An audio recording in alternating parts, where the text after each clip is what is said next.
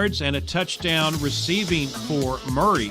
Ben Davis handled the kicking duties, had 12 tackles and a sack for the Murray defense. They'll play a Callaway County team that lost to Harrison County 40-33 in a marathon contest at Trigg County's bowl game last week. They also got to see Harrison County's Caden Custard put on a show. The Harrison County quarterback accounting for over 600 yards of offense. He threw for 325 yards and 2 scores. Also ran for 280 yards and 4 touchdowns, and rumor has it even drove the bus home after the game. Murray put up some big numbers of their own in the loss. Quarterback Wyatt Robbins, 256 passing yards and 3 touchdowns. Price Acock had 151 receiving yards, 7 catches and 2 touchdowns.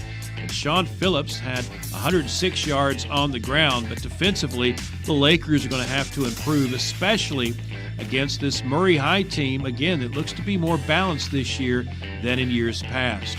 Murray has won the last 6 meetings of this series and 13 of the last 14. Callaway County's last win came in 2016 by a score of 13-2.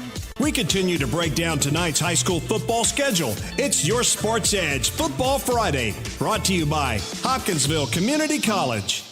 The Christian County Colonels. The Christian County Colonels off this week. They get the rare Week 2 bye week as they get ready for Hopkinsville next week in what is likely the last ever meeting between the schools. We said the same thing last year, but it appears the ball is rolling on the new consolidated school with Hopkinsville and Christian County.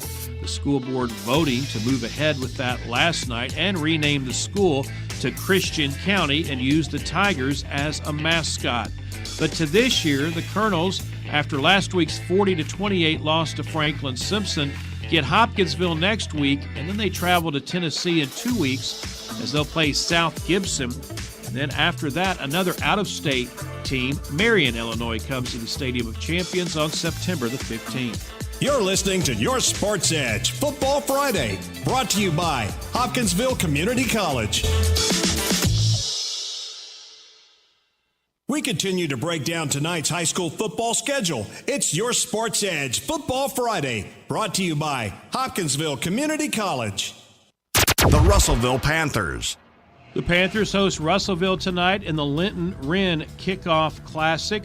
Glasgow opened last week with a 35-0 shutout of LaRue County as the Scotties ran up 283 rushing yards, 138 of those from Easton Jesse, the quarterback, who also threw for 157 yards and 2 touchdowns.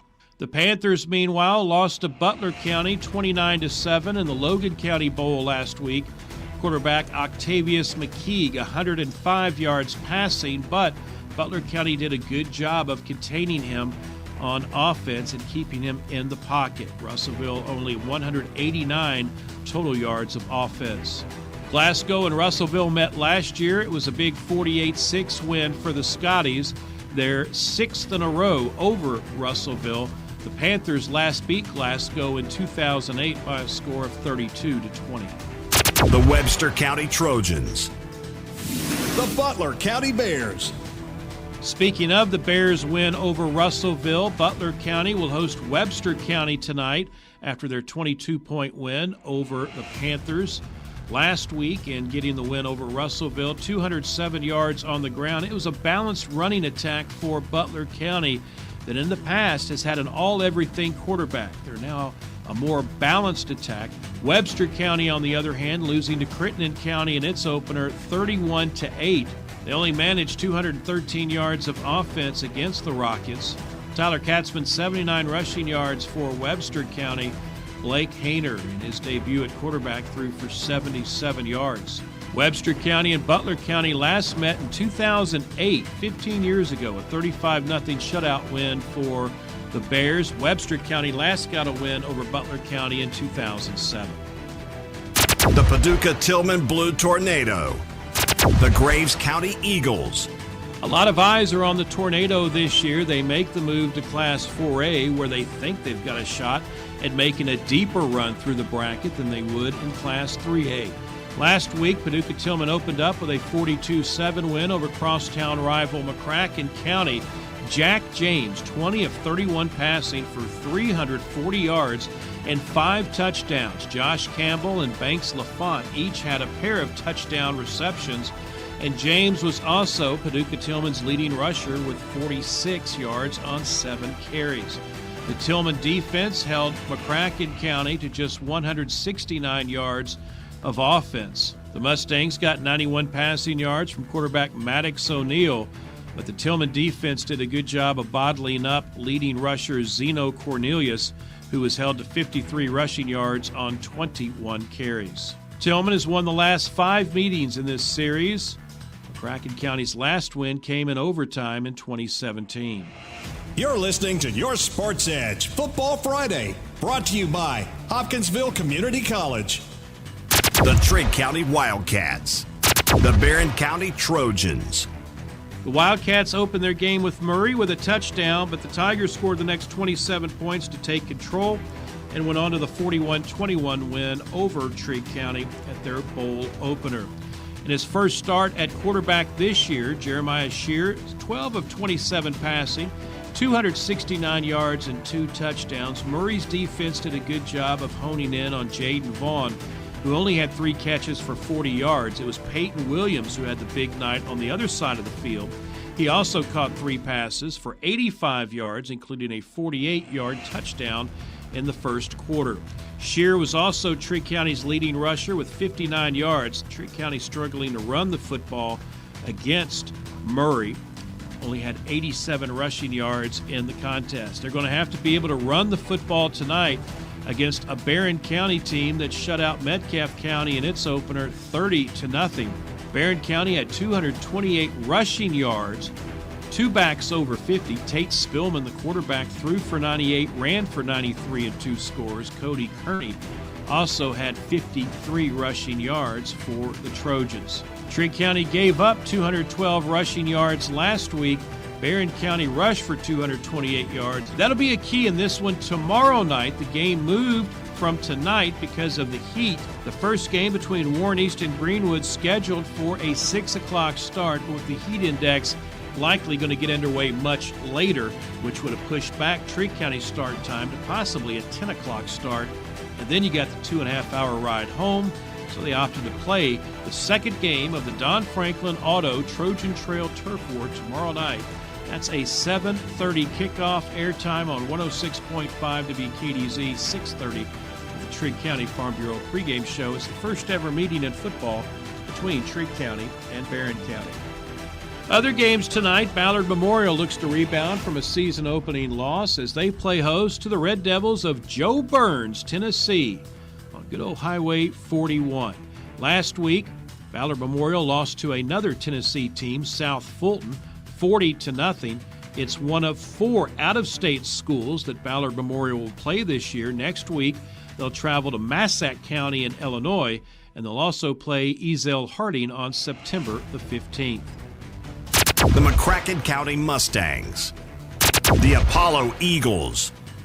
We talked about McCracken County earlier and their loss to Paducah-Tillman. They will head east tonight to play at Owensboro Apollo. McCracken County hoping to get Zeno Cornelius in the open. Last year, McCracken County defeated Apollo 34-14. Last week, Apollo losing to Owensboro Catholic 42-6, as they only had 163 yards of offense in the contest. The Davis County Panthers. The Owensboro Catholic Aces. The Aces feature one of the top quarterbacks in the state, and Owensboro Catholic looking to make noise in Class 2A this year. Last week, Catholic thumped Apollo 42-6. Quarterback Brady Atwell was 25 of 30 passing for 328 yards and 5 touchdowns. He also ran for a score as the Aces rolled up 480 yards of offense, but more impressively, limited Apollo to just 75 yards on defense. That's not good news for a Davis County squad that was shut out last week by Warren East 24-0. The Raiders only managed 151 yards of offense. Dartez Basham ran for 51 yards and a score. Davis County has won the last 2 games in this series. Owensboro Catholic's last win coming in 2019. Other games tonight, Warren Central will pay a visit to Franklin Simpson. The Wildcats looking to go 2-0. Marshall County makes the trip up the Western Kentucky Parkway. They'll play at Grayson County. Logan County will entertain Rossview from Tennessee. Another Tennessee team will be in action tonight. South Fulton, they'll play host to Fulton County. And Henderson County on the road tonight. The Colonels go to Bowling Green to play South Warren. You're locked into your Sports Edge Football Friday, brought to you by Hopkinsville Community College.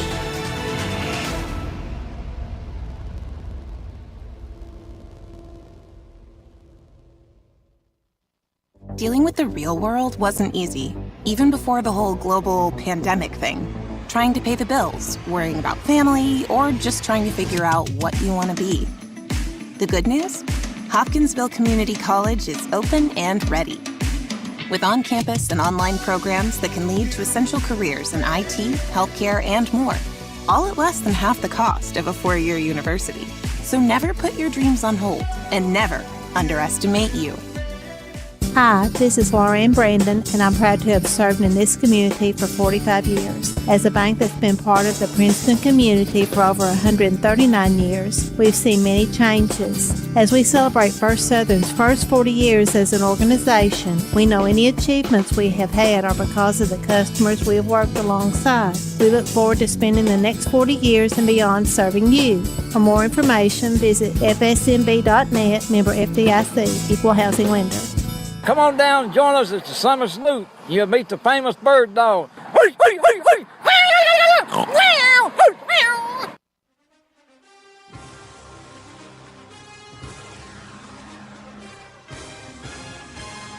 The Caldwell County Tigers make a return trip to Hopkins County this week. Last week they came up short to Hopkins County Central. They look to get into the win column tonight as they play the Madisonville Maroons. The Caldwell County pregame show is coming up next here on WPKY 103.3 FM. You can also listen worldwide at WPKYOnline.com or download the free WPKY app, and you can go where we go. This has been your Sports Edge Football Friday. I'm Scott Brown. The show comes to you as a courtesy of Hopkinsville Community College. Coming up next, we head to the stadium for pregame coverage of the Caldwell County Tigers. This has been your Sports Edge Football Friday on WPKY 103.3 FM and worldwide at WPKYOnline.com.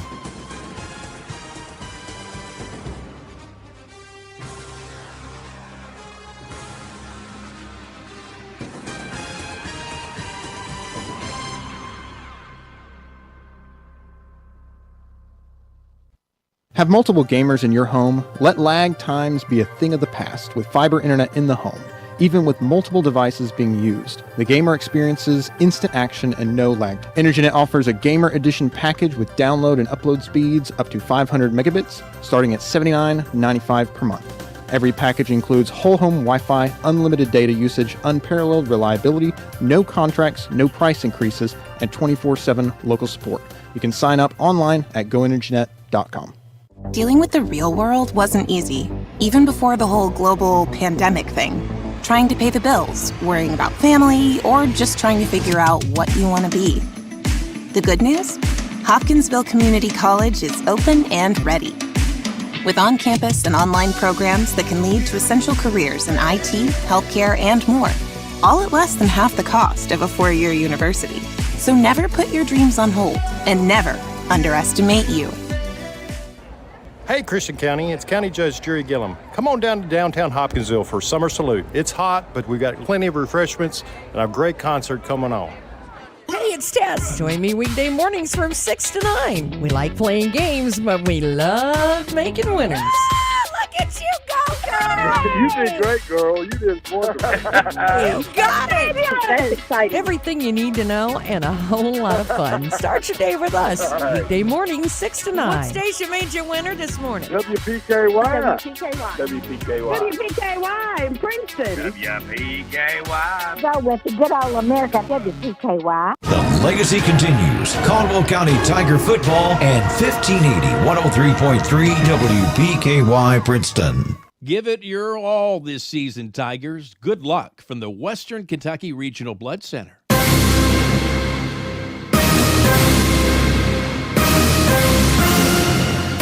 Tiger football is on the air on 1580 103.3 WPKY on your free WPKY app and worldwide streaming audio on WPKYOnline.com. It's time for the Caldwell County Coaches Show on WPKY. It's game night, and the Caldwell County Tigers are in Madisonville to take on the Madisonville North Hopkins Maroons. Game time coming up at 8 o'clock tonight because of the heat. We'll talk with Tiger head coach Aaron McClung about tonight's game when we come back. Stay with us. You're listening to Tiger Football on 1580 103.3 WPKY. Dealing with the real world wasn't easy, even before the whole global pandemic thing. Trying to pay the bills, worrying about family, or just trying to figure out what you want to be. The good news? Hopkinsville Community College is open and ready. With on-campus and online programs that can lead to essential careers in IT, healthcare, and more, all at less than half the cost of a four-year university. So never put your dreams on hold, and never underestimate you. Why are interscholastic sports called the last classroom of the day? Because they teach students important life lessons like teamwork, accountability, and perseverance. School sports are so much more than a game. They're about developing the whole person. That's why they're an essential part of every student's education. Encourage your student to participate in the last classroom of the day. Interscholastic Sports in Kentucky. Brought to you by the Kentucky High School Athletic Association and the Kentucky Athletic Administrators Association. Good luck to all Tiger athletes from Bella Marie Boutique. Go Tigers! The Caldwell County Tigers are in Madisonville tonight to take on the Madisonville North Hopkins Maroons. And we're back with Tiger head coach Aaron McClung on the pregame show. And, Coach, what do you know about the Maroons? Well, Madisonville traditionally has a good football program. You know, Coach Price does a good job over there. They're going to be a good football team. They're 0-1 as well, but they lost to a pretty good Union County team in a game that they also could have won. They're athletic at their skill positions. Their quarterback's a good athlete. They're going to fly around on defense. It's going to be a very similar opponent to the one we faced last Friday. They're going to run a spread offense. They're going to run a 4-3 defense, and we're going to be in a dogfight.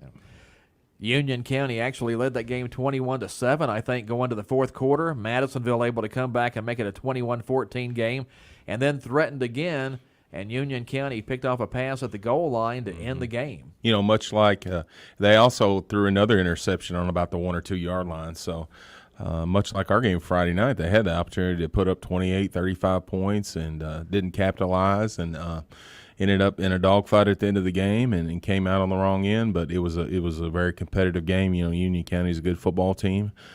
So, you know, and that's what it comes down to, especially early. You know, you're young and you're playing kids, and when you get in a close game, it comes down to whoever can make the most plays in the fourth quarter. And us and Madisonville, we just got outplayed with big plays in the fourth quarter and came out on the other wrong end. That Madisonville Union County game film, a pretty valuable one for you guys because that's the next two opponents. That's right. And, you know, I told the guys, you know, we played Friday night. I saw Murray and Trigg play. I've seen Madisonville play. I've seen Union play. I've seen Crittenden play, and that's all but 4 of our opponents. So I've about seen everybody that we play, and I can tell you that we're going to be in a dogfight every week. You know, we don't schedule anybody that we're just going to walk over, and I think that's good. You know, it may reflect in a record that we don't want, but we ought to be ready and tested for the playoff game. The all-time series between Caldwell County and Madisonville, dead even, 15-15. So there you go, lots on the line. Yeah, and I think it used to be a big rivalry game back in the day. I think they used to play for a trophy, and they played for one. We haven't played very many times over the last 20 years, so I'm kind of glad. It's a good game. I like Coach Price. He played at Western right after me. We've been friends for a little while, so I look forward to maybe making it a more consistent rivalry every year. It's a close trip. So, well, and we talked about this a little bit last week with Hopkins County Central. Madisonville is a team that's a district opponent for almost every other sport, not in football, but still nice to have them on the schedule. It's good, and they're good football. They're going to be a good football team. Every year they got some good athletes over there. They got size. They'll kind of fluctuate in their success record-wise year to year. But I expect them to always be a competitive game, and it's always good. It should be a good crowd. They're going to travel when they come over here and bring a good crowd. We're going to bring a good crowd over there, so it ought to be a good night. If we can avoid melting from the heat and we move the game back to 7:30. So other than that, it'll be a great night. How has the heat affected you guys in practice this week? Well, we practiced Tuesday night. We started at 7, and we couldn't wear any equipment at first because the heat index was too high. So we just went out in our pants and no shoulder pads or helmets. But about 30 minutes in, it dropped considerably, heat index, so we were able to put our equipment on and practice for roughly 40 minutes in pads. And it was muggy and hot, but it was underneath that 100 heat index, so we got a good practice in. And then we came in Tuesday morning, which was different. We came in at 6 a.m. and practiced for about an hour. Heat index was nowhere near. It was hot, but it was nowhere near the limit yet. So we got a good hour in, and we got to practice in. I told them this is like college. You practice till dark, and then you get up and practice when the sun comes up. So they got to experience that. Well, if there's one thing we've seen this week with the heat, it's that even when it cools down in the evening, it still stays really muggy. Yeah. So that's something you guys are going to have to prepare for as you come up on game time. I told the guys when they come out a little flat because it was hot and it was muggy. It felt like you had a blanket on. But I told them, I said, guys, this is not unique to us. Everybody is having to practice with this, having to deal with this, having to move practices, having to come out and practice when it's hot. Everybody's got injuries from your first game. Everybody's got things they have to deal with. So the teams that are going to win on Friday nights are usually the ones that learn how to deal with that stuff the best. These are not something that it only affects Caldwell County, and it's affecting Madisonville. I know they've had to move their practices. So, you just got to learn how to adjust and make the best of things and get ready to play your games on Friday nights, no matter the circumstances. Well, we had some issues with cramps last week over at Hopkins County Central. How do you prepare to avoid that, I guess, this week against Madisonville? Well, the unfortunate thing about it is I don't know if you can ever, you tell kids to drink, you tell them to drink, you tell them to eat right. But I always think you're going to have a few cramps in that first game because I don't care how you practice or how you scrimmage. You can't really duplicate what it's like to play in a real game until you go out there and play. So we got that one out of our way last Friday. So hopefully, if we do cramp, it's less than we cramped Friday night because we had a large amount of kids, and hopefully we've got that under our belt. They know what it feels like. We've been practicing all week. We've been preaching hydration. So hopefully we won't have too many this Friday. Well, when you start talking about the cramps these days, I guess the end thing is to grab a bottle of mustard and just start drinking. I don't know about that, Todd. I've seen some people do that, and I'm not sure I could take that. And pickle juice and they got all kinds of different cures. But the most important thing is that you come in on game day and you're properly hydrated. A lot of times kids they're not real thirsty throughout the week, and then so they don't drink enough, and then they get in the game and they're expelling massive amounts of sweat and they start cramping. And the bad thing about cramping is that when you start cramping, you can't undo it. Right. It's too late. It's too late once you start cramping. So. Yeah, I was going to say from experience, once you start having those cramps, there's not anything you can do to go back and fix it. You just have to deal with it. That's right. You better not sit down. You better not stop walking around, because once you sit down and those cramps set in, you're in trouble. Mention that the all-time series with Madisonville is tied 15-15. The Maroons won last year's game. It was a 46-7 final score. But the Tigers actually had some opportunities early in that game over at Madisonville last year to maybe get a lead, get out in front, missed some opportunities, and that ended up hurting the team. Yeah, I was on the sideline for that game. I was the principal, and I remember we were really competitive early in that game. We moved the ball. Defensively, we played good, and in the first half, we just started giving up a bunch of big plays, and that just kind of snowballed. But, we really had a chance, and that score didn't really completely reflect how well we played early, because we did play really well early, and we played really poorly late. So hopefully Friday night we will get that fixed, and we'll play well the whole time. I think the kids want to get out there and compete, and I've told them that every week is going to be a dogfight. You might as well expect it. You better bring your A game every week if you want to win, and we're going to have to bring it tomorrow, Friday. Now, 2 years ago, you got the big interception from Gus Fox in the second half and came back and beat Madisonville 25-14 out here at Tiger Stadium. Yeah, that was a really good win. I think that this year's Madisonville team is a little more polished offensively than that team. That team was primarily a running dominated team, and we did a pretty good job of shutting down the run. I think this year's team is going to be a little more aggressive offensively. They're going to throw the ball downfield a little bit more. But I feel like we're better in the secondary than we were last year, so hopefully we'll be ready for it. Tigers in Madisonville tonight to take on the Madisonville North Hopkins Maroons. Both teams come in 0-1 on the season. We'll come back and talk with Tiger head coach Aaron McClung. More right after this. Stay tuned. This is the Coach Aaron McClung Show on 1580, 103.3 WPKY. Fredonia Valley Bank, thriving within our community since 1894. Its roots run as deep as the valley itself. Much has evolved since 1894, but Fredonia Valley Bank's dedication to being your hometown financial institution remains unwavering. In this era of financial unpredictability, you can rely on Fredonia Valley Bank's impressive years of exceptional service. Place your trust in them as they are prepared to care for your needs. Fredonia Valley Bank. Local people, local decisions, and local commitment. Your true hometown bank. Member FDIC, Equal Housing Lender. What are we going to do? Doctor, will he be okay? Unexpected happens. Goodwin Insurance Agency has you covered with auto, home, life, commercial, boat, and RV insurance. That way, when the unexpected happens... Congratulations! It's a girl! You're covered. Goodwin Insurance of Princeton, Cadiz, or Marion, or online at insurewithgoodwin.com. Chick-fil-A of Hopkinsville wants to salute the outstanding achievements of our area student-athletes. Each week, a student-athlete will be chosen based on academics, athletics, and achievements. Watch for the Chick-fil-A AAA Young Person of the Week at yoursportsedge.com. Academics, athletics, and achievements. The Chick-fil-A AAA Young Person of the Week at yoursportsedge.com.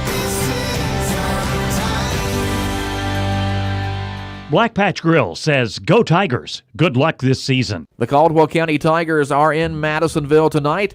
This is the Coach Aaron McClung pregame show on WPKY. And Coach McClung, second straight year we're going to Madisonville. How did that schedule kind of work out? Well, you have a cycle, usually a 2-year or 4-year cycle of scheduling with teams, and because that cycle ended, we had to rearrange some of our home and away games. So because of that, we're playing Madisonville twice in a row on the road. But I think we're playing Trigg at home again. So that was kind of the trade-off to make it work. So we have a balanced schedule, 5 home and away games. So we're good with that. It just seems kind of weird playing there 2 years in a row, but.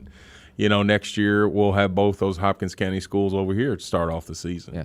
Well, and the districts were realigned, and everybody kind of had to work on their schedules a little bit for this season. Yeah. Districts are realigned. You had some people move out of classes, and that kind of made things a little wonky, but I'm pretty happy with our schedule. I look forward to all the teams we'll face this year. Look forward to continuing with the same schedule next year. I really like playing all WKC teams. I think it's good for our kids to play people we're close to. I think it's great for our fans to have short travel trips as well. Now, you've had a week to think about the loss over at Hopkins County Central, 20-14, in the season opener last Friday. What are kind of your thoughts on that game now? Well, we saw good things. When we go back and watch the film, we saw good things that we did. Bottom line is there were just a few. We were just a few plays away from scoring at least a couple more touchdowns. And, when you got a young football team, you got to capitalize on those things, and we didn't capitalize enough. And really, we played well enough to give ourselves a chance to win. They turned the ball over a bunch. They had more penalties than us. Bottom line, it just came down to 2 drives in the fourth quarter that we didn't come up with stops on. We come up with a stop on one of those drives, and the kids know what they did wrong. We come up with a stop on that 4th and 10, or most likely we win that game. Well, I think there were 3 big fourth down plays in the game for Hopkins County Central. They scored touchdowns on 2 of them, converted the other one, and then 2 plays later scored a touchdown. So that's all 3 of their scores that came after we had them in fourth down situations. Yeah, that hurts because, you get them to fourth down, you feel like you put yourself exactly where you want to be, and you got to make one play to get off the field and get your offense the ball back, and you can run out the clock or try to score. And when your defense plays well and then you give up a big fourth down, it can be discouraging if you let it be. But our kids know we just got to play better. We got to step it up on those 3rd and longs and 4th and longs and get off the field. Well, I think the defense overall played really well, especially up front. We were expecting the McNary kid to have a big game for Hopkins County Central, and Tiger defense held him to 26 yards. Yeah, I really feel like we did a good job of defending him. If you would have told me going in, Coach Manny said he was their heart and soul on both sides of the ball in the preseason, and he didn't hardly play any defense, and we held him to 26 yards. I would have thought that we would have come out with a win, but they had other guys step up, other guys make plays. They had a quarterback come off the bench in the fourth quarter that was fresh, that hurt us with his feet, and that's just the way it goes sometimes. Hopkins County Central didn't complete a lot of passes, but the ones they did were crucial. They made big plays when they needed plays, and we made crucial penalties. They had more overall penalties, but it seemed like our penalties came at crucial times against us. We had a touchdown call back that we didn't need to hold on. We basically walked in the end zone, and that's things that a young team does that you gotta get fixed in the next game. Some big games defensively, though. Cooper Mobley, we had him with 13 tackles and an interception. Jack Roach had 11 tackles, a pick, and a sack. Cole Sherrill with 10 tackles and a sack. So guys up front were getting after it. Yeah, we got some good guys on our defense. Out of the guys that you named, you only named one senior.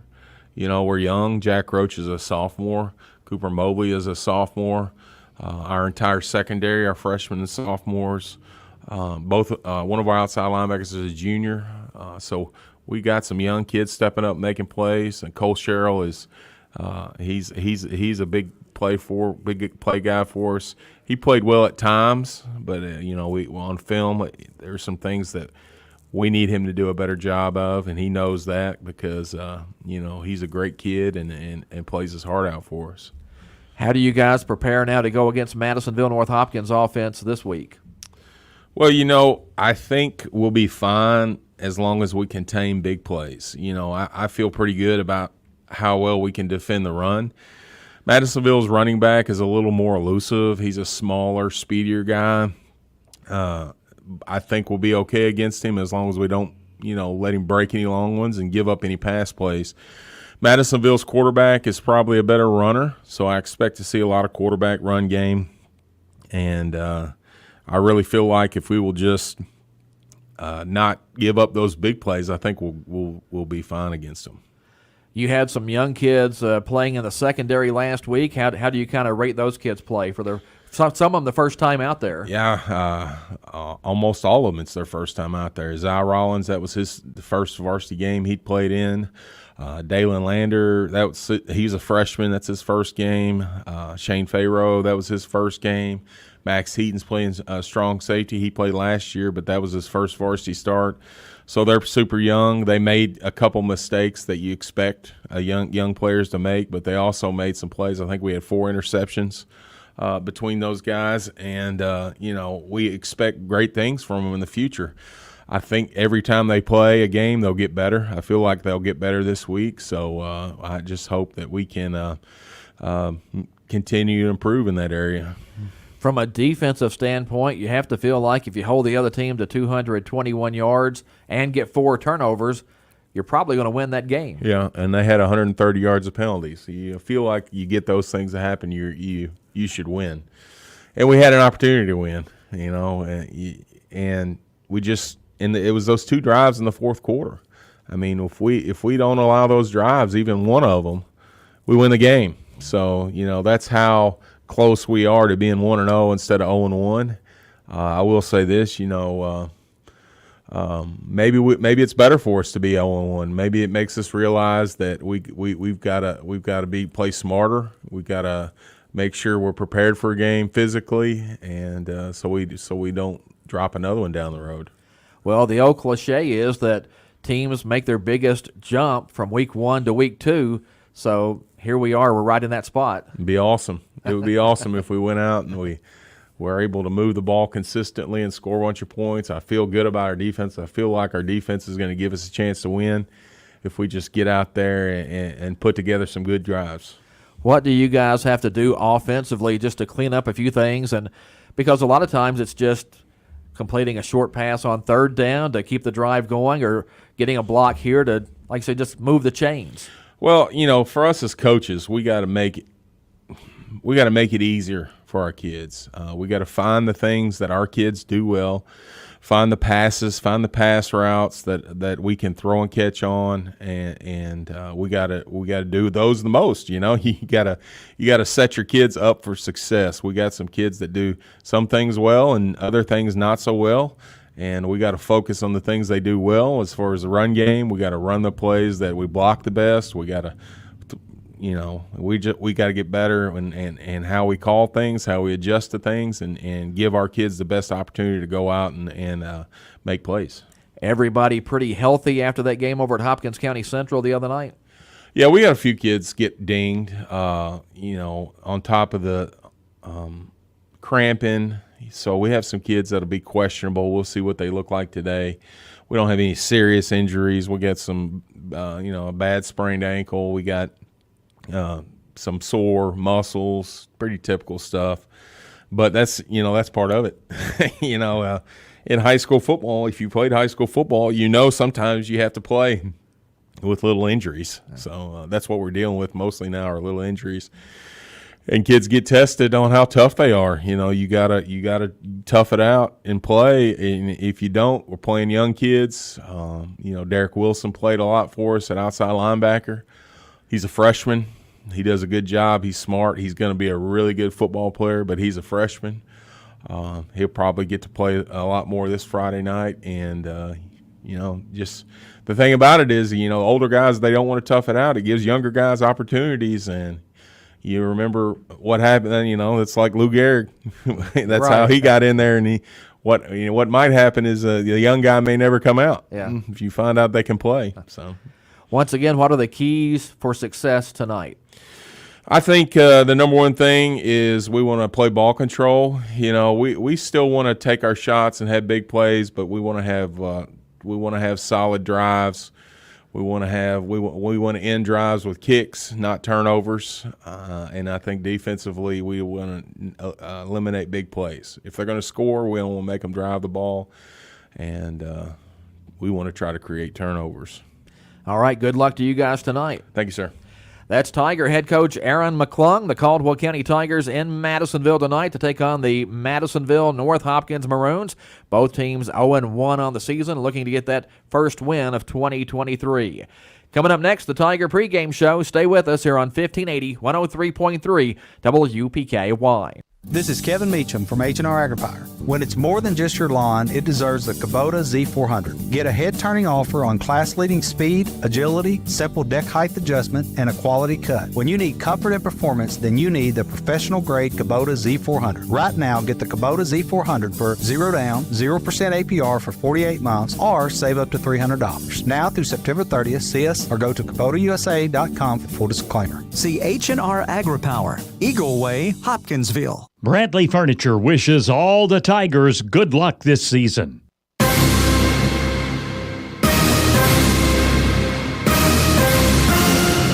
Time to head live to the stadium for a preview of tonight's action with the WPKY Sports Crew.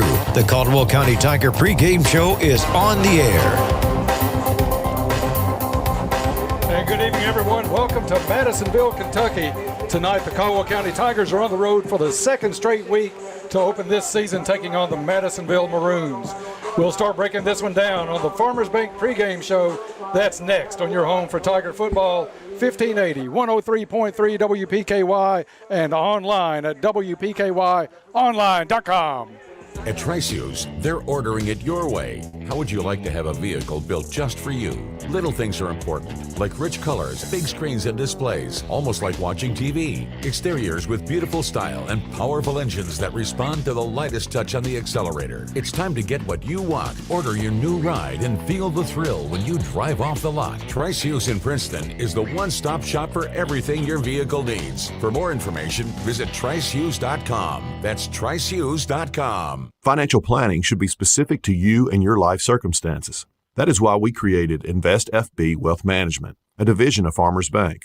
Hi, I'm Jeff McDaniels, InvestFB's lead financial advisor. Whether you're saving for retirement, starting a business, or planning your family's future, our individual and comprehensive approach can help you achieve your financial goals. Visit us today at our Princeton or Eddyville offices to start a conversation about your individual financial needs. When we say classic hits, we mean I just died of your arms tonight. 6753099. Alright now. Benny on the jazz. Might as well face it, you're addicted to love. listen to WPKY worldwide at WPKYOnline.com. WPKY. Cozy Living, Interior, and Boutique, cheering on all Tiger athletes. And welcome back to Madisonville and into the Farmers Bank pregame show. Farmers Bank and Trust Company, your home of the Tiger debit card, the card that gives back to future athletes of Caldwell County. Their team wants to wish the Tigers good luck this season and to let you know they're there to support you. You can bank on it. Dennis Stevens and Bob Hayes here to make the call tonight on this one between the Tigers and the Maroons. John Miller in the truck, Todd Griffin down on the field. We'll talk to Todd just a little bit later here in the Farmers Bank pregame show. But Bob, last week, kind of a heartbreaking loss for the Caldwell County Tigers, a game that the defense was stellar in that game. Madisonville changed quarterbacks well into the fourth quarter. He led them on 2 drives, and that was just enough to get by a tough Tiger defense last week. Yeah, and it was a disappointing loss for the Tigers, Dennis, because we controlled that game for the first 3 quarters. Had the Hopkins County Central quarterback really not sure what he wanted to do. He completed 7 passes last week. 4 of them were to us, 3 of them were to his receivers, and every pass that he put up in the air, I thought we had a chance to intercept. But the credit to the Hopkins County Central coaching staff, I mean, they had nothing to lose when they made that quarterback change in the fourth quarter, and that was obviously the turning point of the game. That little quarterback came in, we could not contain him, get outside, get dart through the middle, either run for 15, 20 yards or throw for 15 or 20 yards, and he led them on 2 touchdown drives in the fourth quarter. That was the game. And Bob, that quarterback that came in, much smaller than the starting quarterback, but his quickness is what hurt Caldwell County. He was able to scramble out of trouble, get the ball down the field, and really was a spark plug for that Hopkins Central team. He was. He looked like to me one of those old Houston Cougar quarterbacks that could run like the wind, dart, cut, run, be hit, not get hurt. And he was the difference of the game last week. Make no mistake about it. We talked last week in the Farmers Bank pregame show how much this season, especially early on, was going to be on the shoulders of Caldwell County's defense. They really rose to the occasion last Friday night. Looking at some of the stats, they held Hopkins Central to 221 yards of total offense, had 3 kids with double-digit tackles. Cooper Mobley led the way with 13 tackles, Jack Roach with 11, and Cole Sherrill with 10, and a handful of kids had 7 and 8 tackles apiece. So Caldwell County was hitting. They were stopping the big back for Hopkins Central limited that big kid to only 26 yards on the night. And things were looking really good for Caldwell County, but that defense really shined out of the gate last week against Hopkins Central. We're up here in the Madisonville press box, and they were asking us tonight, what did the big bank do last week against us? And we told them we got 26, 28 yards on about 15, 16 carries, and they couldn't believe it. Right. So we really had a stout defensive game last week and stopped them cold at the line of scrimmage. The only way they beat us was through the change of quarterbacks. You're listening to the Farmers Bank pregame show on WPKY. We're just about 31 minutes away from kicking this one off. A rare 8 o'clock start for the guys tonight, Bob, because of this oppressive heat wave that is taking control of the area. A lot of games, if they're even playing tonight, nothing before 7:30 or 8 o'clock. In fact, a few games canceled until tomorrow night. It's plenty hot, Dennis, make no mistake about it. But with the sun going down, a little breeze up here in the press box, and I know we'll stop the game at various and sundry times tonight for water breaks, but it's obviously starting at 8 o'clock was a great decision and the right decision. I think the game time temperature is supposed to be around 85 degrees, but by the end of the game it's supposed to drop all the way down to 83. So we're in for a warm night here, just oppressive humidity. So no snowstorm then? No snowstorm. Okay. The hot hands will not come out tonight. Trust me on that one. Good field here at Madisonville. I walked down, talked to the coaches a little bit before the game. Nice stadium here at the Badgett Complex. Good field to play on, good cushiony Bermuda grass, and really well lit. It's a nice night if it just wasn't for the humidity and the heat. The humidity is the killer tonight. 85 degrees is seemingly nothing, but you throw that 90+% humidity on it, it gets in the way. And we would take 85 degrees in this press box, I guarantee you, because everybody is much hotter than 85 degrees I up keep here. looking for the air conditioner switch and yet found it. Bob, I think the young Tigers maybe learned a lesson last week.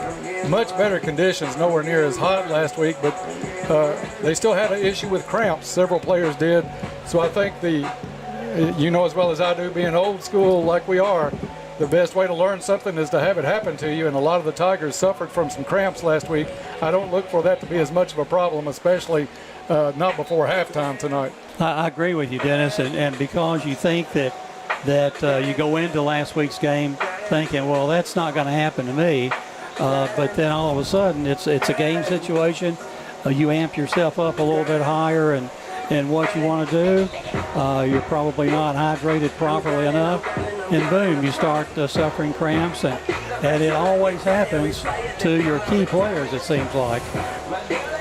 Bob, let's talk a little bit about the defense in this segment. We'll talk the offense in the next segment, but we got some really good play out of not only the ones that you think are going to do something good, like the Cole Sherrills or the Camden Wofords, but you had some good play out of Derek Wilson. You had good play out of the Rollins kid.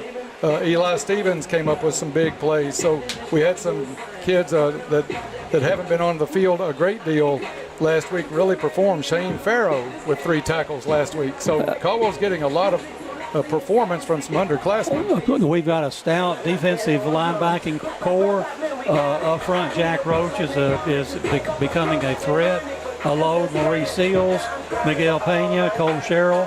Another kid that had a nice game last week at safety was Max Heaton with 7 tackles. He hadn't yet to get a varsity start until last night, or till last week. He played well. Eli Stevens will flat hit you. Luke Maddox, Xavier Lee. So we're stout on defense, and hopefully we can find a way to get one of our running backs loose tonight for some yardage. We didn't run the ball extremely well last week, but our defense is stout. And Bob, one player we want to mention in particular, we talked a little on the way over tonight about this young man, Dalen Lander, first varsity game last week, playing the safety position, 6 tackles on the night, but I thought he played a very smart game. He broke on the ball when he was comfortable with it. He broke up some passes, and I thought he had a whale of a game being out there as just a freshman. He did not look lost at all, Dennis, on defense. His first interception we had was him picking off a ball in the end zone. Instead of downing the ball, he chose to return it, got it out to about the 20-yard line, and he's dangerous. He's going to be an outstanding football player before he leaves here for sure. And Derek Wilson, we think he's going to see a little bit more action tonight at linebacker. He's a player. He's a freshman. So, again, we've got some really good young talent on this Caldwell County football team, especially on defense. And it is young because you've probably seen these kids recently in some middle school and some JV games getting their first action here. So you've seen the growth of a lot of these young players for the Tigers. Especially 6th grade, 7th grade, 8th grade. I was out there for some junior pro football 3 or 4 years ago and saw a lot of these kids come through that program. Saw them come through the middle school program the last 2 years. Here they are as freshmen and sophomore, and they're just going to get better. I like one of the quotes from Coach McClung in last week's pregame show and the coach's interview. He knew the defense was going to be a big part of this team, especially early on. His quote from last week was, "I've never been on a team with a terrible defense that turned out to be good." If you can't stop them, you're going to have long nights all the way through the season. And so, and early on, generally everybody's team early on is better on defense than it is on offense. So hopefully tonight we can still maintain that stout defensive coverage with a little bit better offensive performance. Yeah, there are no Loyola Marymounts in the early season anywhere to be found. So exactly. Defense is where it's at. Just about 25 minutes before we kick this one off here from Madisonville. Tigers and Maroons on the field right now warming up. We're going to take a break. When we come back, we'll talk about the Caldwell County offense. That's next on the Farmers Bank pregame show on 1580, 103.3 WPKY. For a delicious meal, try Kay's Kitchen in Princeton. They have great home cooking, just like Mom and Grandma used to do. Enjoy cooked-to-order breakfast every day, all day. Daily lunch specials include favorites like open-faced roast beef, grilled chicken tenderloins, country fried steak, smoked pork chops, and catfish and shrimp on Fridays. All your favorite veggies, too. And don't forget Kay's homemade desserts. Open Monday through Thursday, 5 to 2, Friday, 5 a.m. to 8 p.m., and Saturday, 5:30 to 11. Kay's Kitchen, 501 North Jefferson Street, Princeton, 1 block from the courthouse. Treasures Remembered Florist and Greenhouse, serving families in good times and bad times. They offer fresh bouquets and sympathy arrangements, custom wreaths and silk arrangements. They have a wonderful selection of gifts, sympathy items, unique wall art, frames and framed prints, birdhouses, candles, wind chimes, and more. Open Monday through Friday, 8:30 to 5, and Saturday, 8:30 to noon. Treasures Remembered Florist and Greenhouse, 600 West Locust Street, Princeton, serving Princeton and Caldwell County for over 100 years. Today's society is dependent on electricity. The Princeton Electric Plant Board has what you demand for electricity anywhere, anytime at the required level of quality. They work to ensure our community's power system has the resources in place for reliability today and into the future. Their work and commitment has reduced the frequency and duration of power outages with a reliability rate of 99.9%. Princeton Electric Plant Board, bringing our customers safe and reliable energy.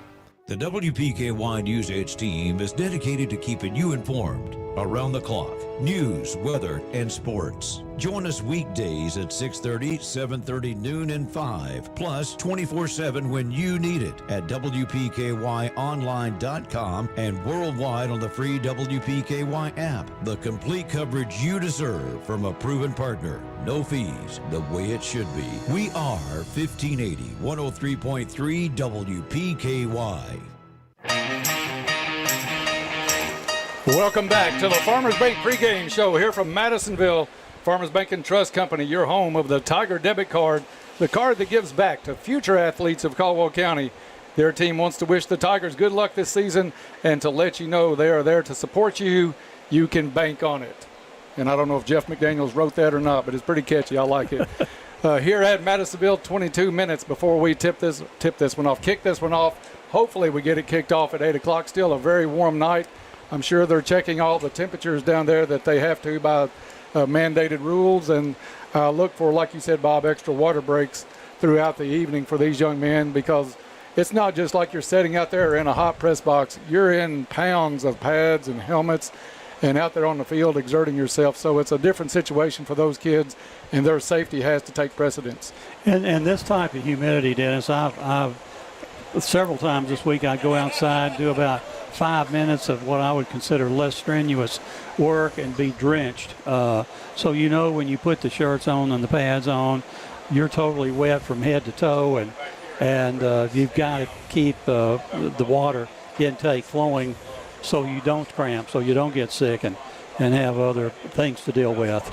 Bob, let's take a look at that Caldwell County offense that got on the board with 14 points last week. Still a lot of work to be done with those kids on offense. We had some chances for some plays, but you've got a lot of new kids in some new positions. I thought that Luke Parker had a pretty good night. He was, let's check his numbers out here.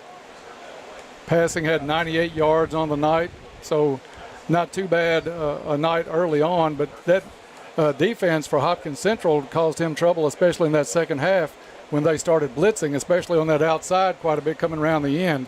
So Caldwell County learned a lesson there. And I'm like Coach McClung said, they learned a lot of things that showed up on film that they need to do better this week. And I think we're looking for a big improvement tonight. I would agree, Dennis. And the thing that stands out in my mind is when they knew we were going to pass, they brought not only their front three or front four, but one or two blitzing linebackers, and we had trouble picking them up to the point where they were forcing us backward, and Luke could not find a seam to get out of, and we were throwing passes that were going to be hard to catch anyway, and their pressure, Hopkins County Central's pressure last week really affected our passing game. On the ground, we were looking at Gus Fox to run the ball quite a bit for Caldwell County. You're going to see a lot more ground game out of the Tigers this season is the word we are getting from the coaching staff. Gus Fox had a decent night, but started suffering cramps about midway of the second quarter. He was in and out. Landon Davis came in, had some good runs, but then he left with an injured ankle and questionable for tonight. So, Bob, these two areas Caldwell really has to clean up a little bit in and get that run game going. I think during the week, hopefully Gus Fox had enough opportunities to know what it's like to go from up to Friday night, so he should be prepped and ready to go tonight. And we look for Cooper Mobley to get a little bit more offensive show tonight, Dennis. But Gus is the key. Picked up about 40 yards last week on the ground, had a 2 or 3 yard run, had a 2 or 3 yard touchdown reception. So we might be seeing him less on defense tonight, we're told, and more on offense, so that we can utilize his talents and make our offense more of a threat, if you will. 19 minutes before we kick this one off here from Madisonville. We're going to take a break. When we come back, we'll check out that injury report and also go down to the field with Todd Griffin for the first time tonight. All of that still to come on the Farmers Bank pregame show next on WPKY. Fortner Gas Company has been serving the propane needs of Western Kentucky for 70 years. You'll find offices in Princeton and Cadiz. They're your local and family-owned propane supplier. Browse their website to discover the many services and products available. You can shop in person or online, and they can answer any and all questions in person or on the phone. If they're already your propane supplier, they say thank you. If they're not, they would love to be. Fortner Gas Company, a family tradition of service since 1951. Back to Madisonville and the Farmers Bank pregame show. Farmers Bank and Trust Company, your home of the Tiger debit card, the card that gives back to future athletes of Caldwell County. Dennis Stevens and Bob Hayes here with you tonight. Bob, let's take a look before we go down to Todd at tonight's injury report, brought to you by Caldwell Medical Center. Caldwell Medical Associates Orthopedic Clinic is your one-stop shop for orthopedic care to get you back out on the field. Our skilled team of providers have the experience and knowledge to treat and diagnose a wide range of orthopedic services. Caldwell Medical Associates is a proud sponsor of Caldwell County Athletics. And the injury report, Dennis, is Sutton Ritchie is still out with his broken bone. I'm hearing he could come back in about a week or two. I think he's getting ready to get back on the soccer field. Good. He's going to be a plus for our football team. Also, as we mentioned earlier, Landon Davis went out with an ankle injury last week. He's going to be a game-time decision tonight. Maurice Seals went out last week. He's good, ready to go tonight, as well as Gus Fox with his cramping last week, causing him to miss some time on the field. So Gus Fox, Maurice Seals are ready to go tonight. Landon Davis will be a game-time decision. 16 minutes before we kick this one off. Let's go down to the field right now for tonight's first Go Green field report, and we'll turn it over to Todd Griffin.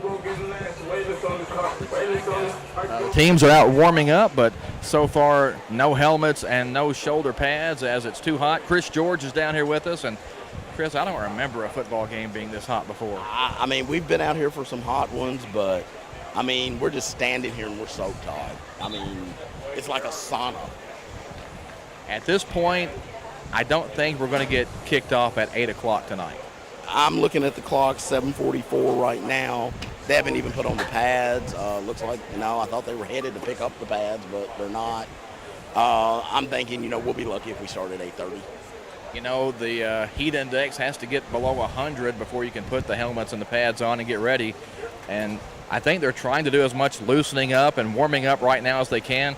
Shouldn't take long to warm up, but there are a lot of things you got to do to get loose before a football game, and I think the officials and everyone are going to give the teams plenty of time to get ready once the temperature finally does get to where we can play football. Well, they picked up, and it looks like they're just going over to under a tree here. But people at home realize with the National Federation Heat Index rules, we're going to have a lot of extended breaks tonight. I would not be surprised to see an extended halftime, because with the heat index, if it goes above a certain number, you have to take off the equipment. Like right now, we're above the number, so the fellas can't put on their pads. They have to have extended water breaks, so timeouts will probably be longer. There will probably just be some stoppages of play to give them water. They're very serious about player safety when it comes to heat index now. Earlier in the week, we had some soccer games that got pushed back a little bit later.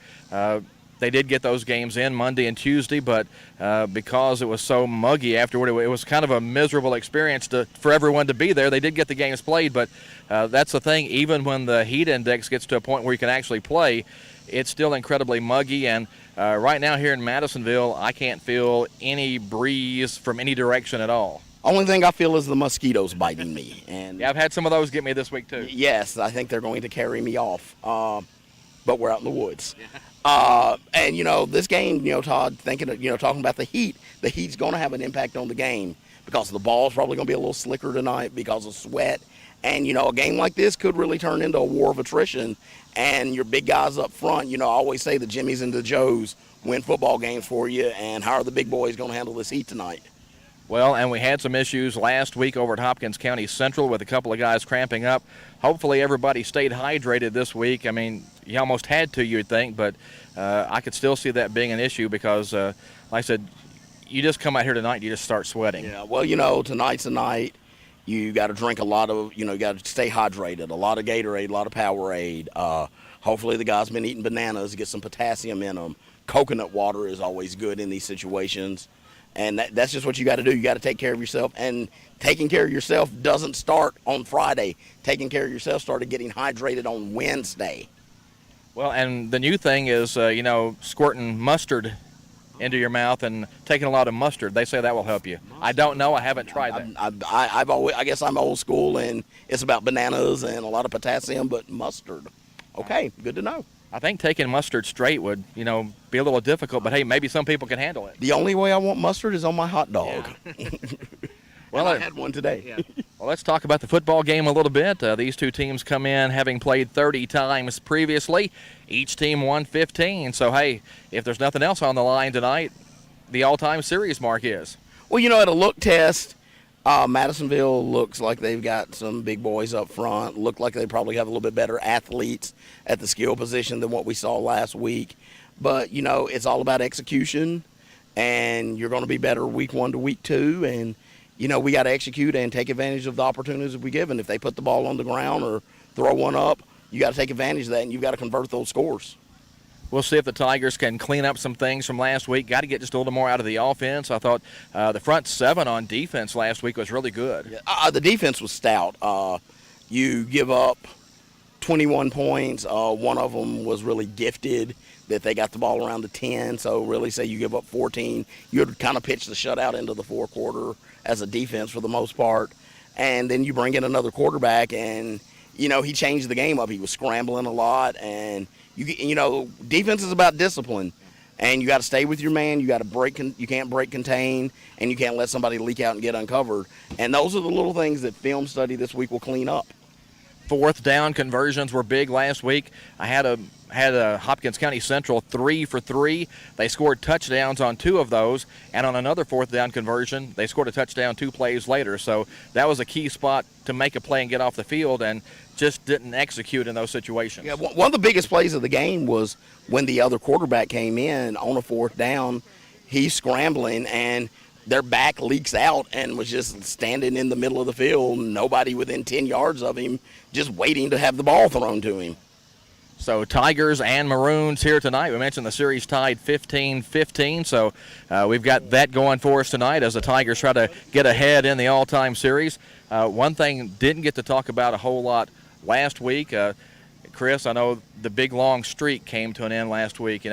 Philip Phelps died back in April, and we hated that. He was the Tigers' #1 fan, and Pam didn't go to the game last week. So 423 games in a row was the Phelps record. Well, I thought about that when we pulled in the parking lot and I saw Brad, and then immediately I thought about Philip Phelps, and I was like, the Tiger Iron Man, the streak ended right there, and I was kind of surprised that Pam wasn't with him. Maybe it extended one more game, but I guess she thought if they needed that together, and that's pretty special too. But yeah, that's just one of those things. Philip Phelps was the Tiger superfan. Yeah.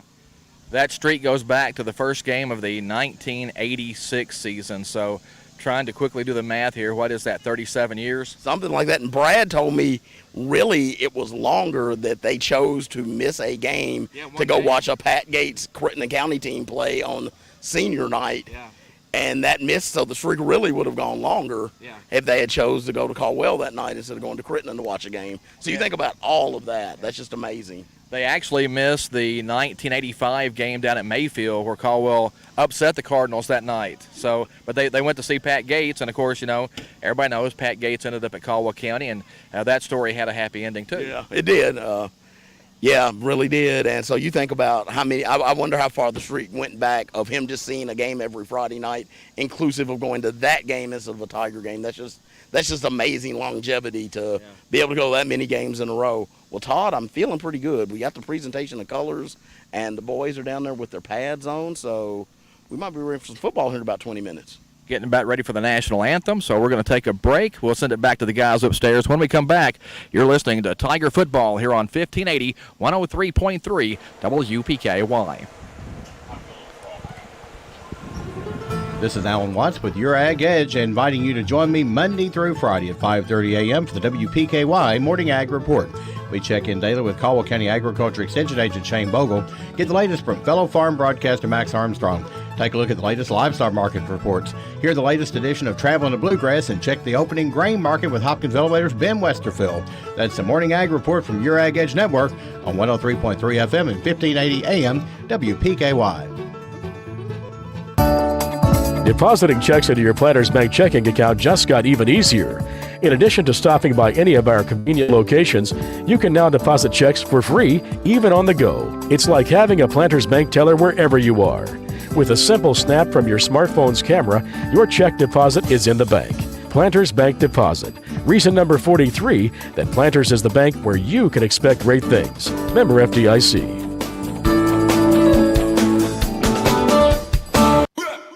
It's Jess. Join me weekday mornings from 6 to 9. We'll get you ready to start your day with sticky notes and local, regional, and national news updates at 6:30 and 7:30. Complete Weather Edge forecast, jump in the Wayback Machine, birthdays and anniversaries at 7:30. Catch up with Community Calendar and cover local issues, events, and even share the love with Coffee Talk at 8 a.m. Everything you need to know and a whole lot of fun. Start your day with us at 1580 103.3 WPKY.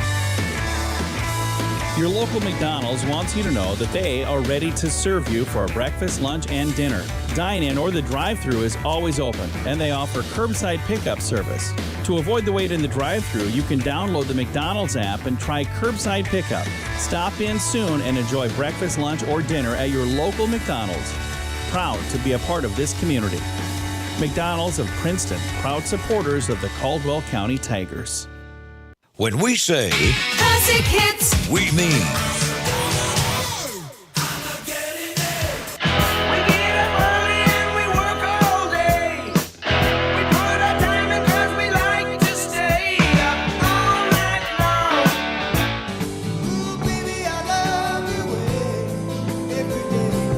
listen to WPKY worldwide at WPKYOnline.com. WPKY.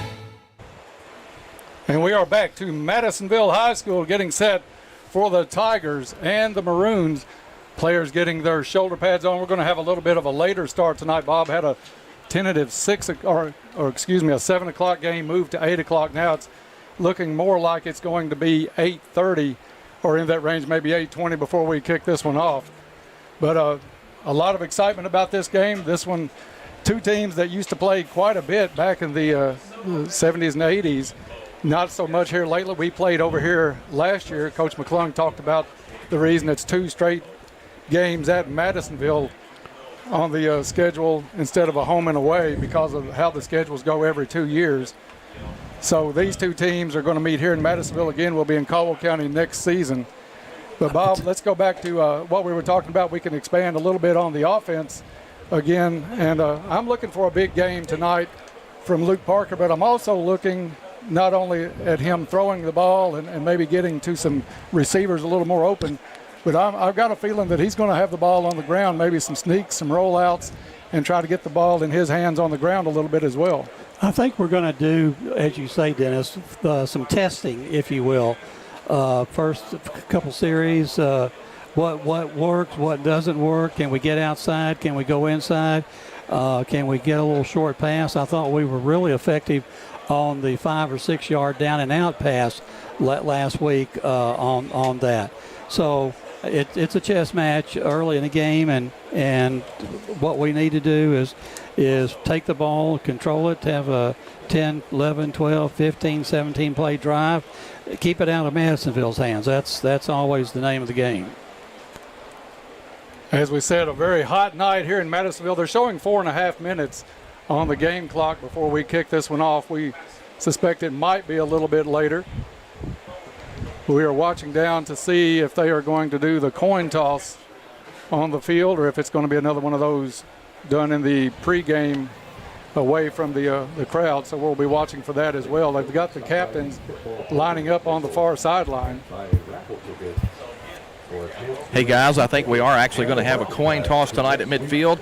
We just don't know exactly when that's going to be yet, but I think we're almost ready for football action. I see helmets and pads, so maybe we will see some football action here tonight at Madisonville.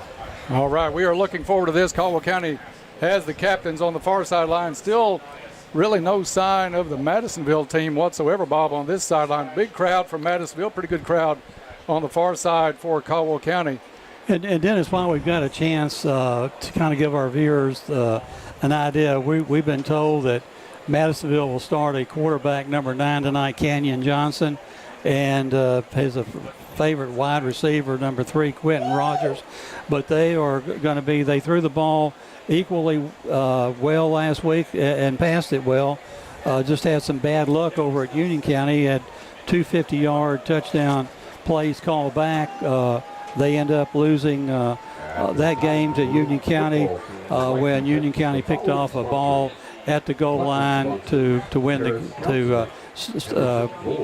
get the victory. So Madisonville, we haven't talked much about them tonight, but as we've alluded to, they're always an athletic team, big in the line. The quarterback likes to run. We don't know yet how well he throws the ball. We've been told he's so far not that accurate a thrower, so we'll find out how that goes. The Canyon Johnson kid, they told us he's a transfer from Muhlenberg County, stands 6'4", and somewhere around that 200-pound, maybe just a hair above 200 pounds. So a big kid.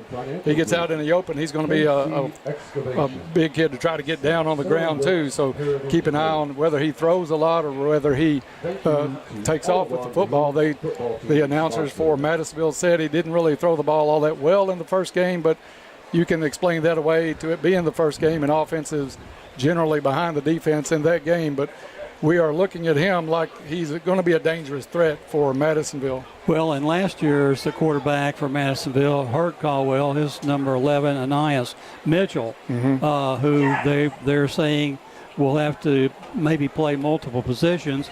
Again, I hope it's not one of these situations where the quarterback Johnson plays 3 quarters, doesn't get much done, and they bring in the other quarterback and he goes haywire, if you will, against us. I don't believe I can take that 2 weeks in a row. Caldwell County still has the captains down there. Madisonville starting to come out on the field now, so hopefully we're going to get this one kicked off reasonably close. We are kind of playing it by ear to see about this coin toss. And no PA announcer has made any kind of comment as far as what the heat index is, what the delay is, how many more minutes we might be in this before it kicks off, so on and so forth. Let's go down for a Go Green report with Todd and see if he has any information from the sideline. No other updates, guys. Do you know how close we are to getting started? How close? All right. I would say probably about 5 minutes. All right. Still plenty warm out here, guys, but waiting for the clock to tick down. Need to get the teams out here. Caldwell County's captains are waiting, so hopefully momentarily we'll get things underway here in Madisonville tonight. Coin toss, stay on that, Todd, because we'll be down there in just a second with you on that. Coin toss brought to you by Farless Realty. Are you ready to sell your home? Call Farless Realty today and let a realtor sell it for you. If you're ready to buy a home, don't waste precious time. Farless Realty can help, and interest rates are still good, and the market is still very hot. They'll work hard to find you a home that will fit you and your family and your budget, and you can contact Farless Realty at 270-365-5058 or stop by 323 South Jefferson Street in Princeton, or check out their listings on Facebook and at farlessrealty.com. And Dennis, while we've got some time here, captains have yet to come out onto the field. First quarter is going to be brought to us tonight by Cozy Living. Cozy Living Interiors and Boutique just celebrated their 6th anniversary under the ownership and management of Pam and Hab Haverlock. They offer beautiful furniture, bedding, accessories, and gifts. They are also your local U-Haul dealer. Cozy Living Interiors and Boutique, Northfield Drive in Princeton, everything a home should be. And while we have some time, Dennis, we might want to let our fans know that this game is going to be streamed if we can have the ability to do that. Should we need them? Let's go down to the field now for tonight's coin toss. Extra. Captains, you're out here for a reason. We have a problem on the field, okay? Y'all take care of it when we don't have to, okay? Who you going to call it? That's tails. That's heads. You call it air. Tails. Tails is a call. It is heads. You want the ball. You want the ball. Which way y'all want to kick it? All right, guys, Madisonville, as I'm sure you heard, won the toss tonight, and they want the football first. So the Caldwell County Tigers will be kicking off as we get ready for football here in Madisonville. Madisonville has won the toss and has elected to receive the opening kickoff. Madisonville will receive. That's a rarity, Bob. Usually a team wins the toss and they defer, but Madisonville wants the football tonight. Caldwell County will kick off from left to right. We're going to take a quick break, and when we come back, we'll have the kickoff and tonight's prayer. All of that's still to come as we wrap up the Farmers Bank pregame show on WPKY. The legacy continues. Caldwell County Tiger football and 1580 103.3 WPKY Princeton. Learn about your heart health with a simple scan. The Cardiology Clinic at Caldwell Medical Center features a highly trained team of heart health specialists and years of experience in cardiac health and wellness. Our specialists provide a wide range of cardiac-specific services, offering coronary artery calcium testing, stress test, echocardiograms, sleep studies, and more, all right here close to home. To schedule an appointment, visit caldwellmedical.com. It's a Friday tradition. The smell of popcorn is in the air. The WPKY sports crew is ready. Get on your feet, Tiger fans. It's kickoff time. Caldwell County Tiger football is on the air. Don't miss a moment of tonight's action. Listen live on the free WPKY app, worldwide at WPKYOnline.com, and on the air at 1580 103.3 WPKY. Back to Madisonville, wrapping up the Farmers Bank pregame show. Farmers Bank and Trust Company, your home of the Tiger debit card, the card that gives back to future athletes of Caldwell County. Teams on the field. Time now for tonight's prayer. Holy God, thank you for another Friday night. We ask that you protect each student that steps on the field tonight, and we also ask that you bless the efforts of each student in ways they never thought possible. And further, Lord, we ask you to give courage and sportsmanship to the players, patience and understanding to the coaches, wisdom and knowledge to the game officials, and lastly, peace to us all. We ask these things in your precious name. Amen. Teams hustling out onto the field, and it's almost time for tonight's kickoff. Tonight's kickoff brought to you by Purcell Tire. Let's kick off this season with a vehicle checkup with Purcell Tire in Princeton. Keep your vehicle running great so you'll never be late for school, work, or the ball game with the help of Purcell Tire. They're on Highway 62 West in Princeton. And also go in and ask about their car care package, and they support Caldwell County athletics. A warm night here at Madisonville as we are set for kickoff. Madisonville in the all maroon uniforms, white numbers outline. Caldwell County in the gold pants with the white shirts and the gold helmets. Caldwell County will kick off from left to right on your radio dial. It's going to be Nichols in to kick it away from the 40. He's teeing it up right now. Madisonville is going to drop 3 players back. And we are about to get this one underway. This series tied, as we heard earlier, 15-15. Madisonville won the last matchup. I think it was a lopsided blowout, 46-7 or that neighborhood. So we look for better from Caldwell County tonight in that one. Number 42, Nichols, set to kick it away for the Tigers. And we are underway. Low line drive kick. That one's going to bounce into the end zone for a touchback. And Madisonville will bring it out to the 20. Ball will be placed at the 20-yard line. First and 10, Madisonville. Madisonville, as we said, is going to start out at quarterback with number 9, Kenyon Johnson, a junior transfer from Muhlenberg County. He's a big kid, Bob, so we've got to be prepared. Those linebackers have to be ready to take a solid hit when they try to bring this kid down because he's going to pack a load. Madisonville out of the shotgun, 3 receivers to the right, 1 to the left, and not a delay of game, but it's an illegal procedure against Madisonville. So that's going to push the Maroons back to the 15-yard line. Bob, I've always said if I won the $1 billion lottery, there's a lot of schools around here that would have better press boxes. I think we could give a loan to this one. Madisonville's pants are black with maroon jersey, and numbers, again, are hard to pick up. Checking in is number 8, Travion Sedgwick. He was the leading receiver last year.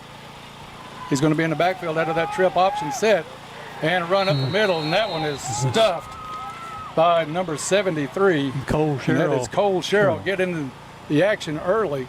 So no gain on the play. Ball still marked at the 15. Where it'll be second down and 15. Caldwell County at safety has Dalen Lander. That kid played a spectacular game, we thought, last week. Absolutely. Back to pass. In some trouble, trying to scramble, gets out of pressure, throws down the field. That one high and incomplete. He had a receiver at the 30, but off his fingertips. So Johnson misses on the pass, and it's 3rd and 13 now for Madisonville. And we had him in the backfield a couple times, about an arm's length away from having him lose about 6, 7, 8 yards. So we got to do a better job of wrapping him up. Bob, it's so warm tonight. You got to figure how much of a factor conditioning in that third and fourth quarter is really going to play tonight. Third and long for the Maroons, 2 receivers each way, one back in the back to block. Johnson goes downfield, this one in the air, almost intercepted, but deflected by number 25 for Caldwell County. That's Zy Rollins, got a hand on it, knocks it down. And it'll bring up 4th down for Madisonville, and a good opening stand by Caldwell County's defense. Absolutely, and again, Madisonville's decision to take the ball may not prove a great decision for them. Madisonville quarterback 0 for 2 so far in the game. And Bob, I'm going to commend you on your color correction that I did. Being a colorblind guy like I am, they do have on the black pants for Madisonville and maroon jerseys. Back for Caldwell County is going to be Luke Maddox. It looks like there's a timeout on the field by Caldwell County. We'll keep it right here and tell you about our timeout sponsor this season, and that is Travis Construction and Concrete. For all of your construction and concrete needs, as well as driveways, porches, foundations, basement walls, decorative concrete, remodels, and more. Good luck, Tigers. Here's to building a successful year from Travis Construction and Concrete. Good start for Caldwell County's defense, Bob. Not a minute gone here in the first quarter. No score in this one. Only 43 seconds have gone by, and Caldwell County is going to get the football. Maddox was set up at about the 50. I think he's going to come in quite a bit of ways from that. Stepping it out right now. And what we want to do is be sure we handle the punt. Maddox back now inside the 50. This one's going to be a short kick. Maddox tried to receive it. It goes down on the ground, still loose. Goes back into Caldwell territory, a fight for the football. It looks like Madisonville is going to recover after it squirmed out of the hands of a couple more guys after Maddox. And the Maroons will take over at the Caldwell County 43-yard line on the turnover by the Tigers. Maddox tried to field that one down around the knees and when unable to come up with it. Chris George had a good point earlier. That football is going to have just a little bit of sweat associated with it tonight.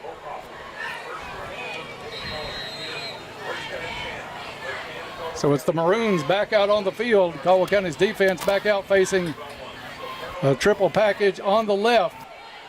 It's going to be the quarterback with the keeper across the 35 and down to about the 32-yard line. That's Kenyon Johnson in a design keeper. Bob, I keep wanting to say Kenyon Richardson because we had that young man on the squad last year. But a good gain by Kenyon Johnson. Gets it down to the 32-yard line. On that punt, Dennis, we should have called for a fair catch. We were in a position to do that, but we just maybe didn't think things through. One receiver to the far sideline, handoff to the deep back. He's across the 30, 25, 20. Flag in the backfield. It's a touchdown Madisonville if it stands, but we'll see if it does. Marquez Hightower on the carry. 2 flags on the field, and it's a hold against Madisonville, and that will bring that one back. Holding on the offense. Hightower was the leading rusher last year as a freshman, had 167 carries for almost 1,000 yards, 975 yards. Had a good run there, but it's going to come back, fortunately for the Tigers. 10:22 left in the first quarter. No score here. Madisonville with their second possession after the Caldwell County turnover on the punt. It'll be 1st and 13.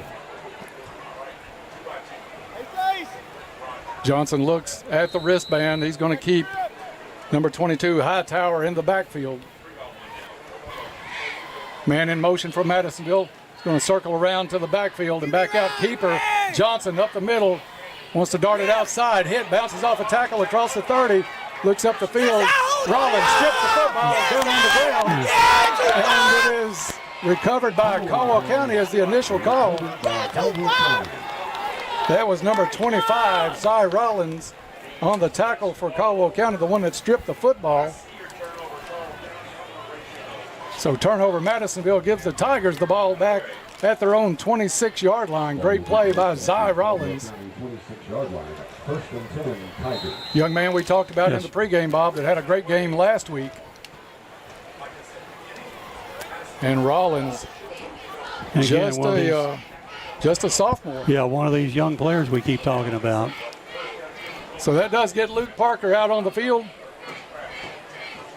10 minutes and 10 seconds to play here in the first quarter. 2 receivers each way for Parker. Parker takes a snap, quick hit, out to number 12, Eli Stevens. Stevens turns it up the field and gets brought down just shy of the 30-yard line. Good job by Caldwell's Parker to get rid of that football quick. And bring up a second down and 6 yards for the Tigers. They'll mark that one officially at the 29-yard line. Parker takes a snap. Hand off to Fox. Fox hits a line on the left side, digs, and gets a hard yard, maybe yard and a half out of the play. I think they're going to mark it at the 32, pickup of 2. Fox with a good run on that one because it was well defended. 3rd down and about 5 coming up for Caldwell County. Maddox, the near side receiver, he's got Rollins inside him, a trip set to the right. Fox in the backfield to the left shoulder of Parker. Parker out of the gun, takes a snap, hand off to Fox. Fox straight up the middle, and not enough there for a first down as he gets out to maybe the 33-yard line.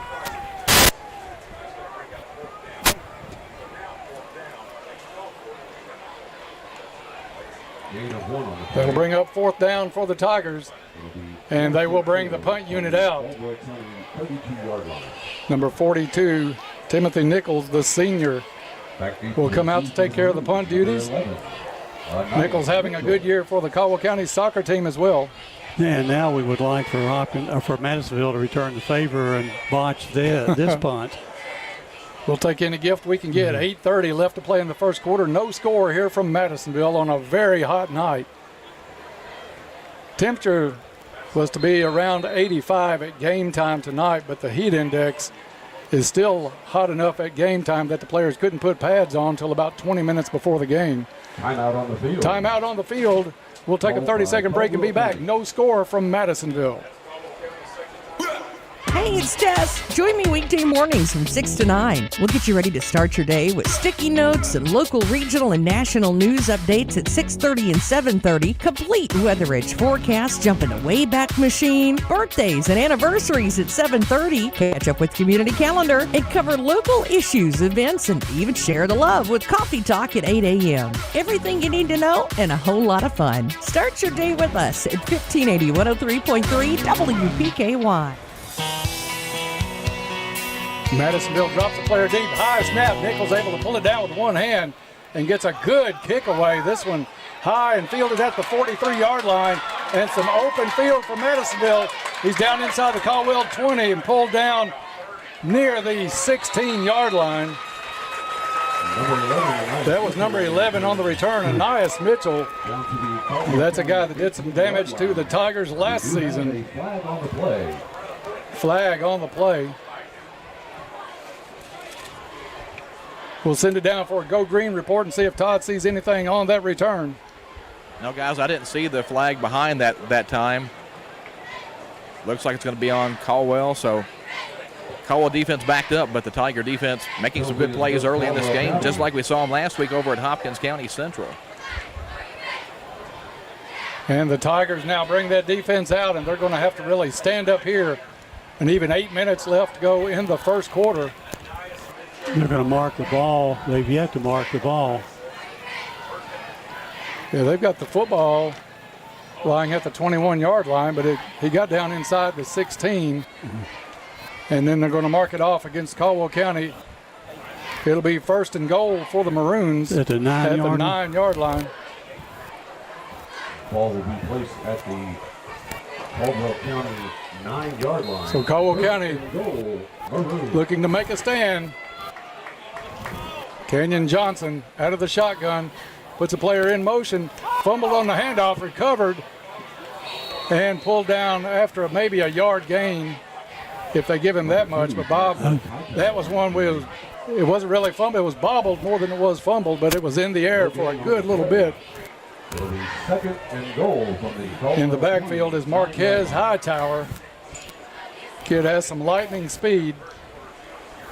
Madisonville will spread the offense as well. 3 receivers out to the right, 1 to the left. Johnson out of the gun, handoff to Hightower, picks his way and gets it across the goal line. Touchdown, Madisonville. Marquez Hightower. And the game clock, Bob, never started on that one, so right now it looks like that touchdown came at the 8-minute mark, but we didn't see any time come off on the play. On to take the extra point for the Maroons, number 12, Kirk LaGrange. So trying to get the extra point. Somebody who has a sister that can kick pretty hard. This is Kirk LaGrange, Sister Cameron, playing soccer at Western. That snap was doomed from the start. Kick is no good. So with 8 minutes left in the first quarter, it's Madisonville 6, Caldwell County nothing. Back after this. You'll find over 30 years experience to work for you at U-Ride in Princeton. They are hometown proud and ready to serve your vehicle needs from start to finish, and they do it all safely. You'll find variety and quality vehicles along with on-the-lot financing. And of course, you can always apply online at uridesales.com. Stop by or call for an appointment today with one of their friendly sales staff at U-Ride on the Marion Road in Princeton, 270-365-3018. Hometown proud. Go Tigers! At YourSportsEdge.com, we strive every day to continue to bring you the gold standard in high school sports coverage with more on your teams and your players. Where did it show up there? And while they are not gold, those crystal awards we have won for doing what we love to do are pretty cool too. The Kentucky Broadcasters Best Digital Product Award winner, YourSportsEdge.com. Back to Madisonville, an 8-yard run by Marquez Hightower has the Maroons on top here, 6-0. They'll get set to kick off. It's going to be number 2 for Caldwell County, Luke Maddox. And it looks like number 20, is that number 28 or 25? I think it's 20. I think it's Gus Fox. If it's 25, it would be Zion Rollins. We really can't. Short little pooch kick is going to be fielded. Dies at the 16-yard line. Picked up by Fox. Tries to get to the outside on the far side. Gets around the corner across the 35-yard line and knocked out of bounds. That one stopped like a Bob Hayes wedge shot at the 16-yard line. I thought we were going to kick it around trying to pick it up. But fortunately, we picked it up cleanly. Marked at the... Look, I thought he got across the 35. They're going to say he was pushed out of bounds at the 33-yard line. So that's where Caldwell County will take over. They've corrected the clock. 7:54 left to play here in the first quarter. 6-0 Madisonville on a hot August night here at the Badgett Complex. Parker back in at quarterback. Got 2 receivers to his right, 1 to the left, extra tight end in.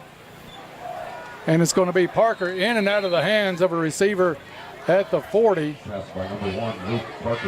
He was looking for number 12, Eli Stevens. Pass just slightly low. Stevens couldn't reel that in. So it will be 2nd down and 10 for the Tigers. And that pass play was open if we had the ability to make an accurate throw. It was there. Caldwell County getting the quick hits on the pass plays. Parker takes the snap, looks it over, quickly out to the far side, swing past to Fox, shakes the tackler across the 40, across midfield, and pushed out of bounds. Good run by Fox after the catch. Shook that initial tackler and gets into Madisonville territory for the first time, and now they're going to bring it back and say he was out of bounds where? Or is there a flag on the play? They marked it off like a flag on saying he stepped out of bounds one. Let's go down for a Go Green field report and see if he actually did step out of bounds at the 39. I couldn't tell if he stepped out. The official on this side marked him at about the 39 or 40, so we actually thought the Tigers had a first down, so got to get one more play here. No flag indicated on the field, so it had to be where Gus stepped out of bounds. 3rd down and 4, and whistles will blow this one dead. Full start. Full start against Caldwell County. 5-yard penalty. One of the things that Coach McClung talked about is the penalties. You got to get better at those. Both teams heavily penalized last week. You had 120 yards on Central, and I think Caldwell was up around the 100-yard mark as well. So 3rd down and 9 coming up for the Tigers. Parker gets the play from the sideline. Compact set, trip set to the right, but everybody inside the hash marks. Parker set for the snap, takes it, looks down the field, has some protection, throws over the middle, complete, and a big hit, knocks that one loose. Luke Maddox caught the ball and then took a shot at the 37-yard line. They're going to rule that one incomplete. Yes. Incomplete pass brings up 4th and 9. That one may have left a spot on Maddox because he took a helmet right on the football. Number 11, Anias Mitchell. So Anias Mitchell drops back for Madisonville. Caldwell County will bring Nichols back out to punt again. That shows what penalties can do to a drive, Bob, because you were facing 3rd and 4. Turned into longer, and then Caldwell County now with a 4th down and 9.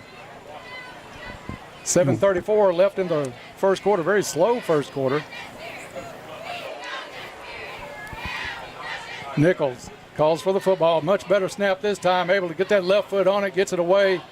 It's going to bounce at the 35-yard line. Go out of bounds at the 29. So a good kick to switch that field somewhat for Caldwell County.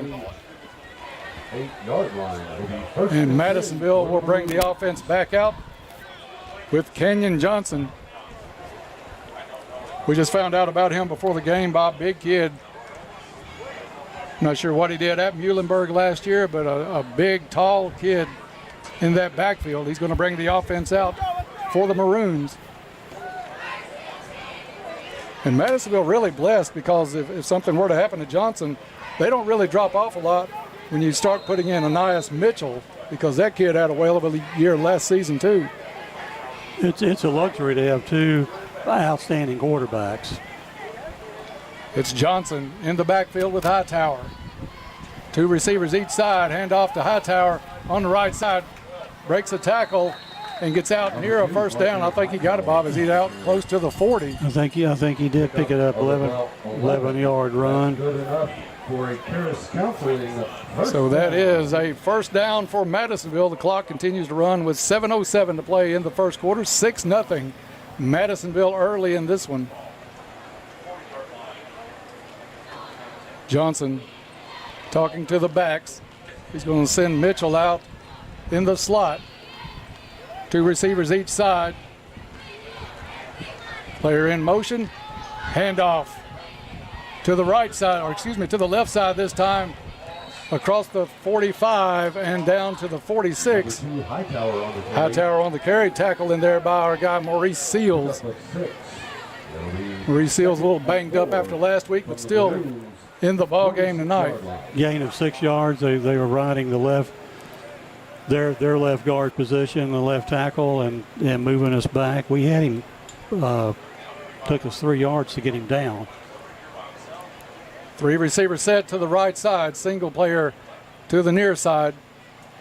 Johnson on the keeper, stutter steps, flag in the backfield. He gets across midfield, but in an area you probably think it's going to be a hold, and is, against Madisonville. So they will bring that one back. Holding on the offense. I want to remind everybody that the Go Green Field Reports this season brought to you by our friends at Go Green Lawn Care. Big thanks to those guys for helping keep our fields in great shape.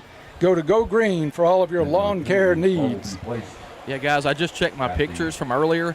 Gus did step out at the 39, so good call and good spot. Penalty back to the 37-yard line, Dennis.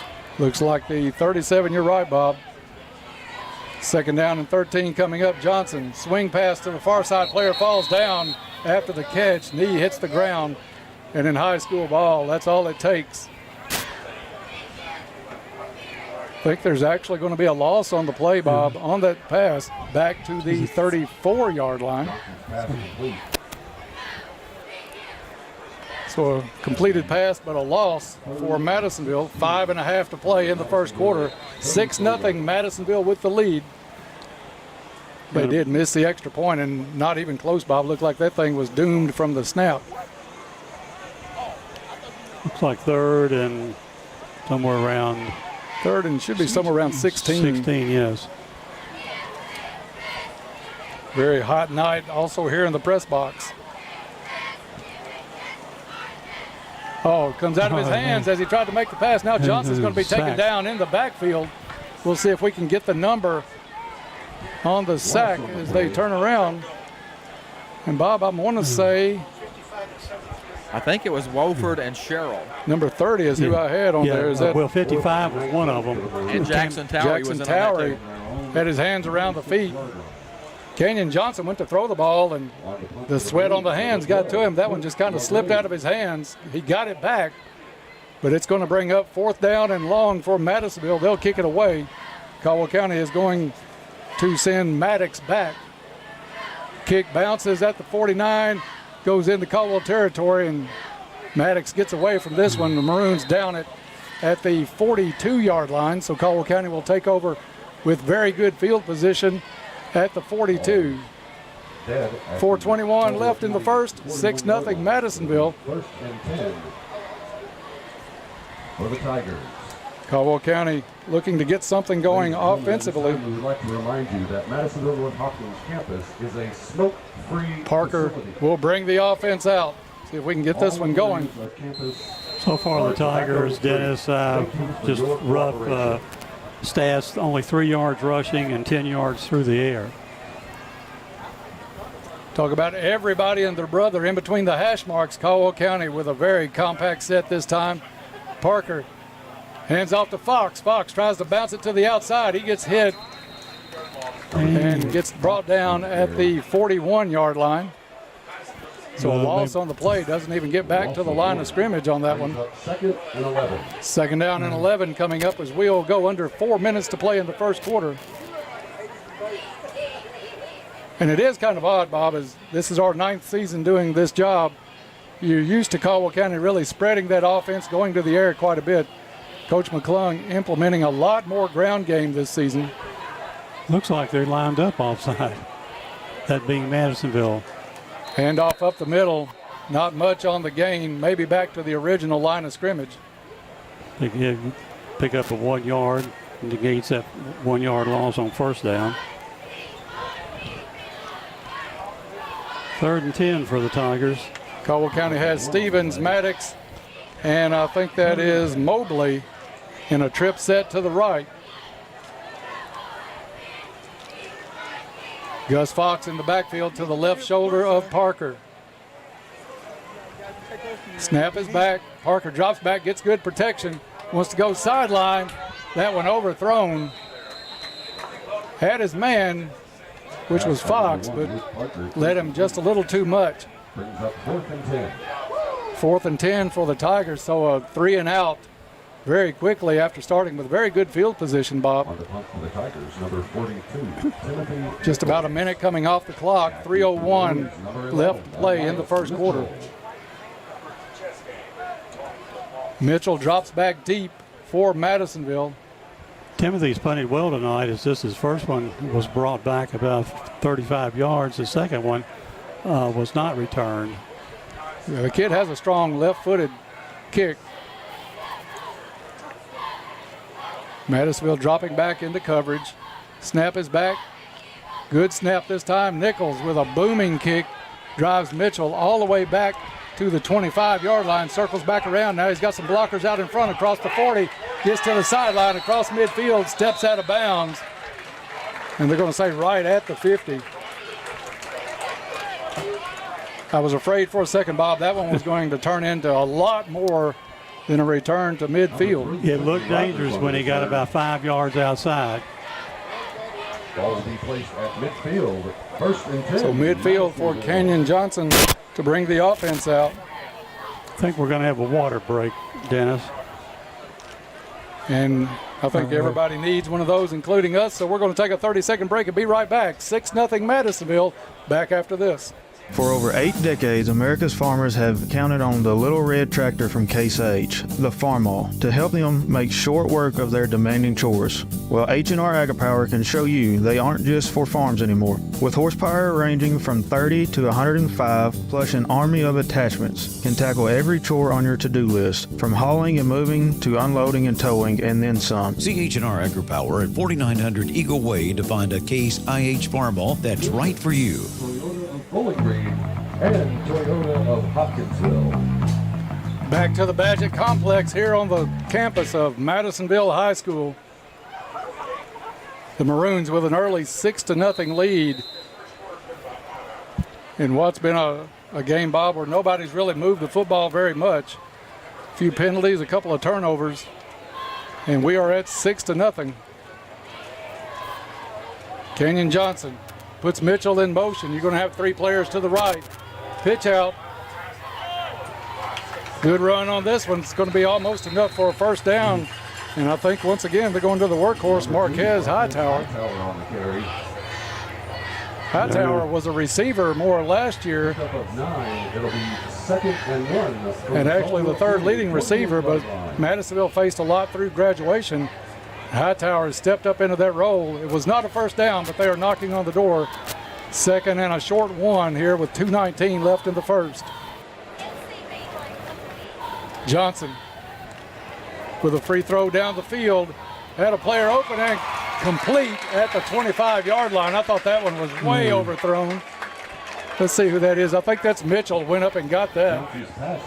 And comes down, falls on the football at the 24-yard line. I don't know what Mitchell's vertical is, Bob, but he had to go way up to pull that one down. Had a well-thrown ball. Receiver did a great job of going up and getting it. We'll go down to 2 minutes to play here in the first quarter on this play. Johnson takes a snap, hands off to Hightower. This time defended better by the Tigers. Maybe a yard pickup on the play. Pickup of about 2. It will be 2nd down and 9 coming up for the Maroons. Let's go down for a quick Go Green field report with Todd. Looks like Madisonville up front just a little more stout than Hopkins County Central was last week. Kind of moving us just a little bit up front, but this Tiger defense trying to keep Tigers in the football game right now, just down 6-0. Madisonville with that player in motion, kind of circles around again. Flag in the backfield. Flag on the play. And illegal procedure. On the offense. I'm not sure if they're not calling that play where the player comes in motion, stutter steps, goes around the backfield. And reverses himself. And then starts up the field. And I think a couple of times he's actually started up the field early as they call illegal motion. I think that's penalty was against them. They've done that 2 or 3 times tonight. They've been penalized on that play 2 times. Ball brought back to the 28-yard line. Sort of like Canadian football, Dennis. Trip set to the right. Johnson rolls to the right, looks down the field, got some pressure, dumps it off short, incomplete. Good coverage by Caldwell County. That is Max Heaton in coverage for the Tigers. Enough of a presence to make that one incomplete. 3rd down and 13 coming up for the Maroons. Appreciate some listeners tonight getting in touch with us. Bob Riles, Farless, Ricky Gray. A lot of folks checking in tonight here via text. We appreciate all the listeners on WPKY. I hope the live stream is going just as well. Johnson drops back. Has some time. Now he's going to keep it. Turns it up the field. Turns it to the outside across the 20. Lowers his head. And he's going to be very close. Number 9, Kenyon Johnson. Kenyon Johnson on the carry down to the 12-yard line, and it is enough for a first down. 12-yard line. That's good enough for another Terrace Counseling. 16-yard run on that play. Clock stops as Johnson goes out of bounds with 1:04 left here in the first quarter. 6-0 Madisonville. Hightower in the backfield with Johnson. Single receiver to the near side. 3 to the right. Johnson, handoff to Hightower, lowers his head, and this one stuffed quickly. It's big Cooper Mobley in on that one. Gain to the 11-yard line. Gain of 1. Mobley, one of those players with double-digit tackles last week. Got good size, sophomore only. I think also in on the play, if I'm not mistaken, Bob, was number 30, Jackson Towery. We've called his name a couple of times tonight.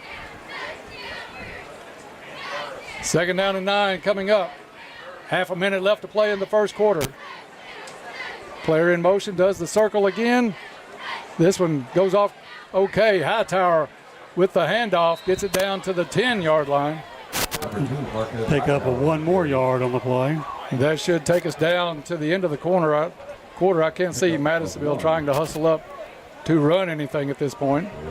Clock at 7 seconds, 6. And that will count us down. After 1 quarter of play, it's Madisonville 6, Caldwell County nothing. We'll be back after this.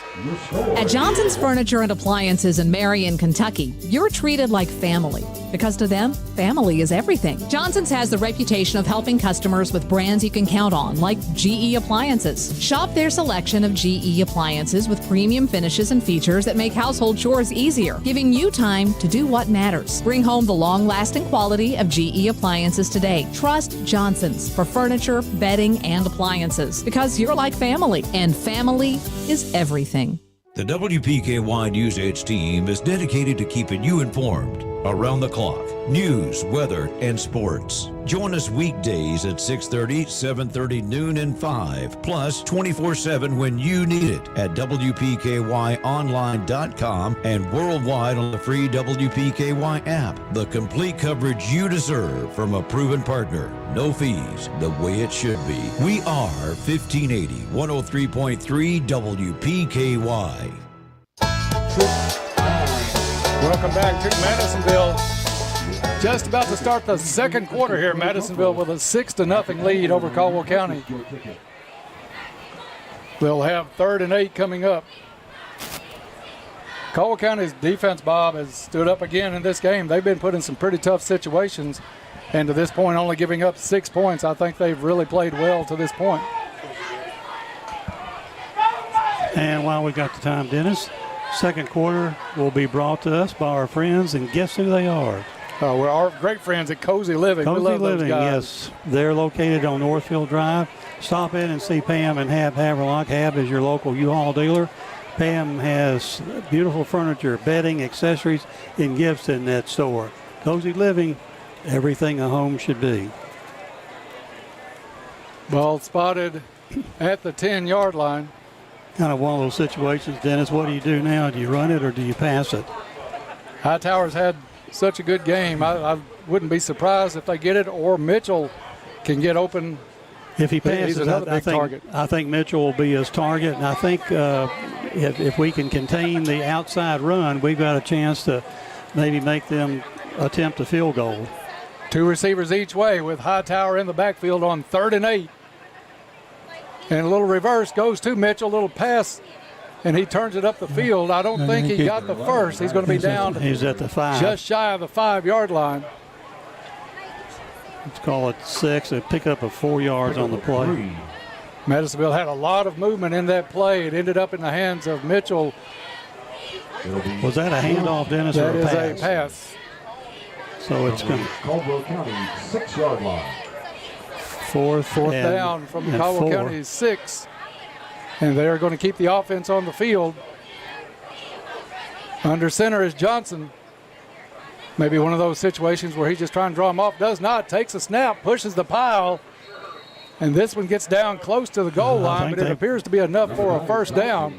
Let's take it down for a Go Green field report and get a little better view from the sideline. Yeah, they've already given him the mark, guys. First down right at the 1-yard line. So Madisonville's going to have 4 try at it right here to try to extend that 6-0 lead. We talked about the big kid, Johnson. This time again under center. Look for another keeper. Johnson still under. Long count. Takes it, keeps it himself, and pushes it across. Touchdown, Madisonville.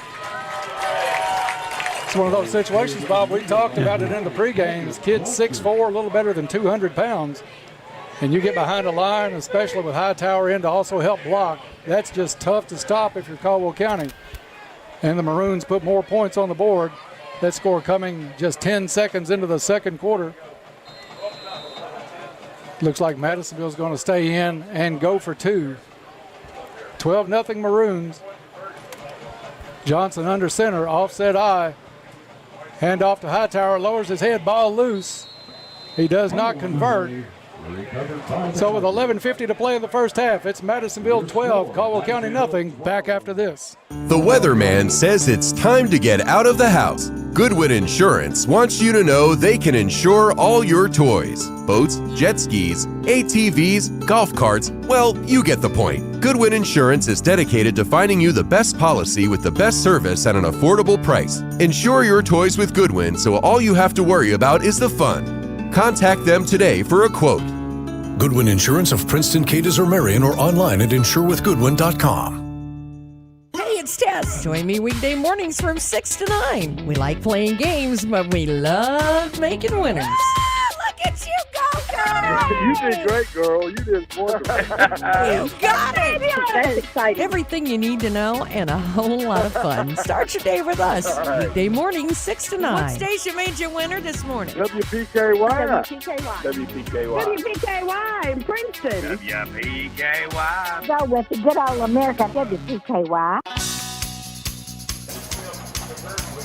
Back to Madisonville High School. The Maroons get set to kick it off. Caldwell County will drop back Maddox and Fox. Caldwell County in a hole, Bob, and points have been a scarcity for them in that first game. Certainly hard to come by. Offense right now struggling. Not a lot of yards in that first quarter.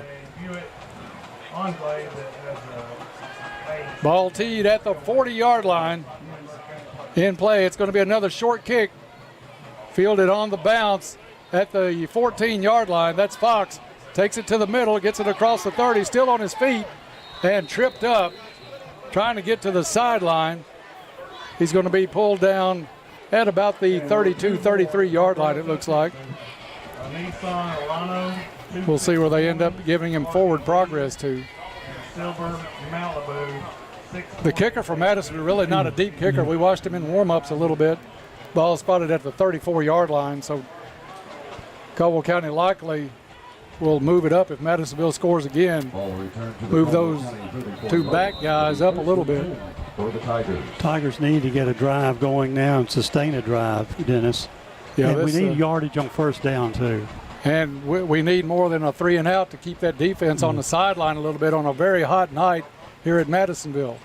Parker drops back, throws, and it's going to be complete up at the 39, but there is a flag on the play.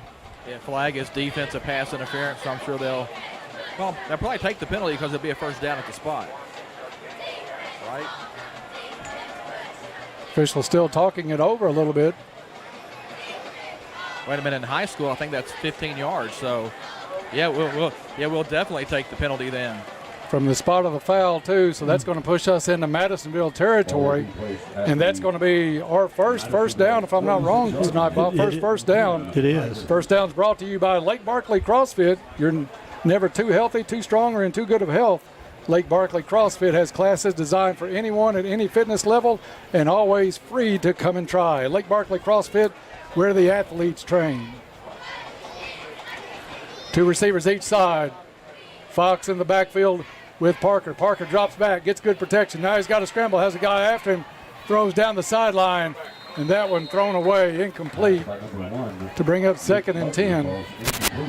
Brings up 2nd and 10. Had good initial protection, then it broke down, and Parker had to hurry to get rid of that football as he was being chased to the sideline.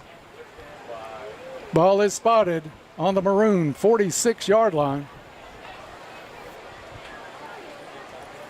Parker gets the play from the sideline. Cooper Mobley in the backfield now as the running back. Two receivers each side for Parker. Hand off to Mobley. Mobley hits the line, still on his feet. Picked up about a yard on the play. Number 8. Big, tough kid's hard to bring down, but still there were so many players in front of him. Hard to get much more out of that one. Brings up 3rd and 9. Third down and 9 coming up. 10:52 left to play in the first half. 12-0 Madisonville here in the first half with the lead. Eli Stevens checks into the ball game. He'll be part of a three-man set on the near side. Zy Rollins and also a guy that had a great game last week, Xavier Lee, the outside receiver. Parker takes a snap, drops back, looks over the middle. He has a man complete at the 34-yard line. I think that's Stevens on the catch. Turns, gets it up to the 25 before he's brought down. Parker's pass complete to number 12, Eli Stevens. Eli Stevens with a very nice route, was open in the middle. Parker found him. And another Lake Barkley CrossFit first down for the Tigers. Nice pass by Luke and a great catch by Eli. Looks like Coach McClung is revving up the tempo here just a little bit as well. Parker calls for the snap. Quickly to the corner route, and this one off the mark. Looking for Luke Maddox. I think that was supposed to be a fade to the corner. Maddox took off more up the field. That ball was well behind Maddox by the time it came down. Luke was cutting inside when the ball was being thrown to the sideline, so no way we were going to complete that pass. The play may have been a corner fade, but the route was not. I don't know which one was off on it, but it ends up being an incomplete pass. Second down and 10 for the Tigers. Empty backfield for Parker. Three receivers to the right, one in motion. That is Fox. Parker drops back now, has to get rid of that one as the protection gave out, and he is brought down after he got rid of the pass back at the 45. Madisonville, as Todd and Chris talked about in the pregame, maybe a little bit bigger up front than Caldwell County. Third down and 10 with the clock stopped with 10:10 left to go in the half.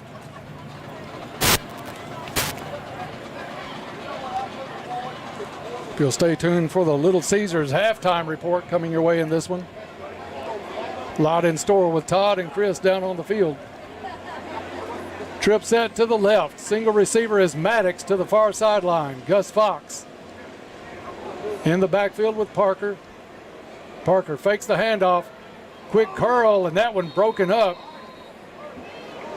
Xavier Lee and one of Madisonville's players in a little bit of a tussle after the play. That one intended for Lee on a little wide receiver screen, but broken up before anybody could get a hand to the football. 4th and 10. And Bob, this is a tough call for Coach McClung. I mean, you're in Madisonville territory, but you're also down 12 points midway through the second quarter. You don't want to let this one get out of hand early, but you don't want to give Madisonville great field position either.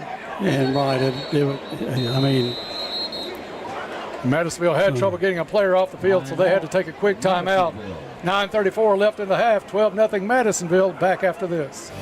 At Trilogy Performance Sports, they believe in only the highest standards of physical fitness training. Their staff members are actively enriching the lives of their members and creating a community of like-minded people. And getting you in shape is their #1 goal. They have everything you need: knowledge, experience, and equipment. They find out what's important to you and design a customized plan that fits your needs. Learn more at trilogyperformancesports.com.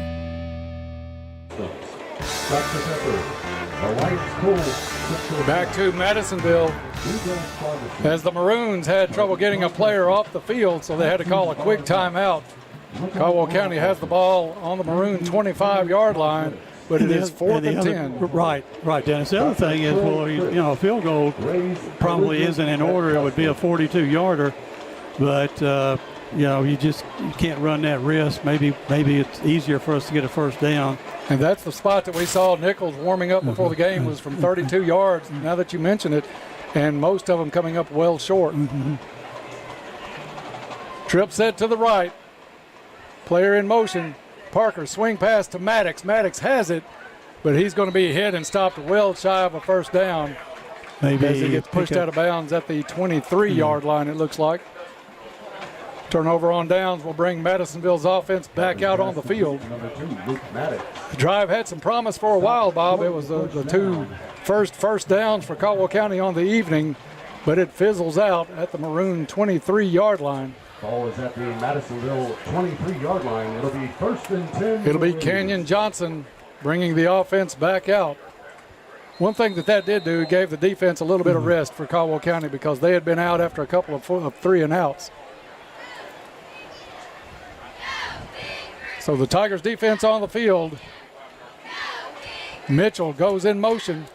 Hightower with the handoff, finds a hole up the middle, big yards, out across the 30, down at the 35, and enough for a first down for Madisonville.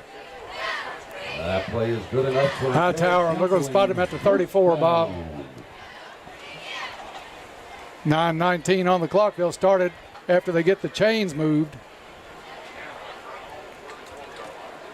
He breaks that tackle, Dennis. He's got another 60 yards in front of him. We got through the hole really quick, and our last defender got him. Little touch pass, dump pass to Madisonville's number 9. He gets some room on the sideline and pushed out of bounds. A saving tackle, touchdown saving tackle by Jack Roach. Another flag on the play. Let's go down for a Go Green field report with Todd on that last play. Yeah, there's a flag laying at the 37-yard line of Madisonville, and that's going to come back and be a hold. So we get to back them up another 10 from there. On the offense, 10-yard penalty. Now, Bob, I did not get the name of that player, but he had some speed getting around the corner. I think it was Travion Sedgwick. Let's see here, Dennis, what we got. It'll be first. It was number 7. I was wanting to say it was number 8, but I'm not certain. 8 is Travion Sedgwick. It's hard to read these numbers. They don't really stand out on those uniforms. Johnson in the backfield, first down and 20.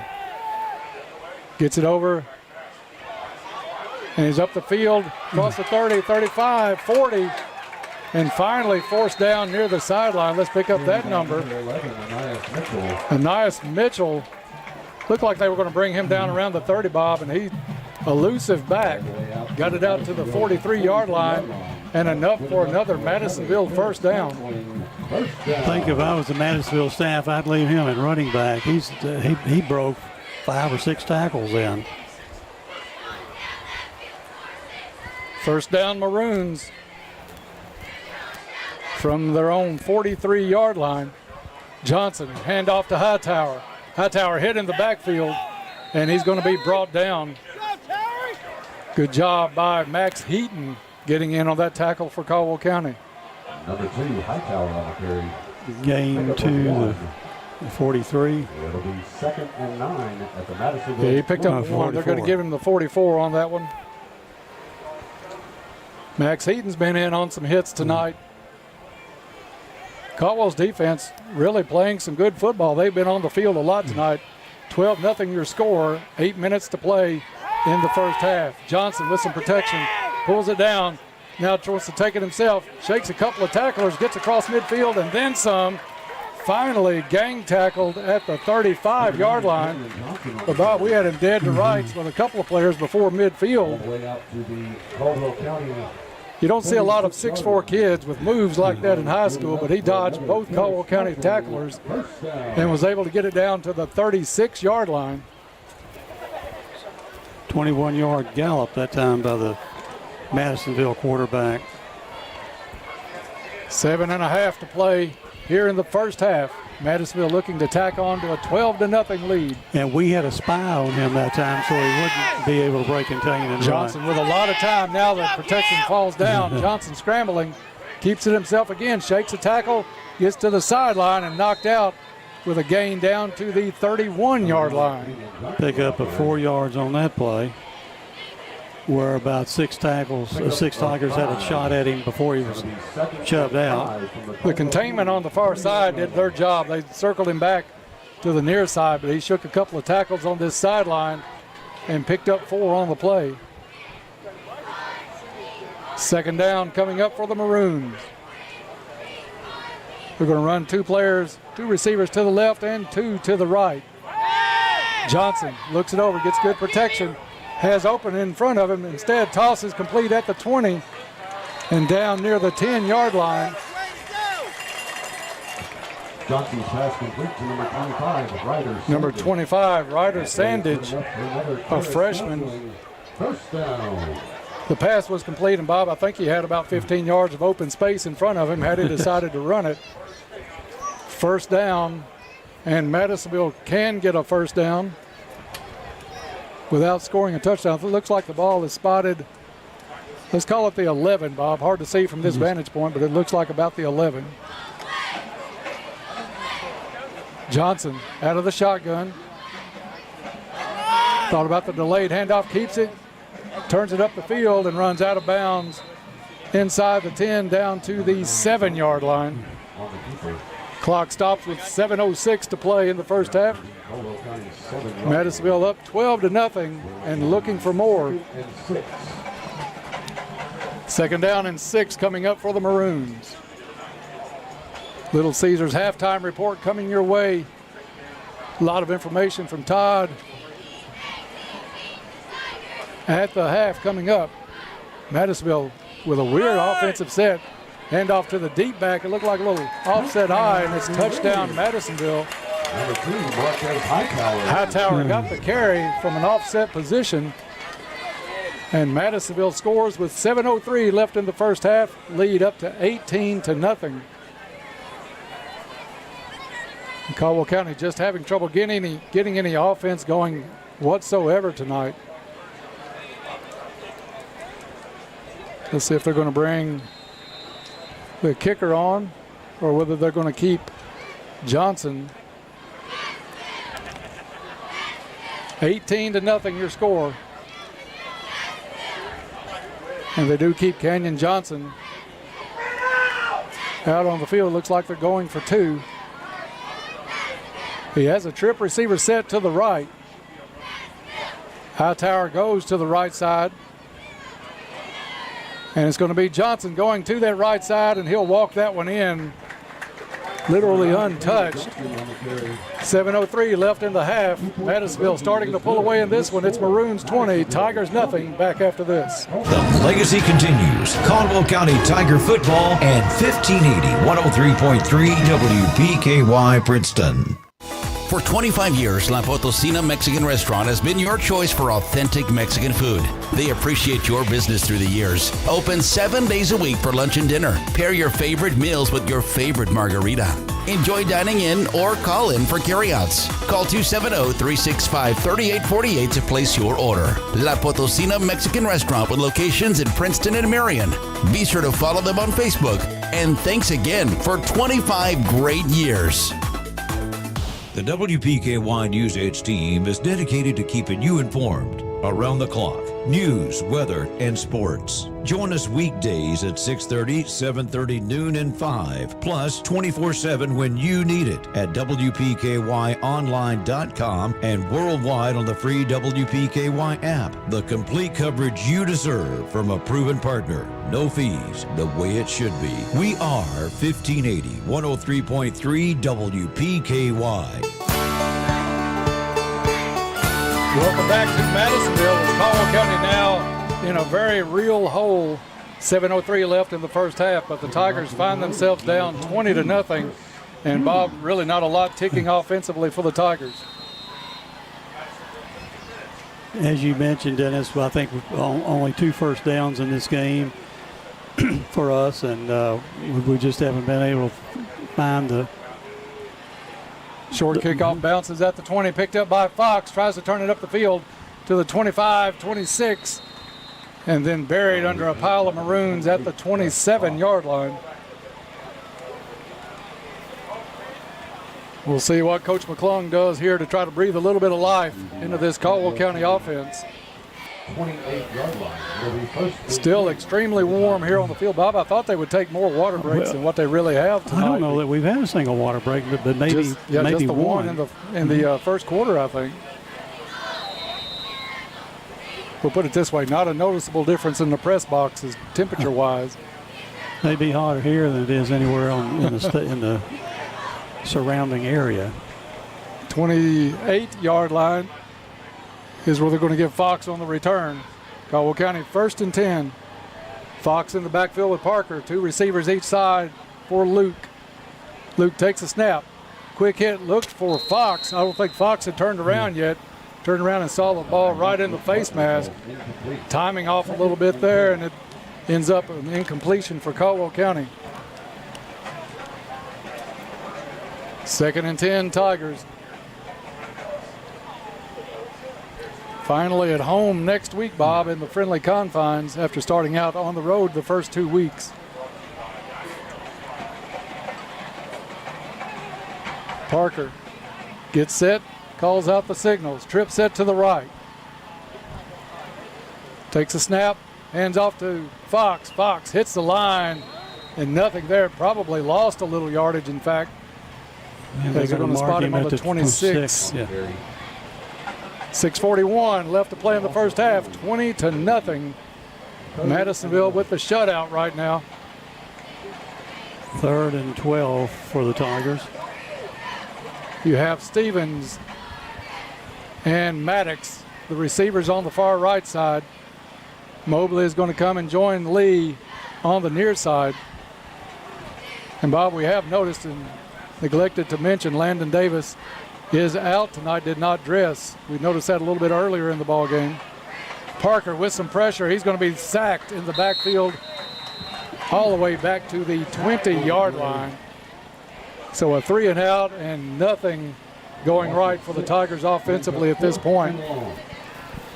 They're going to turn it over to Madisonville, who will end up with very good field position.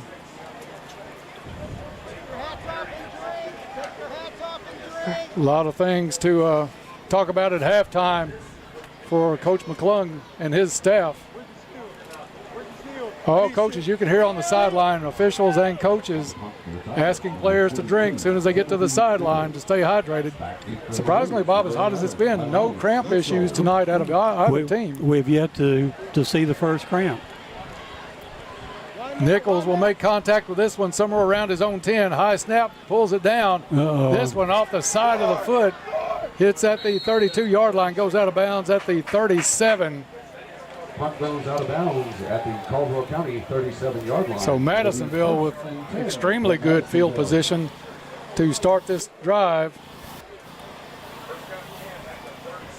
Defense back out on the field after the 3 and out. 5:13 left to play in the first half. Late start here tonight because of the heat. Things look to be much better next Friday night in Princeton. 2 receivers to the far side, extra tight end in for Madisonville. Dump pass to Hightower. Hightower spin move, hit and brought down at the 35-yard line. Pick up in 5 yards on that pass play. The tackle made by Bryson Brown, sophomore of Caldwell County. 2nd down and 7 coming up for the Maroons. Kenyon Johnson looks it over. He's had protection all night long. Goes corner, got a man open, overthrows him. They had a receiver that had split the 2 defenders for Caldwell County, but just overthrown by Johnson. 3rd and 7 coming up for Madisonville. 4:37 on a stop clock after the incompletion.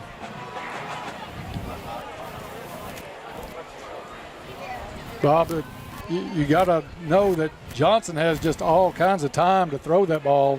I hope he wasn't setting us up with that long throw, and he's going to utilize his legs on this play. Now Caldwell County brings the pressure. Johnson throws that one incomplete at the 30-yard line. Johnson's pass was incomplete. Not sure if they were trying to set a screen up or if that was just good pressure by Caldwell County. A flag after the play on the far sideline. An eligible receiver downfield for Madisonville. We might want to, yeah, they declined that one. That'll bring up 4th down and 7 with 4.5 to play in the first half. Get all the first half stats on the Little Caesars halftime report coming your way with Todd and Chris at the half. We'll also talk with one of the coaches on the way off the field. From the Caldwell County 34-yard line. 4th down and 7. Kenyon Johnson gets the play from the sideline. Madisonville will put 2 receivers each way. Hightower to the right shoulder of Johnson. Caldwell County showing a little pressure from the outside. Johnson faked the pass, pulls it down, now looks over the field. He's got some blockers in front of him. Takes it to the left side. Still on his feet, wants to go farther to the outside, gets around the corner, still on his feet, inside the 15-yard line and down just shy of the 10. Another one of those situations where you want to get off the field with the other team on 4th down, much like last week, Bob, and just can't do it. They're marking at the 10, Dennis? Looks like they're going to give him the 10-yard line on the run. Call it 1st and goal. Yeah, it is 1st and goal. Yep, chains are down on the far sideline, so 1st and goal with 4:16 left to play in the first half. One receiver to the right. Trip set to the left for Johnson. Hand off to Hightower. Picks his way across the left side of the line. Backs his way inside the 5. And finally brought down. Forward progress is going to be to the 5. It'll be 2nd and goal. Madisonville looking to tack on before they head to the locker room. 20-0 your score. The Maroons ahead in this one. 3 touchdowns, 1 2-point conversion for Madisonville. Caldwell County tonight, Bob, still with just 2 first downs to my count. And really, Dennis, by my count, we have negative 5 yards rushing. So you're not going to win many games if you can't run the ball. Timeout on the field. Caldwell County uses their last timeout. We'll take a 30-second break and be back. Maroons by 20. If you're involved in an auto accident, it's your choice where your vehicle is repaired. Some insurance companies refer you to pro shops because they give the insurance company discounts. But with those discounts, the insurance company has input on the parts used and might not always use what is best. At Trice Hughes Body Shop, they're not partnered with an insurance company, but they give the same lifetime limited warranty to the person who owns the vehicle at the time of repairs. Visit Trice Hughes in Princeton for your vehicle repairs. Back to Madisonville North High School. Maroons with 2nd down and goal from the 5, coming up 3:27 left to play in the first half. Madisonville 20, Caldwell County nothing. Maroons walk the offense back out. Bob, a big crowd filled in late, I guess because of the heat, or they knew this game was going to start maybe a little later than 8 to begin with. Good crowd for Caldwell County on that far sideline. An exceptional crowd here at home for the Maroons. Pitch on the man in motion, and it is touchdown Madisonville. Touchdown Maroons. We'll get the number on the player here in just a second. After they get the celebration over with, the young guys are happy after that one. Touchdown scored by number 11, Anias Mitchell. That's Anias Mitchell. I think that'll officially go down as a pass. Little shovel pass for Mitchell. 26-0. That score coming with 3:22 to play in the first half. 2-point conversion attempt by Johnson. Lowers his head, and it is good. So 2 2-point conversions have them back on track touchdown-wise. It's 28-0 Madisonville. 3:22 left in the first half. We'll take a break and be right back after this. Financial planning should be specific to you and your life circumstances. That is why we created Invest FB Wealth Management, a division of Farmers Bank. Hi, I'm Jeff McDaniels, Invest FB's lead financial advisor. Whether you're saving for retirement, starting a business, or planning your family's future, our individual and comprehensive approach can help you achieve your financial goals. Visit us today at our Princeton or Eddyville offices to start a conversation about your individual financial needs. This is Alan Watts with Your Ag Edge, inviting you to join me Monday through Friday at 5:30 a.m. for the WPKY Morning Ag Report. We check in daily with Caldwell County Agriculture Extension Agent Shane Bogle, get the latest from fellow farm broadcaster Max Armstrong. Take a look at the latest livestock market reports. Hear the latest edition of Traveling to Bluegrass and check the opening grain market with Hopkins Elevator's Ben Westerfield. That's the Morning Ag Report from your Ag Edge Network on 103.3 FM and 1580 AM WPKY.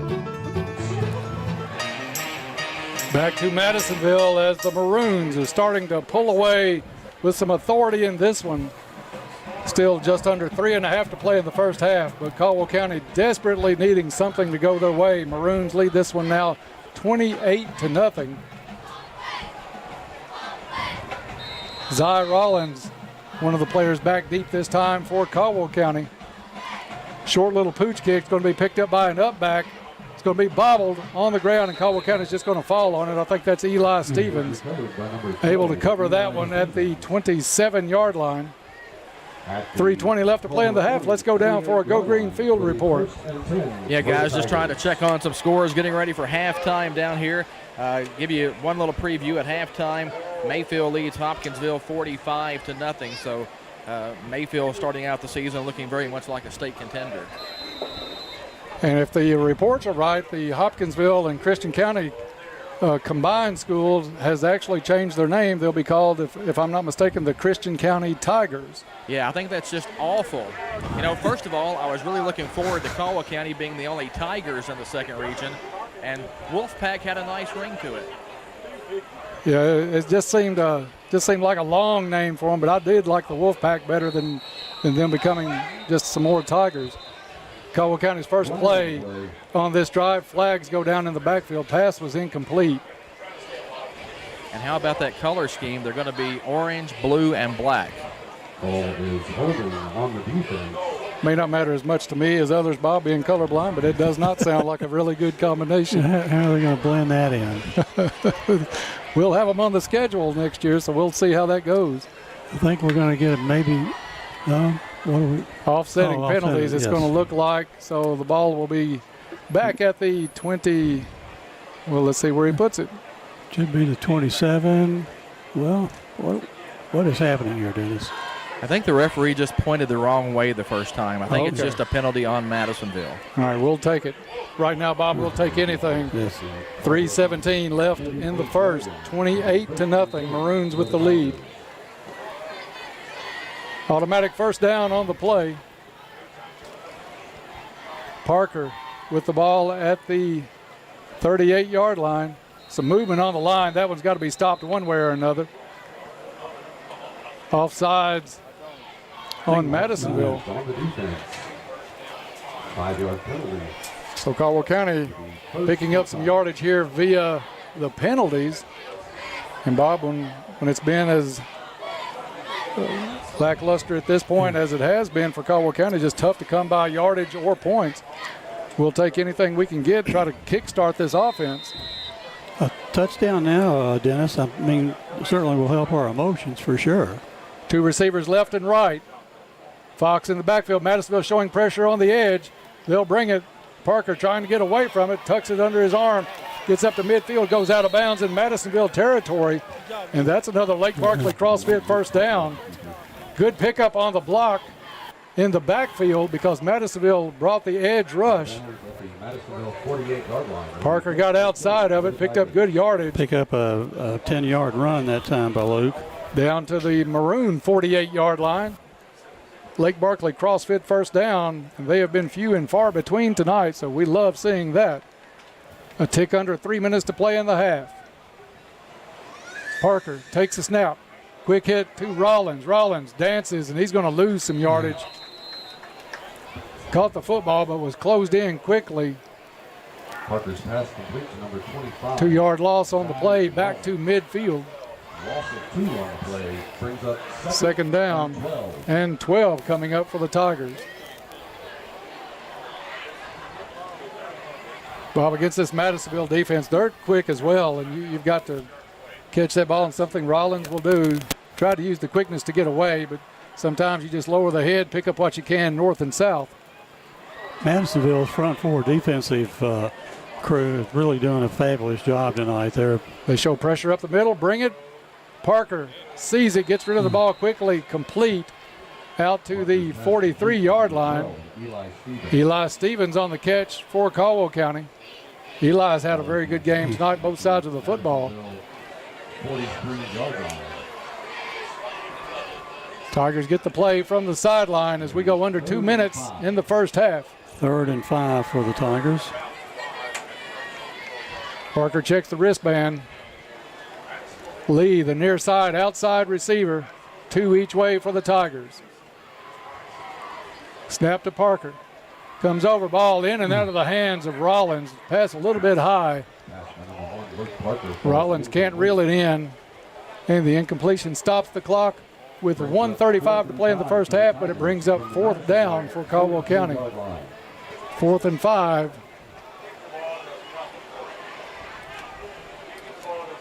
From the 43-yard line.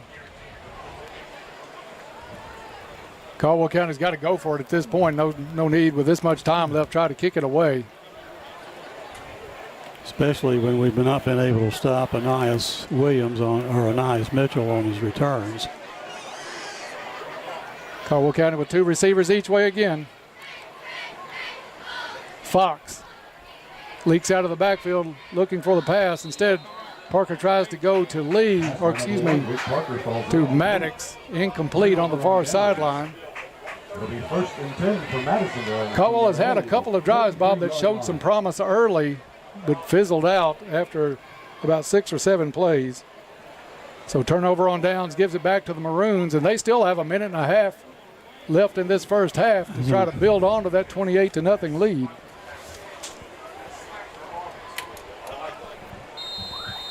Bob, the legend Larry Smith checking in as well with us tonight. Good to hear from Larry, one of our old friends and old WPKY fellow employees back in the day. Pass down the field, incomplete. Again, Kenyon Johnson had a man open, but just put too much under the football, lofted it too far. Kid's got an arm because it didn't look like he really tried to throw that one hard at all and easily covered 35 yards. Minute 27 left on the clock after the incompletion. 2nd and 10 for the Maroons coming up. Little Caesars halftime report coming up shortly. We'll have a halftime moment in history coming up. Snap back to Johnson. Has good protection. Turns it outside. Throws it sideline. Incomplete. That one couldn't have been easier for the receiver on that side. We caught a break there as he dropped it on the sideline. That would have been enough for a 1st down for Madisonville. But instead, 3rd and 10 coming up for the Maroons. Yeah, I think they just got him for a hold. And it is going to be a hold on Madisonville. It's going to be 2nd and 20. You could almost hear the call from the coaching staff upstairs on that one, warning that hold called. 2nd down and 20 coming up now for the Maroons. Ball spotted at the 32-yard line. Johnson drops back. Caldwell County with some better pressure. Johnson looks over the field. Incomplete. Overthrows his receiver near midfield. Johnson's pass incomplete. He was looking for Hightower, I think, out of the backfield. So 3rd and 20. With 1 minute, 13 seconds to go here in the first half. 28-0 your score. Madisonville leads this one. Caldwell looking to keep it at that mark or maybe even get the ball back. And Caldwell will get the ball to start the 3rd quarter. 3rd down and 20. Empty backfield for Johnson. Johnson, 5 receivers down the field. Now has some pressure, scrambling, wanting somebody to come back for the ball. Throws it up. That one's out of bounds. Johnson just threw it away. Johnson's pass. Some contact between Roach and Mitchell. Mitchell wanting the flag after the play. Referee just kind of shakes his head and shakes that one off. I think he lost his, fell on his own accord. 1:04 left on the half clock. So it's going to bring up 4th and 20. And is this the first punt for Madisonville? Second punt. We bumped That's the right. First one. That's right. Back to punt for Madisonville is Kirk LaGrange. one of our favorite Madisonville players ever, Cameron LaGrange. We talked to her a million times on basketball broadcasts. Fumbled on the punt, and it's Eli Stevens in the backfield to make the tackle, and Caldwell County gets great field position out of it as they hit LaGrange at the 20-yard line and bring him down. So one of the few bright spots for Caldwell County tonight. The Tigers with an opportunity and even 1 minute on the clock, and the ball on the maroon 20-yard line.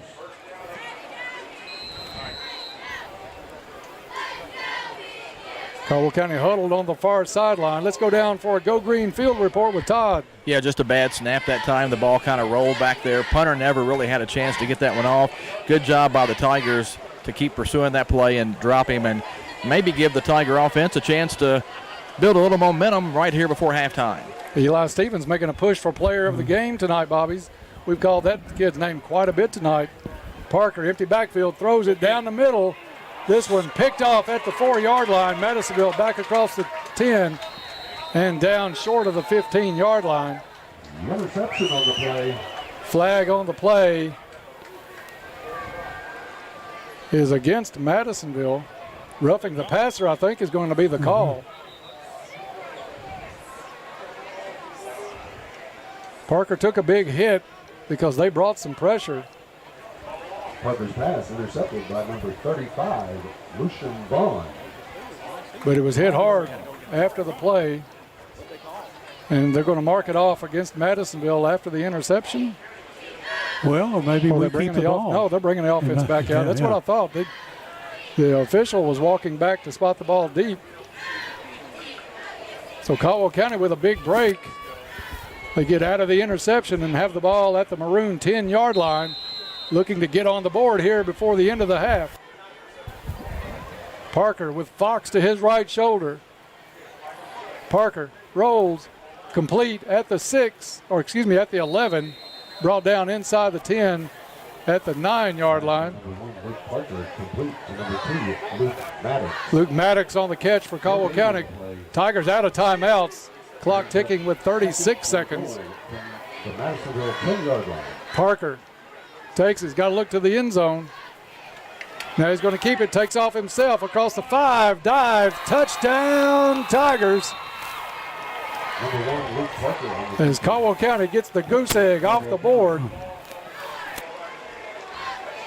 Parker with a run with 20 seconds left to play in the first half. And it's 28-6 now. Good recognition by Parker. Nobody was open. Knew he had to start putting the ball close to the end zone. Maybe 2-3 plays tops left in the half. And he converts. Now it's going to be Nichols. Point after attempt. Whistles blow before we can get this one up. Point after attempt is brought to you by Goodwin Insurance, your locally owned independent insurance agency capable of handling all of your insurance needs. Goodwin Insurance is a proud sponsor of Caldwell County Athletics. Penalty was against Caldwell County, so they'll back up 5 yards on the extra point. Still well within the range of Timothy Nichols. Luke Parker on the hold. Nichols with the mulligan. Snap up.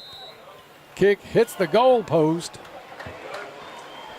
Extra point is no good. Madisonville 28. And with 20 seconds left in the half, it's 28-6 Madisonville. Back after this. KFC Princeton, offering their amazing fried chicken and all the fix-its. You can dine in or call your order for pickup inside or use their convenient drive-thru. Your local KFC is located on the Marion Road in Princeton. Whether you enjoy a quick lunch or take dinner home or maybe take something to a friend in need, they're always ready to help. They're also looking for team members at KFC. Ask about becoming a member of their team. KFC on the Marion Road, where they appreciate your support and they are Princeton strong. Today's big deal. You can save money and support local when you buy online with our big deal store at WPKYOnline.com. You'll find deals from merchants such as Adams Breezy Hill Farm and Restaurant, The Joshua Tree, Big John's Barbecue, Cozy Living Interiors, Black Patch Grill, B&C Unique Boutique, Our Daily Bread, Willow Pond Catfish Restaurant, Swing Right Driving Range, Nodes Barbecue, and from Maggie's Jungle Golf. Click on the Big Deals logo at WPKYOnline.com. Welcome back to Madisonville High School, where Caldwell County will kick it away after getting on the board with 20 seconds left to play in the first half. It's Maroons 28, Tigers 6. But Bob, still that flicker of light that we've been needing this half for Caldwell County. Well, I'm sure probably going to have, if not an onside kick, something that they can't return. Nichols will tee it up at the 40. Madisonville's playing it like it's going to be a full-fledged kickoff. They've only got about the normal people up. Nobody behind the front 5 or 6. As you said, Caldwell County gets the ball to start the second half. Pooch kick up front, flags go down. I think we were offside. And you are right, Bob. Offsides on Caldwell County.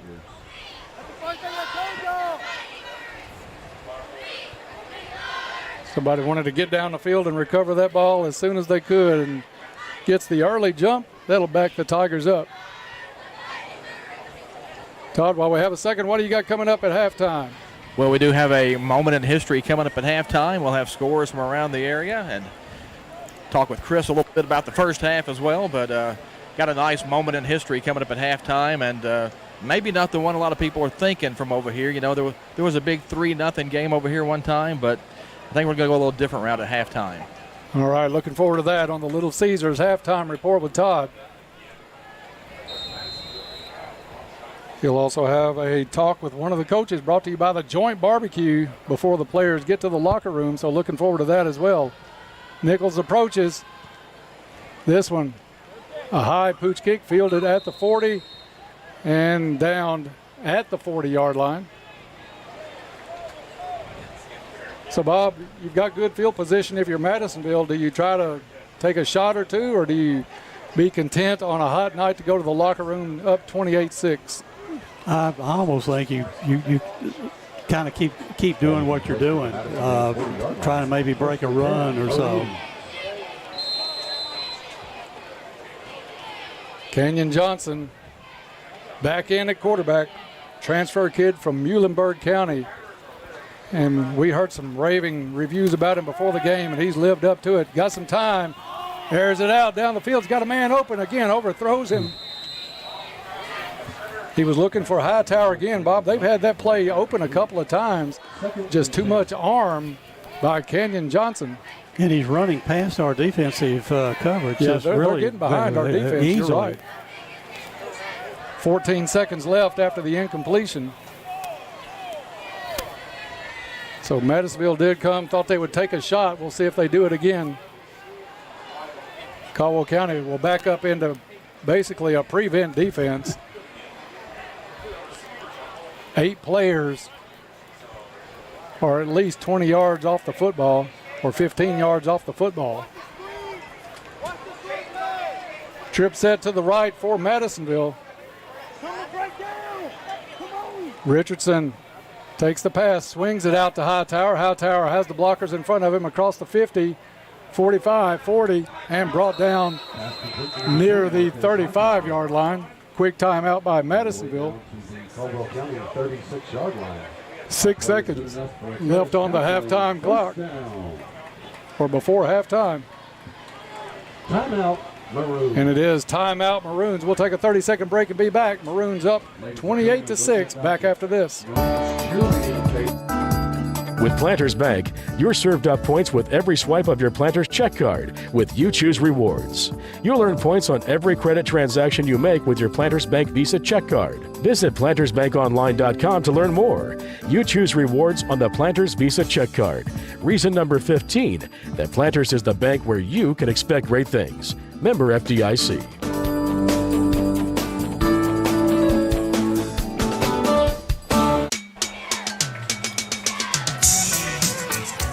Stay tuned for the joint post-game show. Actually, not the post-game, but the halftime show live at the Caldwell County Tigers sideline. It's all about the game strategy, but let's take a moment for some real strategy as the teams continue to line up. So join us here at halftime for the halftime coaches interview. Two receivers each side for Madisonville. Hightower in the backfield with Johnson. Receivers all go towards the end zone. This one thrown to the corner. Incomplete. Good coverage. And finally, we had some great coverage. 1 second. Second and 10. I think that was Zy Rollins on the coverage. And that was a good defensive play, and big deals. Look for big savings at the Big Deal store on big defensive plays on WPKYOnline.com. If the Tigers win tonight, you'll save 23% in the deal store with the code TIGER all weekend. So we'll tell you more about that every time Caldwell County makes a big defensive play, and that was good coverage by Zy Rollins. Now Madisonville, which will add up to basically a Hail Mary try here. The horn sounds ending the half, but Johnson's going to be chased, completes the ball at the 32-yard line to Hightower. Dodges one tackler, but he's not going to make it much farther than the 20 down to the 18. And that's where the half will end. And at the half, it's Caldwell County down 28-6. We'll wait for Todd with the joint. Hey, I got the coach. Halftime coaches interview. Here we go. Todd, take it away. All right, Coach, getting a late touchdown there. Can you ride that momentum into the second half? Well, I hope so. We get the ball first, and I think that hopefully we've figured out some stuff. Kids are still playing hard, but it's really hot, so hopefully we can come out and build off what we've done and score some more points. What do you guys talk about at halftime? We need to get back to the basics. We need to play up tempo, and we need to keep it simple for these kids because we're down and kids get frustrated. So best thing to do is just go back to the basics. All right, Coach, thanks. Thanks, man. Halftime, 28-6, Madisonville over Caldwell County. But, guys, the Tigers will get the ball to start the second half, so maybe get this thing a little closer. Thank you, Todd. Appreciate the interview with Coach McClung. At the half, it's Madisonville ahead 28-6, but the Caldwell County Bob with a little momentum there at the end of the half, getting it in the end zone, getting the goose egg off the board, and they'll get the football back. It's going to be a big possession coming up right after the half. Go ahead. I'm sorry. Well, I think you're right, Dennis. I think the coming out after we have about 15 minutes of rest here and to push something together, take it all away, it's got to be uplifting. We'll take it away to the Little Caesars halftime report with Todd down on the field after this break. 28-6 at the half here on WPKY. At Johnson's Furniture and Appliances in Marion, Kentucky, you're treated like family. Because to them, family is everything. Johnson's has the reputation of helping customers with brands you can count on, like GE Appliances. Shop their selection of GE appliances with premium finishes and features that make household chores easier, giving you time to do what matters. Bring home the long-lasting quality of GE appliances today. Trust Johnson's for furniture, bedding, and appliances. Because you're like family, and family is everything. Pennyroyal Hospice Executive Director, Kelly Martin. Living to the fullest with Pennyroyal Hospice means relief. R is for when that time comes that you face a restriction in the health of your life. E is for the ease of access to get that help that you so desperately need.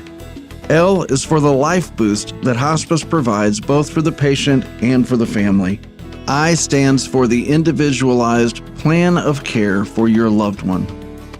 E is for the emergency plan that is developed specifically for you as a hospice patient. The letter F, we fill in the gaps after someone passes with an amazing and extended bereavement program. Living to the fullest means relief with Pennyroyal Hospice, celebrating 40 years of care for our loved ones. This harvest season, Pennyroyal Electric reminds us all to make electrical safety a priority and plan ahead. Here are some tips to keep in mind. Training your team is vitally important. When working near power lines, always use a spotter. If your machinery does come into contact with an electrical line, unless there's a fire, stay in the cab. And always call 911 immediately to report the accident. Pennyroyal Electric, empowering our members and the communities we serve since 1937. Your local McDonald's wants you to know that they are ready to serve you for breakfast, lunch, and dinner. Dine-in or the drive-thru is always open, and they offer curbside pickup service. To avoid the wait in the drive-thru, you can download the McDonald's app and try curbside pickup. Stop in soon and enjoy breakfast, lunch, or dinner at your local McDonald's. Proud to be a part of this community. McDonald's of Princeton, proud supporters of the Caldwell County Tigers. At Caldwell Medical Center, our transitional care patients receive the same care as they would in a skilled nursing facility, including physical, occupational, respiratory, speech therapies, and more. Every situation is unique. We help our patients reach their personal goals for independent living, all delivered with the care and compassion our patients deserve. Right here, close to home. For more information, visit caldwellmedical.com. The Alzheimer's Association Walk to End Alzheimer's is full of flowers, each carried by someone committed to ending the disease. When you take part in Walk, you raise funds and awareness for a breakthrough in the fight against Alzheimer's and all other dementia. It's time to add your flower to the fight. Register your team and join us for the 2023 Pennyroyal Walk to End Alzheimer's on Saturday, September 23rd. Register today at alz.org/walk. Park. That's where my summer happens. It's where my family's come for generations for great times. It's where amusement rides and water park slides are just my size. It's where my friends and I have a blast on the big thrill rides. It's where we can do all the attractions and not spend time in long lines. Enjoy classic amusement rides for the whole family. Plus Splash Lagoon Water Park with slides from mild to wild. Right now, save $10 off general admission with Wendy's coupon or online promo code. Visit beachbend.com. Gear up, Tiger fans. Every Friday night following your 5 p.m. news edge, WPKY kicks off Friday Night Football with a look at the night's action around the area. Then, don't miss the WPKY Coaches Show. WPKY's Todd Griffin tackles the stats and numbers and get the scoop straight from the coach. Brought to you by the Joint Barbecue Wings and more in Eddyville. The WPKY Coaches Show, the home for Caldwell County Tiger football, 1580, 103.3 WPKY.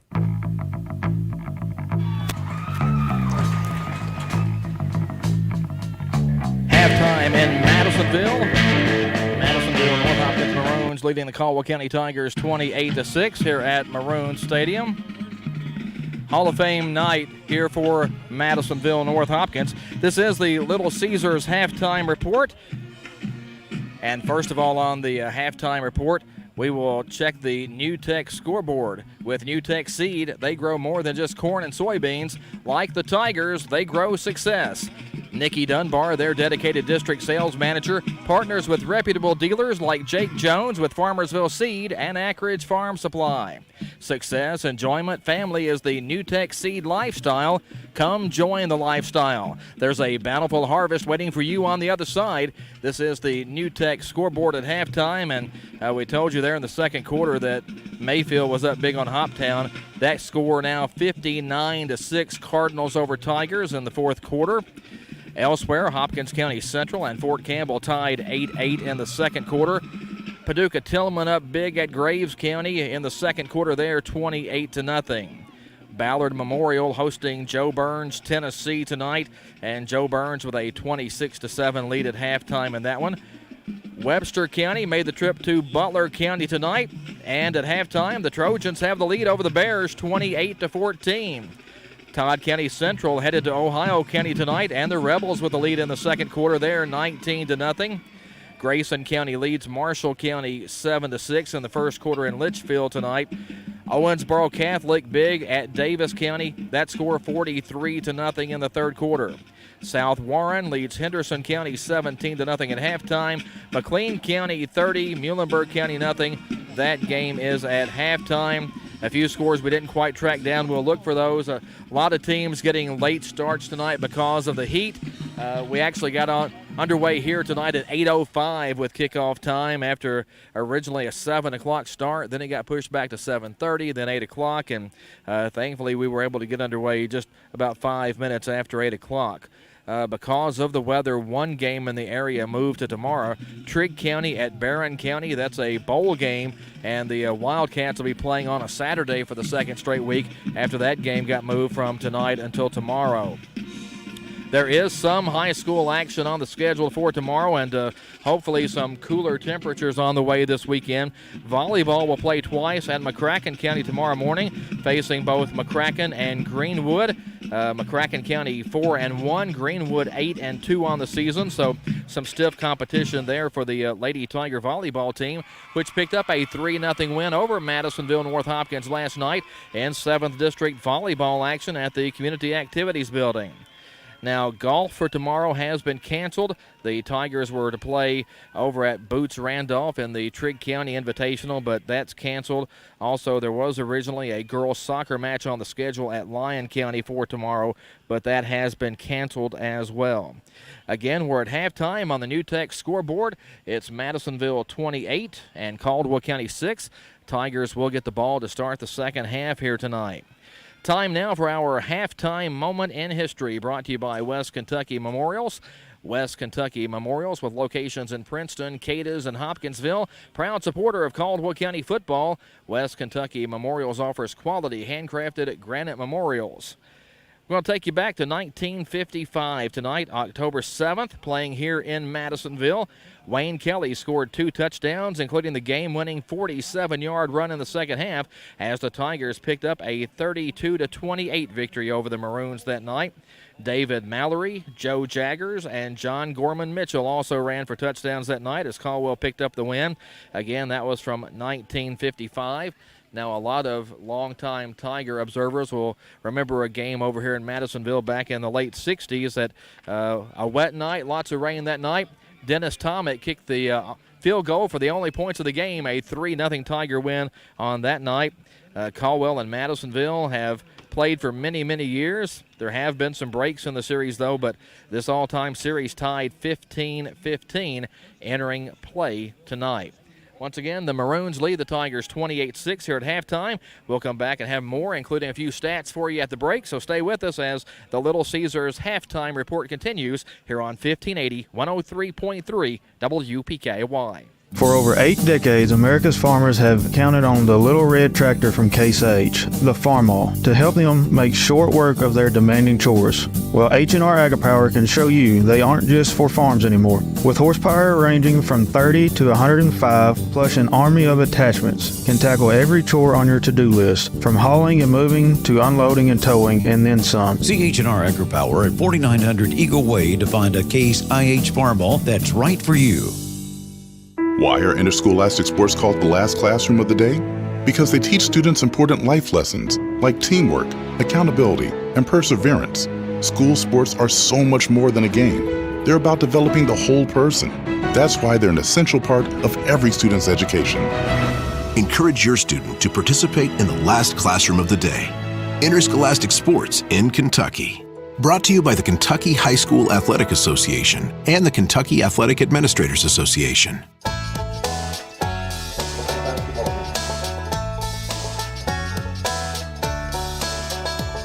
It's halftime. The Caldwell County Tigers down 28-6 here at Madisonville North Hopkins. Both teams 0-1 on the season. Tigers dropping a 20-14 decision last week at Hopkins County Central. Madisonville falling at Union County 21-14. Madisonville with a bit of a late comeback in that game, though. Trailed 21-7 going to the fourth quarter. Maroons got a touchdown to make it a one-score game. Had a chance to score late, but had a pass picked off at the goal line on the final play of the game as Union County held on for the win over Madisonville North Hopkins. And, you know, we'll see Union County coming up next week out at Tiger Stadium. That's the home opener for the Caldwell County Tigers. Checking a few halftime numbers for you. All Madisonville on the stat sheet. The Maroons with 187 yards rushing and another 63 passing in the first half. So that's 250 yards total. Meanwhile, the Tigers held to just 51 yards in the first half, 14 of that on the ground, although the Tigers did get the late touchdown run by Luke Parker to get on the scoreboard. That came with just 20 seconds left in the first half and cut the deficit to 28-6. Caldwell County will get the football as we start the third quarter, and hopefully the Tigers can come out, put some points on the board, and try to get back in this game, make this thing interesting. Like we said, Union County, the team coming up next, actually beat this Madisonville squad last week, so you figure that Union County is going to be every bit the stiff test that Madisonville North Hopkins has been tonight. And just watching the game, seems like Madisonville's a little bigger up front than maybe Hopkins County Central was last week. The Tigers having just a little difficulty matching up front, and some good speed on this Madisonville team as well. So the Tigers trying to figure out some matchup problems and hopefully talking that over here at halftime. Of course, we do have the home opener next week against the Union County Braves at Tiger Stadium. And then coming up in 2 weeks, Graves County will be visiting Tiger Stadium for the first time in a few years. And that will be a big night at Tiger Stadium because we will be honoring Caldwell County's 2 state championship teams. It's been 60 years since the 1963 team won the Class 2A state championship, beating Fort Thomas Highlands 14-7 in the championship game in Lexington. And it's been 25 years since the 1998 Tigers won the Class 2A state championship up at Old Cardinal Stadium in Louisville, upsetting Danville 38-28 at Old Cardinal Stadium, and a big upset that day for the Tigers. Louisville Courier-Journal had them about a 28-point underdog, I think, going into that game. So Tigers able to pick up the state championship. Expect a big crowd for that Graves County game in 2 weeks as we honor the 2 state champions for Caldwell County. Chris, how are the stats looking? It's coming slow, Todd. keep adding, and I'll keep talking. We are in Madisonville tonight. Again, we can check out the scores. Do want to let you know, first of all, that stats are brought to you by West Kentucky Memorials. West Kentucky Memorials with locations in Princeton, Cadiz, and Hopkinsville. Proud supporter of Caldwell County football. West Kentucky Memorials offers quality handcrafted granite memorials. We appreciate West Kentucky Memorial sponsoring not just stats at halftime, but also our halftime moment in history. Always fun to look back in Tiger history. And, of course, there's actually a book out there, 100 Years of Tiger Football, that will get you through about 2011, kind of on your own the last decade or so. We need to put out an update of the book at some point and get everybody up to date on the last 10 years. I guess it's about 112 years of Tiger football in Caldwell County now. This is the Little Caesars halftime report. We're at Madisonville. Madisonville ran out to a 28-0 lead in this one. Caldwell County with a touchdown run by Luke Parker, though. A late hit after a Madisonville interception helped extend that drive and helped the Tigers get on the scoreboard here at halftime. Told you that volleyball in action tomorrow down at McCracken County, taking on McCracken County and Greenwood. Everything else has been canceled. It's been a tough week. As far as the weather goes, can tell you it has cooled down a little bit here in Madisonville. You know, relatively speaking, it's still really hot and really muggy. My glasses keep fogging up. I have to keep clearing my camera lens to take pictures tonight because it's so muggy. But we lost some soccer games during the week because of the heat. And, again, hopefully come this weekend, we'll see a little break from the heat, and we'll see how Chris is coming with the stats here at halftime. Chris, how close are you? Got any defensive stats to tell us here at the break?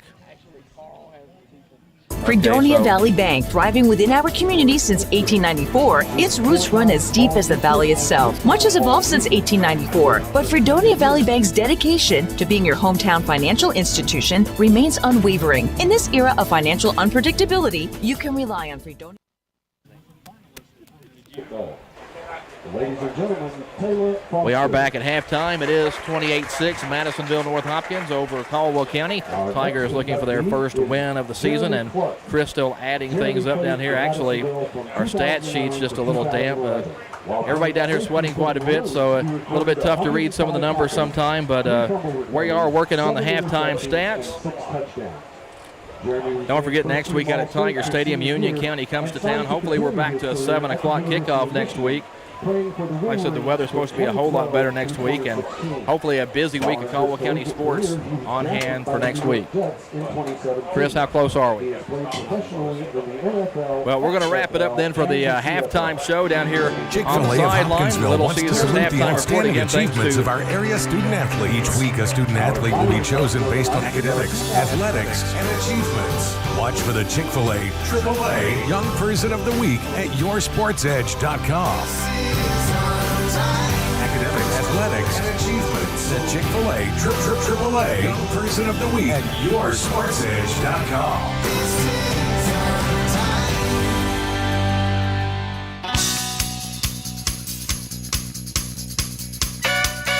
Welcome back to Madisonville High School at the half. It's the Maroons 28, Caldwell County 6. Caldwell County will get the football to start the second half. Hall of Fame night here at Madisonville. We've got several former players and coaches being introduced here at Madisonville tonight. Little Caesars halftime report brought to you by Little Caesars. Ready to level up your game tonight? Make Little Caesars in Princeton your first stop. Their mouth-watering pizzas start at just $6.49, and they'll have your crew cheering before the game even starts. Bob, that's one of our favorites, especially during basketball season. That's the meal of choice a lot of times on the road to a basketball game over the course of the winter. Yes. No, they didn't have a lot of stats finished up in the down on the field. Bob, you have some some rough stats here up in the booth as we have about a minute 15 before kickoff. Let's go over first for Madisonville North Hopkins. I have them with 145 yards rushing and 90 yards through the air. The Kenyon Johnson was 8 out of 19 through the air. I don't have any individual stats, but again, 145 yards on the ground, 90 through the air. Roughly 235 yards total offense for Madisonville North Hopkins. And for Caldwell County, a really dismal effort on the ground so far, only 14 yards rushing, 9 of that coming on a touchdown run by Luke Parker. Luke through in the air tonight, I have him with 7 out of 18 for 45 yards, one 20-yard completion to Eli Stevens. So Caldwell County will get the ball here to start the third quarter, and they're back on the field with the extra 3-minute time allotted to each team. So maybe we can get the ball to start the second half, Dennis, and really at least see what we've learned in the first half. Bob, a couple of things on that first half. The defense had to start feeling some fatigue. I don't think there's any way around that. As much as they were on the field, Caldwell County had 3 or 4 possessions with 3 and outs. And that defense, when the heat index is up near 100 degrees or so, even at game time at 8 o'clock at night, that had to wear on that defense a little bit, especially late in the half. You know it takes its toll, Dennis. And the other thing that when we forced them into a punting situation to start the game, Madisonville takes the kickoff, cannot pick up the first down. They kicked us. We muff it. They take over. They go down and score. And in essence, that's been the game so far. We just can't sustain anything and give it back to Madisonville. They go in and score again. And like you see here at halftime, 4 touchdowns for Madisonville, 1 for the Tigers. Again, the Tigers will get the ball to start the second half. So maybe we can lessen that difference, if you will. If there's been any bright spots offensively, it's got to be the fact that Luke is being able to get rid of the football quickly and find a few open receivers here and there. It's been penalties or turnovers that's stopped a couple of drives, but I think that he's doing a good job on that, recognizing when the rush is coming. And Madisonville did blitz a little bit, nothing like what we saw last week against Hopkins Central. They may do more in this second half, but I think he's avoided that when he's needed to tonight. And we just points are at a premium right now. We knew coming in that this offense might struggle the first few games, and right now they're just looking for a little rhythm. Right, and I think our offensive line is blocked a little bit better tonight. If Luke can't get the ball off within 3 or 4 seconds, we're in trouble. Yeah, I think 3 seconds is probably tops where this group is coming. And I think he's thrown the ball 2 or 3 times tonight that maybe should have been caught, 2 wide open receivers. So at least our passing game to me is looking a lot better, Dennis, than it was last Friday night. And of course he took the ball down once and ran with it, picked up the touchdown, Caldwell County's only touchdown of the first half. But we just haven't gotten any kind of a running game established, which we thought we could probably have a little bit of success with Gus Fox running the ball, but everybody seems to be able to cut him off. He's an outside runner, but yet to really break anything inside the tackles. And they did have a few plays where Cooper Mobley actually lined up in the backfield along with Parker and ran the ball. So Coach McClung trying a few different things, but you're right. You've got to get that running game down, because I think Caldwell when we do set up in that spread offense. I think teams have seen that so much over the years, and we saw it on the one play where he tried to hit Xavier Lee. Madisonville was inside that play before we really got the ball away and broken up quickly. So you're right, it may have to come from the run or something over the middle to get us going, but we'll have a shot. We'll see what Coach McClung changes at halftime as the Tigers will receive to start that second half. Exactly. The thing about I think we're missing Landon Davis tonight on the offensive side of the ball. It was a game time decision whether he would play or not, and he's in street clothes. He runs the ball really effectively. If you want 3 yards, he's going to get you 3 yards. Cooper Mobley in due time will probably be able to be that same type of runner, but we just have not been able to crease anybody to get Gus in the defensive secondary where I think he would be dangerous. Caldwell County huddled up across the field, still showing just a little over a minute left before we kick this one off. You're listening to Tiger Football on WPKY Princeton. And Bob, while we have a few seconds, let's talk about some of our favorite sponsors. They've been with us so long and been so faithful. Football, basketball, you name it. We love these guys. We stop in there on occasion. It's the folks at Cozy Living. Absolutely, and they're located on Northfield Drive. They've just recently celebrated their 6th anniversary under the ownership and management of Ham and Haverlock. Stop in and see their beautiful furniture, their bedding, accessories, gifts, so on and so forth. They're also your local U-Haul dealer. Cozy Living, everything a home should be. And also we want to give a shout out to our Extra Point sponsor tonight, which is Goodwin Insurance. We weren't able to convert that on our first touchdown, hopefully a first of some more. But Extra Point sponsored by Goodwin Insurance. They're your locally owned independent insurance agency capable of handling all your insurance needs. They're a proud sponsor of Caldwell County Athletics. And Bob, something new for our advertising this year is our Big Deals Big D on big defensive plays. We're going to tell you about our Big Deal store on WPKYOnline.com. And anytime the Tigers win, you will get a 23% discount that weekend if you use the code TIGER all weekend. That's after a Tiger win, and looks a little bit iffy right now at 28-6. Could happen, but somewhere down the road, we're going to be having that discount, and hope it's sooner rather than later. 23%, you say? That's at the Big Deal store on WPKYOnline.com. Madisonville has it teed up, ready to put it in play. Pooch kick to start out, and it's going to be covered up at the 31-yard line. That was number 70 for Caldwell County on the cover, Landry Dunbar. Good-sized freshman, one of the upbacks. So Caldwell County will have good field position to start the second half. Try to get this offense on track. They'll take over at their own 31-yard line. We'll see what kind of improvements maybe we got worked out at halftime. Still a very warm night here, but Bob, I think the coaches got through to the players about hydrating and watching what they eat, because so far as we could tell, no cramp issues like last week. Parker takes a snap, hand off to Fox. Fox has a hold, quickly closes up. He gets back to the line of scrimmage, and that's just about it. Maybe they're going to give him out to the 32. And they do give him the 32, so a pickup of 1 on the play. Second down and 9 coming up for the Tigers. Just underway here in the second half, 28-6, Madisonville. Tigers, 2 receivers each way. Parker quickly across the middle, complete at the 36-yard line. I think that was Eli Stevens. Oh, they're going to say incomplete. I thought Stevens got that one. So back to the 32 on the incompletion. Third down and 9 coming up for the Tigers.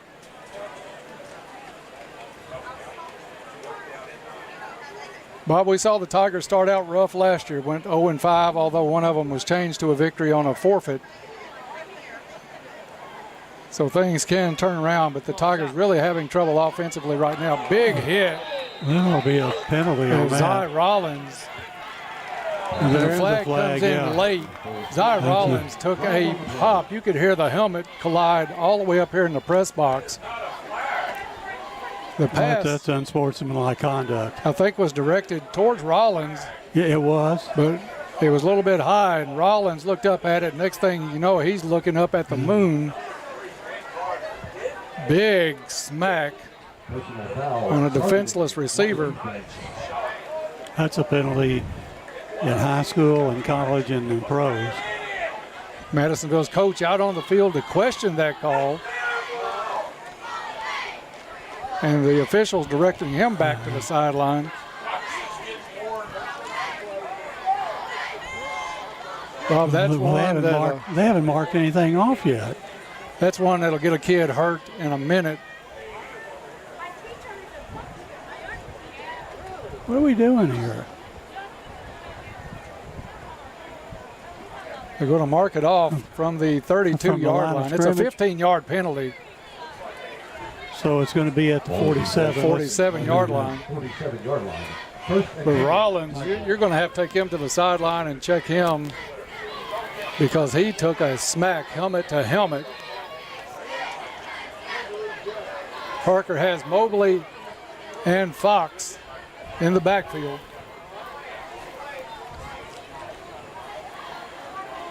Luke drops back, has the scramble, gets hit, taken down high and low at the 47-yard line. Flags come down after this one as well.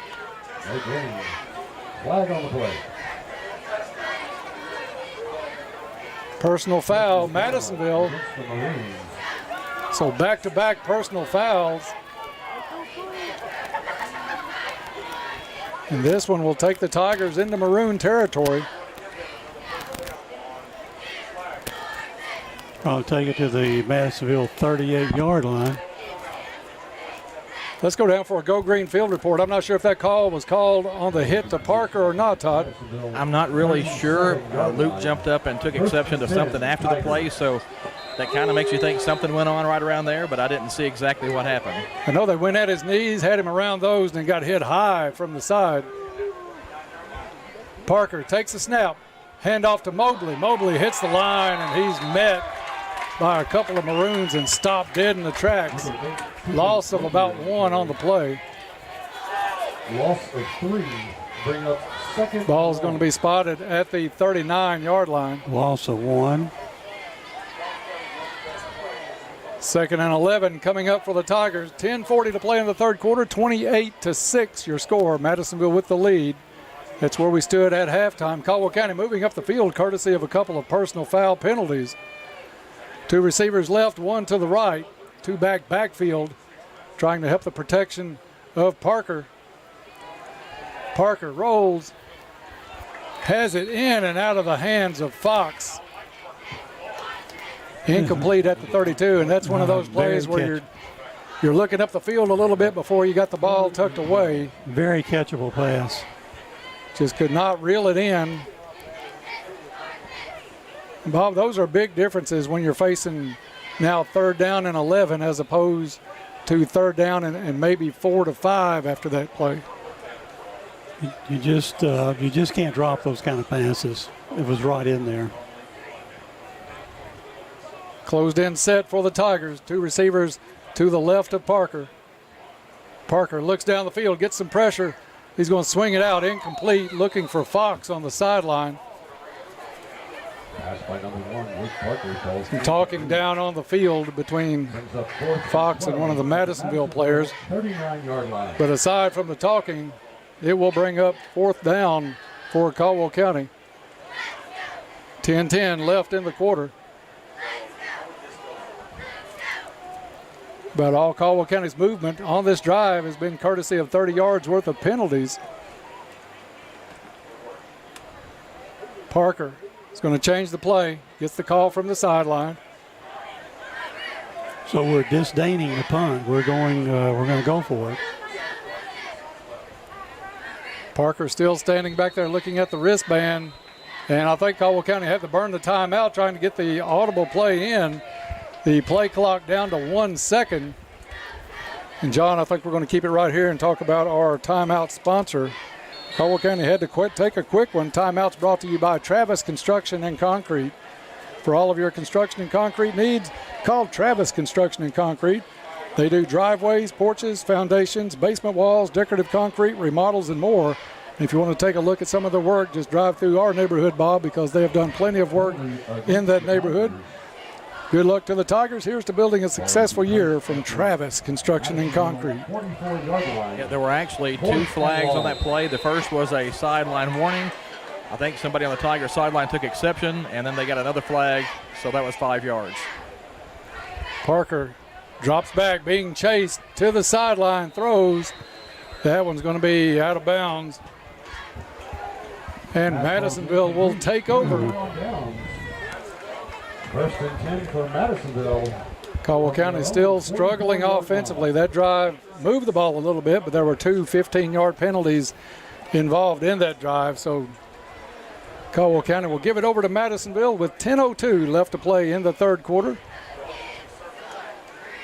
And Bob, it's not going to get any easier next week as Union County comes to Princeton. Union County with a strong running game. Ran for over 200 yards on Madisonville last week. It's Johnson, handoff to Hightower. Hightower slips one tackle in the backfield, gets across the 45 and down to the 48-yard line. Hightower having a big night for Madisonville. Pick up of 4 yards on that play. Pick up of 4. It'll be second and 6 coming up for the Maroons. I don't know how much they'll have Johnson put it in the air with this big lead. There's that little curl around motion play. This time the back gets the pitch into the backfield. He's across the 50, 40, 30, and finally pulled down at the 27-yard line. Number 11, Anias Mitchell on the carry. That's Anias Mitchell, and he had some speed to get around the corner. 28-yard line. Broke a couple of tackles, and Paris counseling. I'm not sure how much they'll point it out in the film sessions this week, Bob, but we have missed a lot of tackles just reaching out and people running through our hands. 24-yard gallop that time by Mitchell. And an official timeout on the field as a Madisonville player is getting treated for cramps on the near sideline, it looks like. So with 9:21 left to play in the third quarter, Madisonville up 28-6. We'll take a 30-second break. You'll find over 30 years experience to work for you at U-Ride in Princeton. They are hometown proud and ready to serve your vehicle needs from start to finish, and they do it all safely. You'll find variety and quality vehicles along with on-the-lot financing. And of course, you can always apply online at uridesales.com. Stop by or call for an appointment today with one of their friendly sales staff at U-Ride on the Marion Road in Princeton, 270-365-3018. Hometown proud. Go Tigers! Back to Madisonville High School. Injured player off the sideline. We're ready to resume. Madisonville has the ball first and 10 from Caldwell County's 28-yard line. Handoff to the deep back out of the eye, and it's going to be enough for a first down, but the ball comes loose. It's on the ground. 2 players battling for it inside the 10, and it looks like Caldwell County comes away with the football. Turnover Madisonville inside the 10-yard line. That's a big deal, big D play. Caldwell County's defense comes up big on that one. Let's go down for a Go Green field report as teams change sides and see who got that fumble recovery. Yeah, I couldn't see who came up with it, guys. It was on the other side of the field from me. Somebody, I think, from behind popped it out because the ball came flying down the field, and Tigers able to get that ball out of the scrum and come up with it and stay in this game for now. Seems like we've played a long time tonight, but still 9:13 left here in the third quarter. If you hear who got that recovery, let us know. It looked maybe like Zy Rollins, but I'm not sure if he was back in the game. Caldwell County back out on the field. They'll take over at their own 5-yard line. So they got to be careful with the football here, but try to get something out of this offense. Madisonville sets up like they're going to bring pressure off the end. Parker standing on his own goal line will take the snap. He's back from his end zone, scrambles around, now tries to run out, goes to the sideline, trying to get around the corner, goes down. Pickup of about 7 yards, Bob, as he gets out to the 12-yard line. I think he got out to the 17. Pickup of, got out to the 12. Yeah, to the 12. 7. Pickup of 7 on the play. So a good run by Luke Parker getting around the edge on that one. 2nd and 3 for the Tigers. Parker has Fox with him. Change coming in from the sideline. Coach Stallings getting that one in. Parker calls for the snap, drops back, gets good protection, goes long, and it's overthrown. He had a guy. That was number 2, Luke Maddox. Both these quarterbacks a little bit strong-armed on the deep throws tonight. Each side has had some open receivers. Caldwell County did there on a nice pattern by Luke Maddox. May have been too much of Todd's mustard that he had on the sideline at halftime, but he put that one about 5 yards over Maddox's head. Zy Rollins, a slot receiver, 2 receivers left, 2 to the right with Fox in the backfield. Madisonville drops out of pressure into coverage. Pass incomplete, looking for Rollins. So it brings up a 4th down, and Caldwell County cannot take any chances, even though it's one of their shorter 4th down yardages on the night. You're just too deep in your own end. 8:53 left to play in the 3rd quarter, 28-6 Madisonville. It's tough when you have 2nd and 3, Bob, and just can't get the 3 you need to keep the sticks moving. Back deep for the Maroons, number 11, Anias Mitchell. Anias Mitchell, dangerous back, is back for Madisonville. He's standing at about his 45. Nichols with the kick, received at the 43. Mitchell wants to change fields. Caldwell County in good coverage, misses the tackle. Now Mitchell gets away across the 30, the 20, the 10, the 5, and whistles are going to stop the play. And I'm not sure how you stop that play. I'm glad we did, but they stopped the play in the middle of the run back. Let's go down for a Go Green report. Todd, you got anything on this one? Not a whole lot to add, just that there were a couple of scrums going on, and there was a Madisonville player on top of a Caldwell County player at about the midfield stripe, and then closer down here to about the 30, there was another little incident going on, and I'm not sure if both of those drew flags or if just one of them did, but we'll see what happens when the referees figure this out. Oh, and Dalen Lander had the fumble recovery for the Tigers on Madisonville's last drive. One of our favorite players already, Bob, Dalen Lander with the big deal defensive play. I still don't understand, Bob. Do you have anything to add on this one? They blew the play dead during the run back, even though there were flags. They did not wait till the end of the play. And that's the real mystery. And you let the play in, and then you assess the penalty situation. But I don't know. I think where they blew it dead or where they stopped it's where they're going to put the ball in play. I think. Because he received the ball at the 43, so I don't see a spot as of this point. They're still showing a 4th down marker back at the 12-yard line. Not sure about this one. No, the penalty flag was down at the 32-yard line. I thought maybe we would see a penalty marked off from there, but there's still a discussion. They have a Madisonville coach down around the 12-yard line trying to figure this one out. I don't see anybody talking to the Caldwell County sideline as of this point.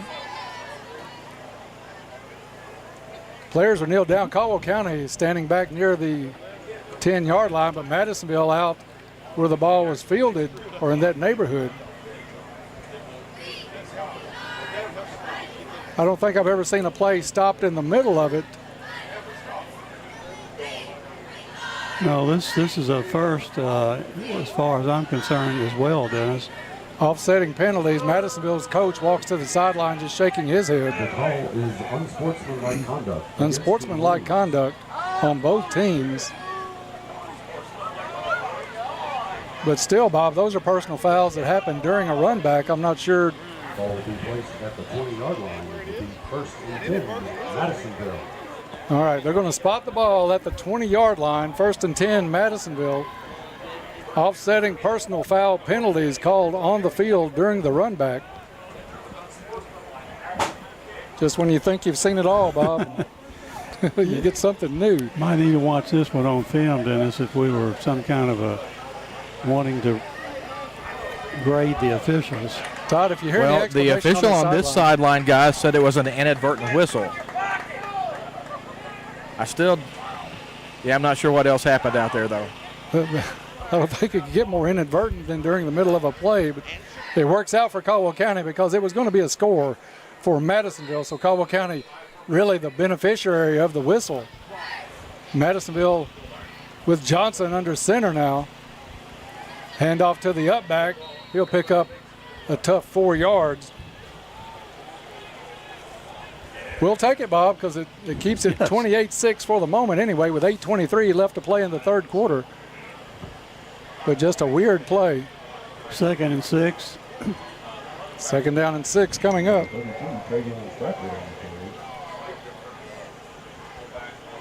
I formation. Johnson hands off to the deep back.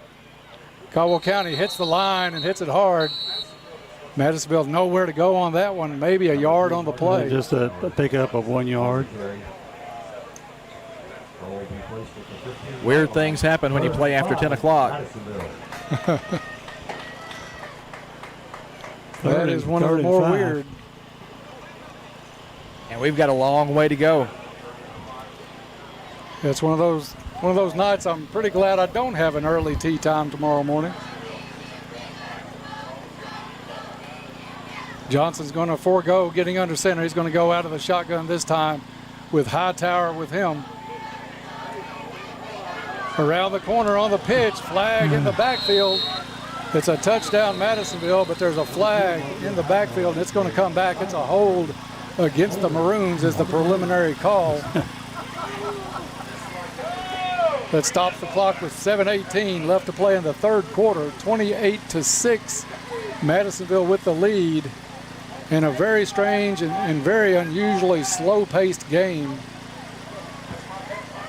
Ball will be placed at the 25-yard line. Hold was back at the 25-yard line. And so it's going to bring up, is it a third down? It's going to be third and 15. And 15 from the 25-yard line. Johnson back out. Hightower, you've got Anias Mitchell, the middle receiver of 3 to the right side. Johnson drops back, gets good protection. Now he's going to keep it himself, goes up the middle, nobody home. He takes it at the goal line and gets touched at the goal line. Touchdown, Madisonville. Number 9, Kenyon Johnson on the touchdown. Caldwell County had the receivers covered well, but nobody at home in the middle. Kenyon Johnson recognized that and takes it in 25 yards to increase this score to 34-6. That score coming with 7:08 left to play in the third quarter.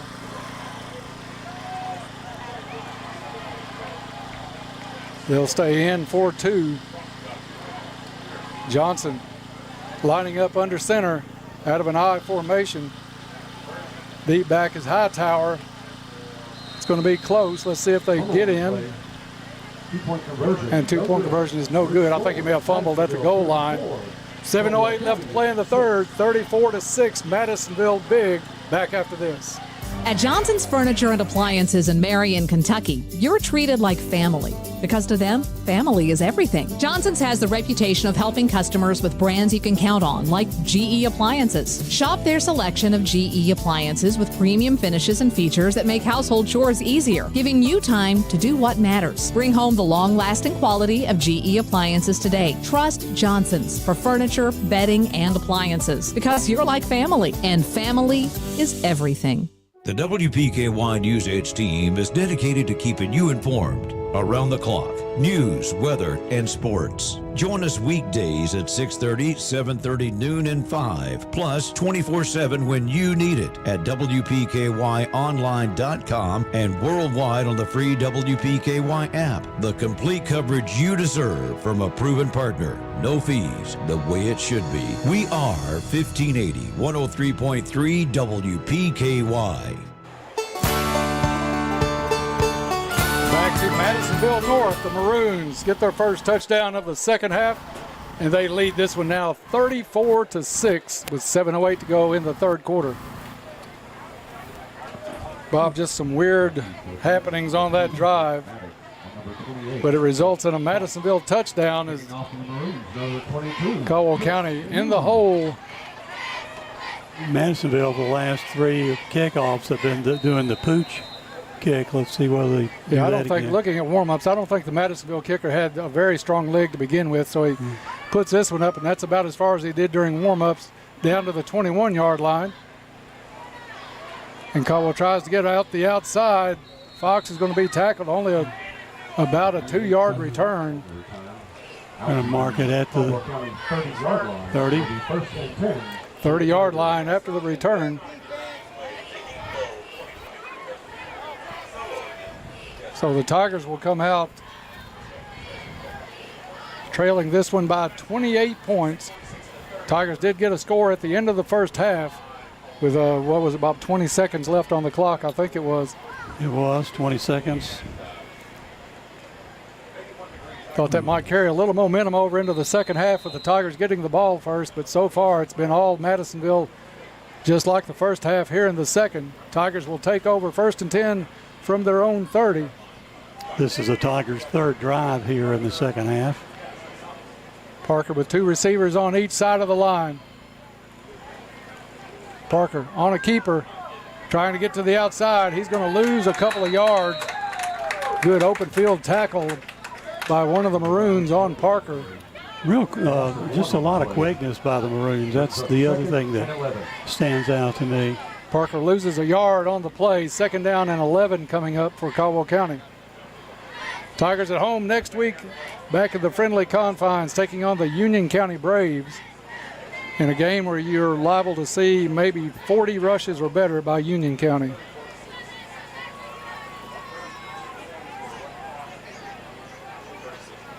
Caldwell County sets up 2 receivers each side. Fox in. Fox gets the handoff, hits the line, gets bumped back. He's going to lose yardage. Madisonville really does a good job converging on the football on these runs, Bob, and especially when Caldwell takes that first hit by one Maroon, you're looking at 3, 4, maybe 5 other Maroon jerseys right there to finish it off. Outstanding pursuit of the football. Ball is now back to the 28-yard line. 3rd and 13 for the Tigers.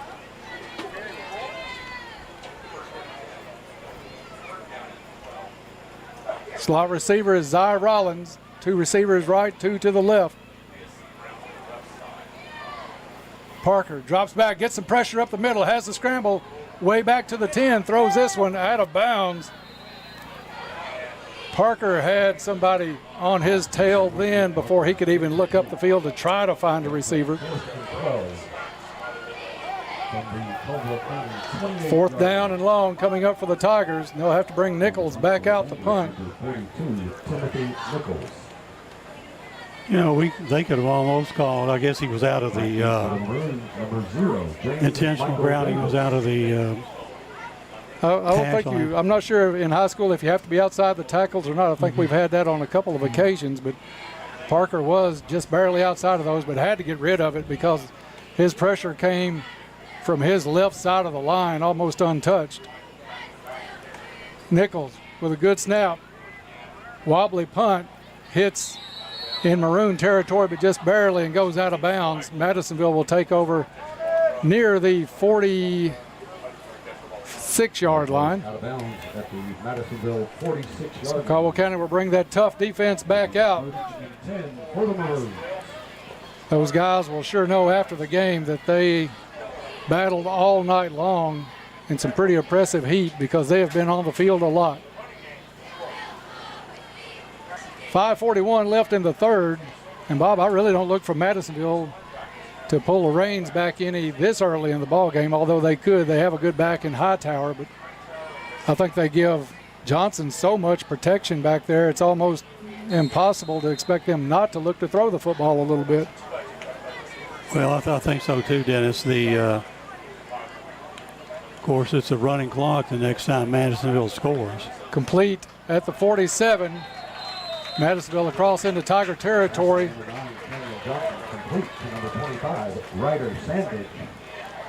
That is to number 25, Ryder Sandage, who called his name a couple of times tonight on the catch.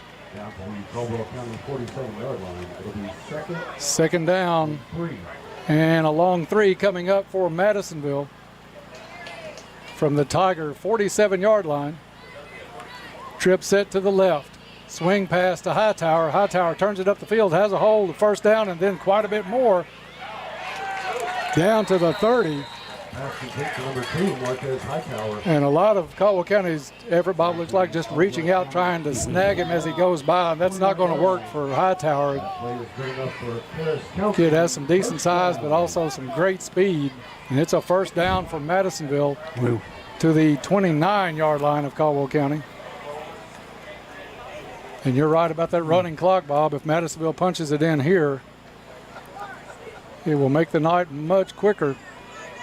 Swing pass into the backfield, has a hole, gets loose and shakes a tackle at the 12 and into the end zone. See who that was. Anias Mitchell. One of the better runners after he catches ball. Kid can play quarterback, had a big year last year playing quarterback for the Maroons. Now more of a receiver and backfield and a runner. He broke a tackle at the 12 and walked in from there. 40-6. 4:35 left to play in the third quarter. Madisonville to go for two. And it's going to be a walk-in as Johnson throws it to the far sideline. Conversion is good with 4:35 left to play. It's Madisonville 42, Caldwell County 6. Back after this. At Trilogy Performance Sports, they believe in only the highest standards of physical fitness training. Their staff members are actively enriching the lives of their members and creating a community of like-minded people. And getting you in shape is their number one goal. They have everything you need: knowledge, experience, and equipment. They find out what's important to you and design a customized plan that fits your needs. Learn more at trilogyperformancesports.com.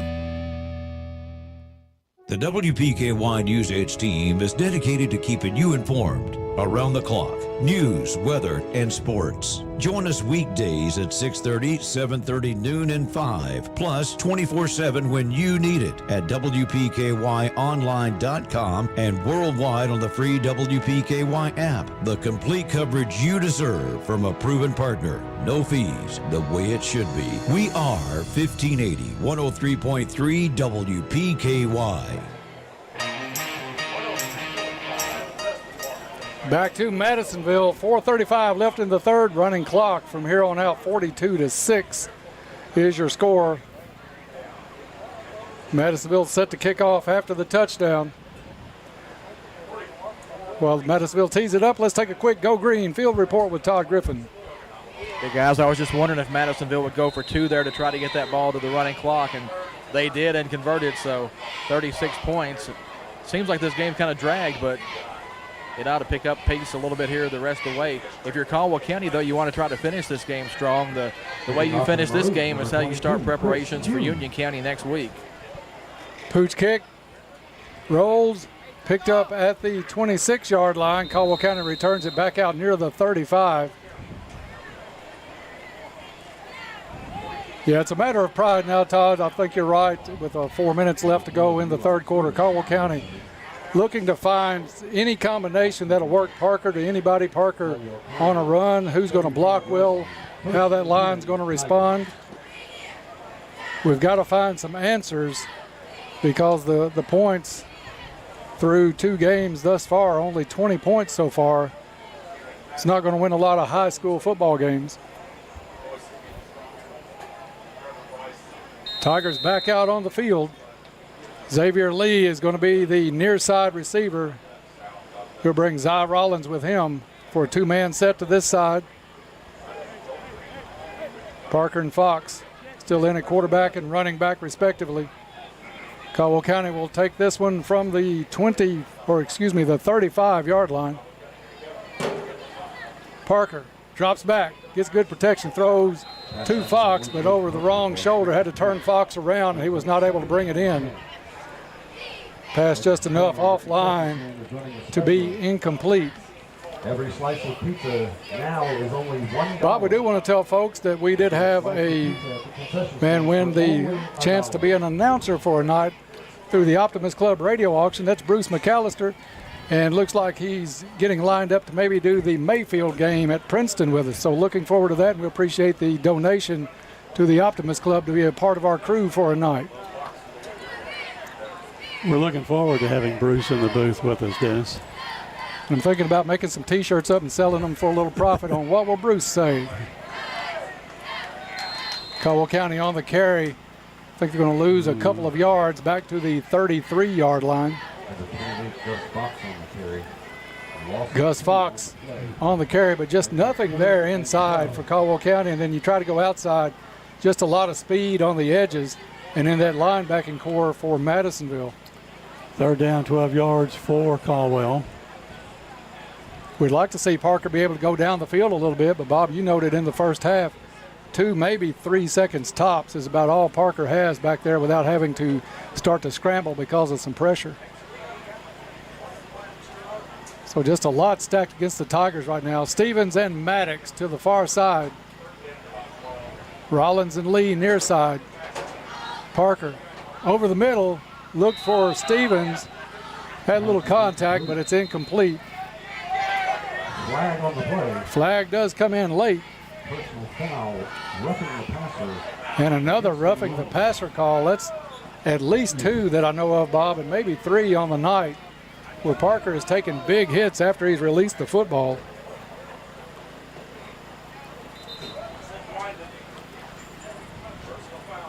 Todd, I don't know if y'all stat this or not, see how many personal fouls that Madisonville has on the night, but they have a bucket full. They had 2 on the last drive before Caldwell County fizzled out. Yeah, I know you always want to get back there and hit the quarterback, and it's not going to matter tonight, but that's something Madisonville's probably going to want to clean up as it gets more toward its district schedule. Parker with a jump pass over to Maddox. Maddox catches the football and maybe lost a yard on the play. We'll see if he got back to the line of scrimmage. No gain on the play. Yeah, tonight I think it's just they're going to look at it as unbridled effort maybe from the coaching staff on some of these hits on Parker, but later on when you're in a close game and those cost you, I think it'll be looked at quite a bit differently by that staff. Half a minute to play in the third quarter, 42-6 Madisonville in a running clock. Caldwell County with the ball on the 48-yard line. I think he got back to the line of scrimmage, so it's 2nd down and 10 coming up for the Tigers. 2 receivers each way for the Tigers. Parker drops back in the gun, wants to go deep, looking for Lee in double coverage. That one covered well, knocked down, incomplete. And the horn will sound on the play. After 3, it's the Maroons 42, the Tigers 6. Back after this. What are we going to do? Doctor, will he be okay? Unexpected happens. Goodwin Insurance Agency has you covered with auto, home, life, commercial, boat, and RV insurance.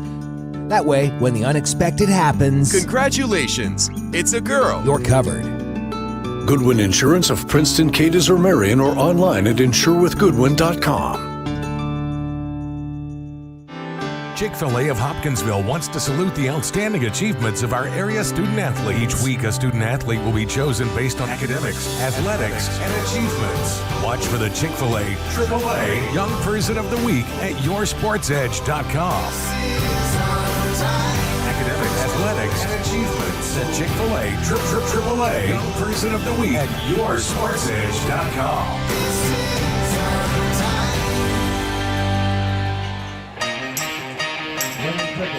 Welcome back for the fourth quarter here at Madisonville. The Maroons on top of this one, 42-6. In the fourth quarter, sports fans going to be brought to us by Cozy Living. Located on Northfield Drive in Princeton, they offer beautiful furniture, bedding, accessories, and gifts. They're also your local U-Haul dealer. Stop in and see Pam, see what she's got. Cozy Living, everything a home should be. 10:37 now, Bob. It's going to be a late trip back to Princeton after this one. 8 o'clock start tonight. I actually got underway about 8:05 because of the heat, but good call by all the school officials to make this game later.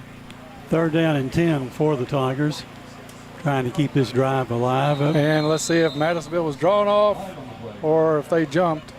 I believe they were. Maroons jumped early. Yeah. So that'll help Caldwell cut half of the yardage needed for a first down away. Not a lot of Lake Barkley CrossFit first downs tonight. Only 2 deep into the first half. I don't know what the total is right now, Bob, but they have been few and far between. Maybe this will help. 3rd and 5 coming up.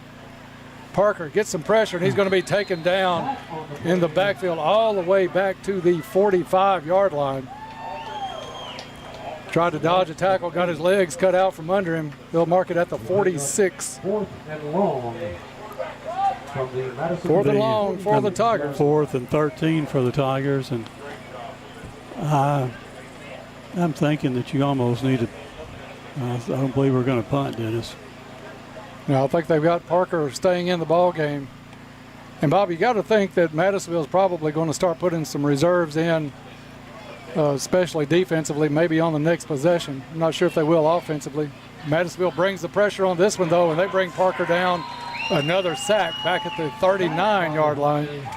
Turnover on downs. Pocket just collapsing on Luke Parker at this point. And turnover on downs gives it to Madisonville in great field position at the Caldwell County 30, or they're going to mark it at the 40-yard line. 40-yard line. 1st and 10, Maroons. Running clock down to 10:15 left to play. Tigers at home to have the regular season home opener against the Union County Braves next week. Union County beat this Madisonville team last week 21-14. Most of it on the ground. They only connected on 1 out of 3 passes for 10 yards. Everything else on the ground. This time it's going to be a reserve quarterback in. He takes it to the outside off the fake handoff. He's inside the 10 and still on his feet, dragged down inside the 5.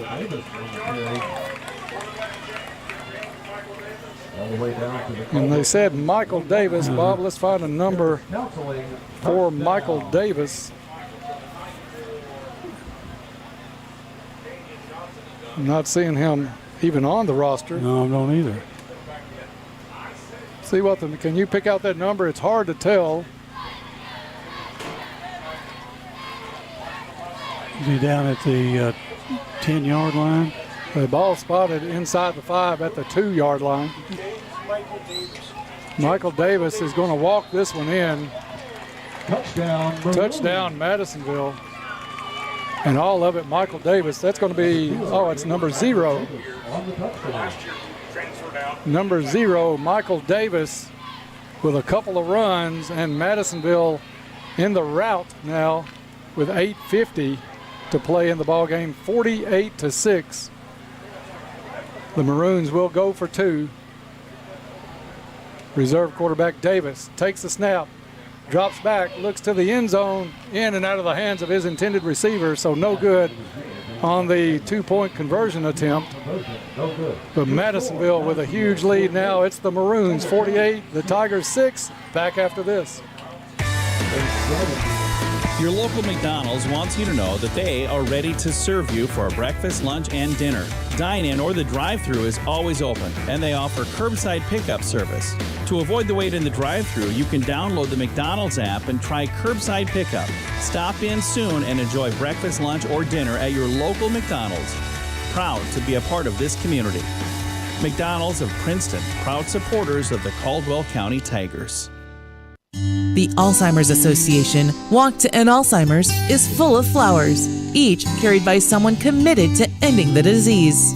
When you take part in Walk, you raise funds and awareness for a breakthrough in the fight against Alzheimer's and all other dementia. It's time to add your flower to the fight. Register your team and join us for the 2023 Pennyrile Walk to End Alzheimer's on Saturday, September 23rd. Register today at alz.org/walk. Madisonville changes quarterbacks, and 2 plays later, they tack on another touchdown, 48-6. Clock stopped with 8:16 left to play in the ball game. It's a running clock, but they stopped it on the change of possession.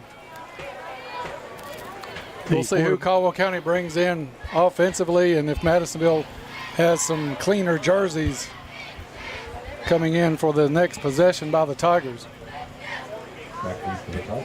The Madisonville quarterback that just took the ball and scored in 2 plays is a junior.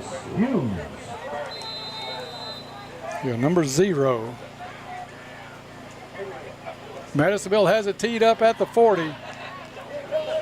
Fox and Maddox back for the Tigers.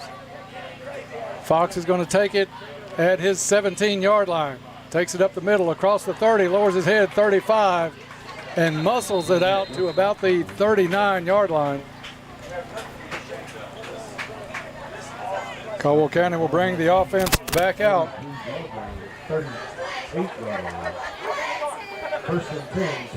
Taking a look to see if there's any personnel change at this point for the Tigers. Still 7.5 to play in this one. 48-6 Madisonville. Once again, our winning half-pot ticket 041. Maroons will move to 2-0 on the season. Caldwell County, 1-1 on the season after the loss to Union last week. Caldwell County will see their first 2 road games end in losses as they go home and try to change the fortune just a little bit. Tigers come out, and it does look like a change at quarterback for Caldwell County. Dalen Lander in for the Tigers. He'll hand off to number 23, Christian Coleman. Coleman dropped in the backfield for a loss. Mark is back to the 33-yard line. Dalen Lander, the freshman in at quarterback, and Bob, we have heard only good things about this young man, that he is the future of Tiger football offensively. A lot of build-up for this man, and he's looked good. Yeah, I would love to see him run around out, show his quickness and agility. Lander calls for the snap, drops back. Caldwell County gives some protection. It's complete to Maddox at the 36, shakes a tackle across the 40, out across the 45 to the 46-yard line. Lander, left-handed quarterback. Maddox with a reception, and that's getting Caldwell out to the 46-yard line. Pick up of 13 yards on that pass play. Travis Construction and Concrete timeout on the field after the completion from Lander to Maddox. 6:02 left in this ball game. 48-6 is your score. Let's go down to the field for a Go Green report. Just want to remind everybody that we'll talk with the coaches tomorrow morning on Saturday Morning Quarterback at 9 a.m. live from the Biscuit Barn and Ice Cream Eatery on West Main Street. And guys, if this game goes much longer, I think I'll just drop by there and set up when we get back into town. Yeah, it's going to be almost breakfast time by the time we get to Princeton. Maybe a little bit earlier with this running clock, but a very late start. One game in the area was moved to Saturday night because of the heat. I think Trigg County is going to play back-to-back Saturday games to open their season. Lander takes a snap at the 40, drops back, looks down the field, scrambles, toss to the sideline. That one almost picked off. Pass by number 11, Balin Lander, falls incomplete. Lander was looking for Derek Wilson, I think, as the receiver over there, Bob, if I'm seeing that number right. I think you're right, Dennis. I think it was 88. Going to be 4th and 3 or thereabouts. Hey, Lander showed some pretty good poise. I know you probably got a lot of substitutes on the Madisonville defensive side of the ball as well. I'd love to see him tuck it and run with it. Stevens and Maddox, your two receivers to the near side. Lander calls for the snap. Handoff is to the back, hit and dropped.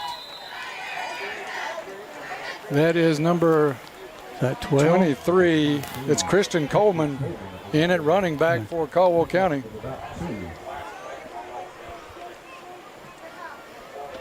So Caldwell County getting the play from the sideline. Facing a 4th down and short 3. See what the play they bring in for this one will be. Wilson, one of the receivers on the far side. Madisonville showing blitz up the middle. They bring it, and the linebacker makes the big hit on Coleman. Drops him down for a loss. Turnover on downs. Will give it over to the Maroons. Clock still running on the running clock situation with 4:15 left to play. 44-yard line. Ladies and gentlemen, Hope you'll stay tuned after the game for the Trilogy post-game report. We'll have all the end of the game stats with Todd and Chris. Also give out a few awards for this one. And look ahead to next week as Caldwell County has their home opener against Union County. You have the winning ticket. Please claim your prize behind the press Number box. 0 is the quarterback. Swing pass complete at the 45 and down inside the 40. That's James Michael Davis in at quarterback for Madisonville after a good night by the starting quarterback. I lost my card on him, Canyon Johnson. That's a position you're never too deep at as quarterback, and Madisonville appears to be pretty blessed because they can use Anias Mitchell in that position as well. 2nd and 10 coming up for Madisonville. Keeper by the quarterback. He's across the 30 and got plenty for the first down. Still on his feet at the 10, 5, and he'll take it in. Touchdown Maroons. Number 0, James Michael Davis. James Michael Davis again showing the wheels. A 38-yard run on that carry, Dennis. And Madisonville piling it on here, 54-6 now your score. They'll stop the clock at 2:55.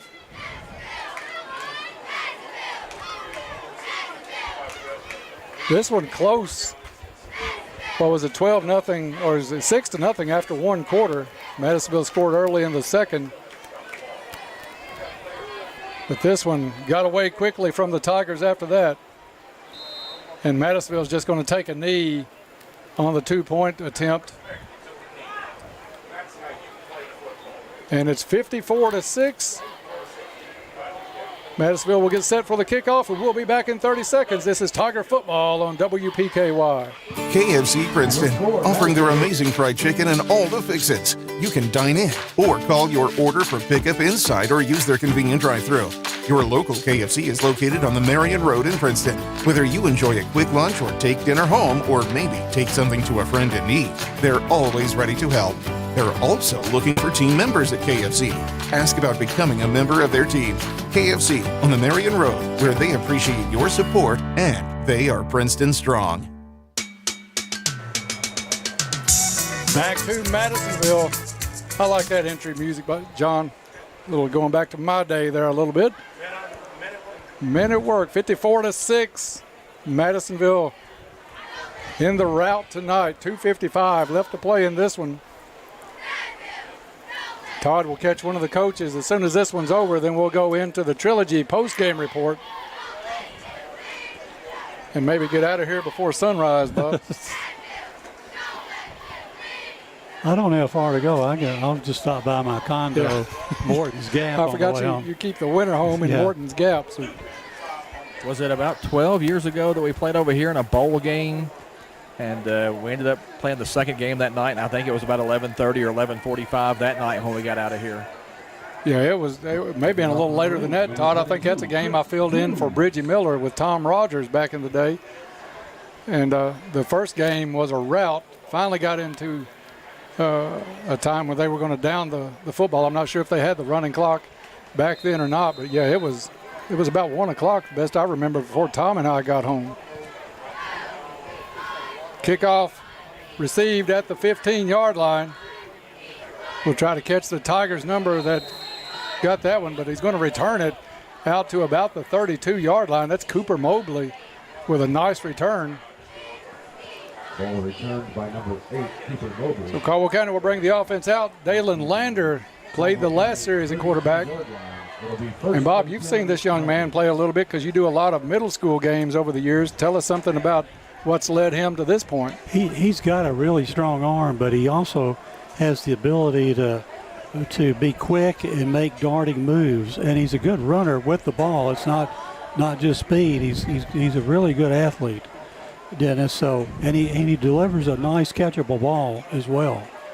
He don't look like he gets rushed like he should as a freshman, or maybe you expect as a freshman. Looks like he has a lot of composure, especially when we saw him playing in the secondary, made the moves when he needed to, didn't take any unnecessary chances. But the kid looks like he's got some composure about him. Two-back set for Caldwell County. Single receiver to the far side. Handoff. Trying to get to the side and nothing there. 3 Maroons take down number 88 for Caldwell County, and that is Derek Wilson, a 5'6", 153-pound freshman. So freshman to freshman on that play. It's kind of like we have our JV team out there, I would say right now. I see number 70 lineman is Landry Dunbar. Number 55 across the way is Camden Wolford, still in the ball game. 78 on that offensive line is Daniel Laurent, starter. So Caldwell County still with the starters on the line. Backfield and receivers have some cleaner jerseys. Handoff to Coleman. Coleman hits the line, picks up about 2 on the play, maybe back to the original line of scrimmage. Only 47 seconds left in this ball game. 54-6, Madisonville with the big lead. Maroons will even their record at 1-1. Caldwell County goes into the home opener at 0-2 next week, looking for something from that offense next week as they'll take on the Union County Braves at Tiger Stadium.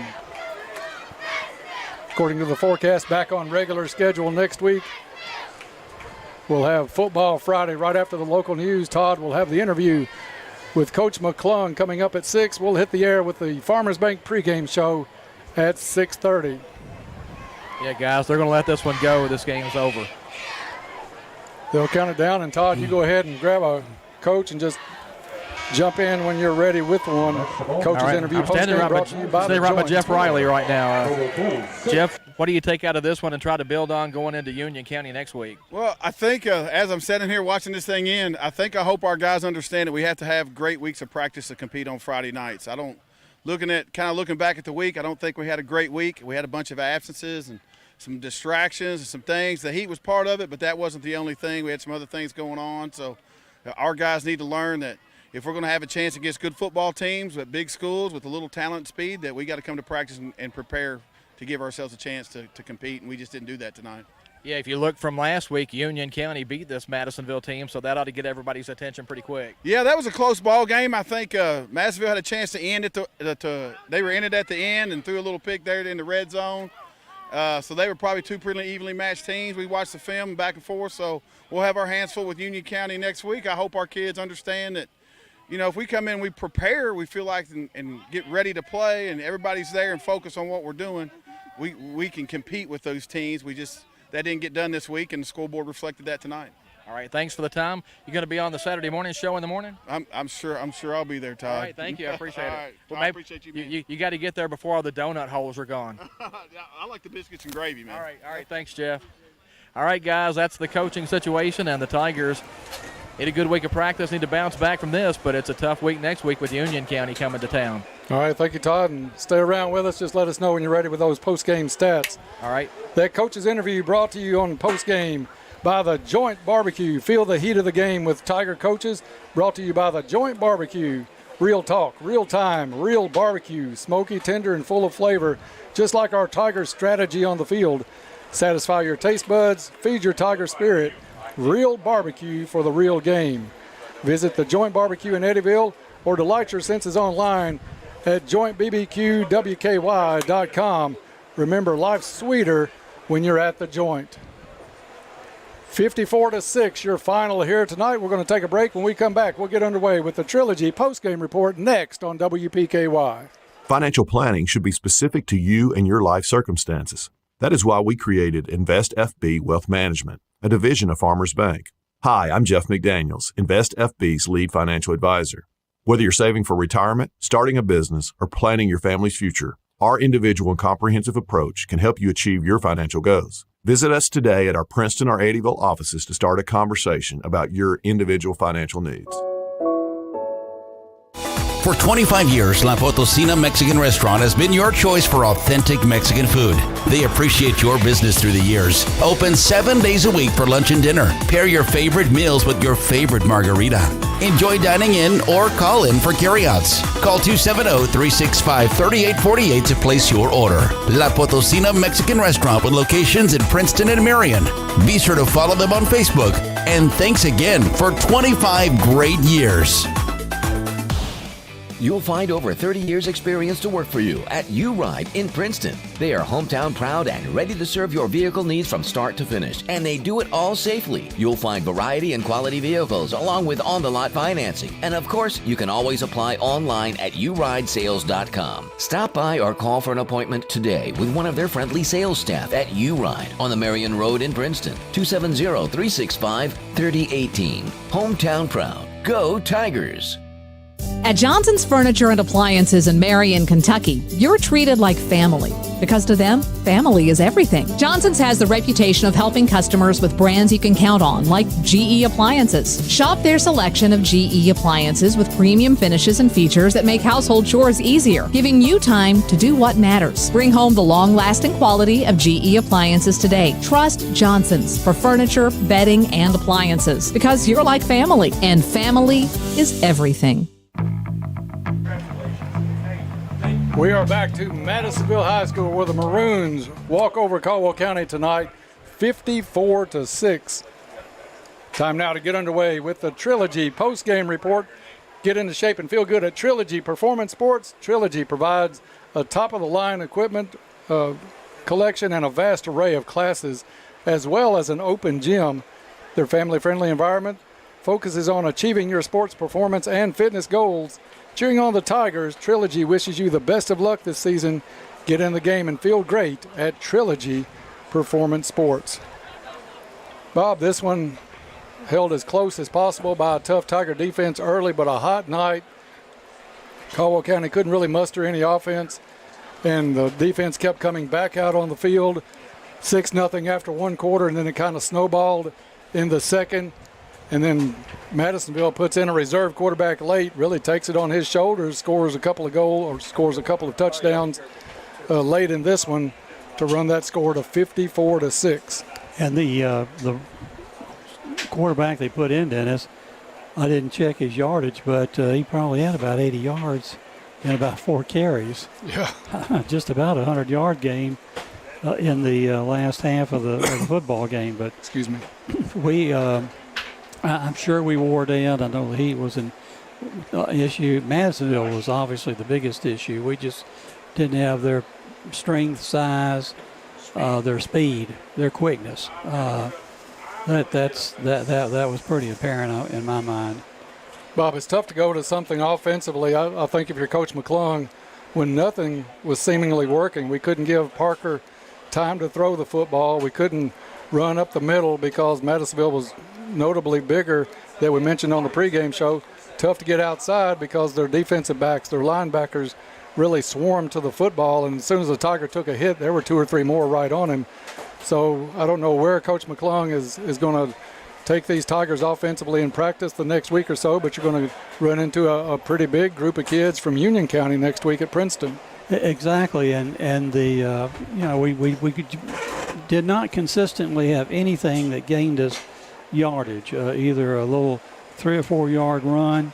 We were just determined to get back to the line of scrimmage. So when you don't have that, and we didn't have the 8 yard button hook, that down and out pass, we just didn't have time. And Luke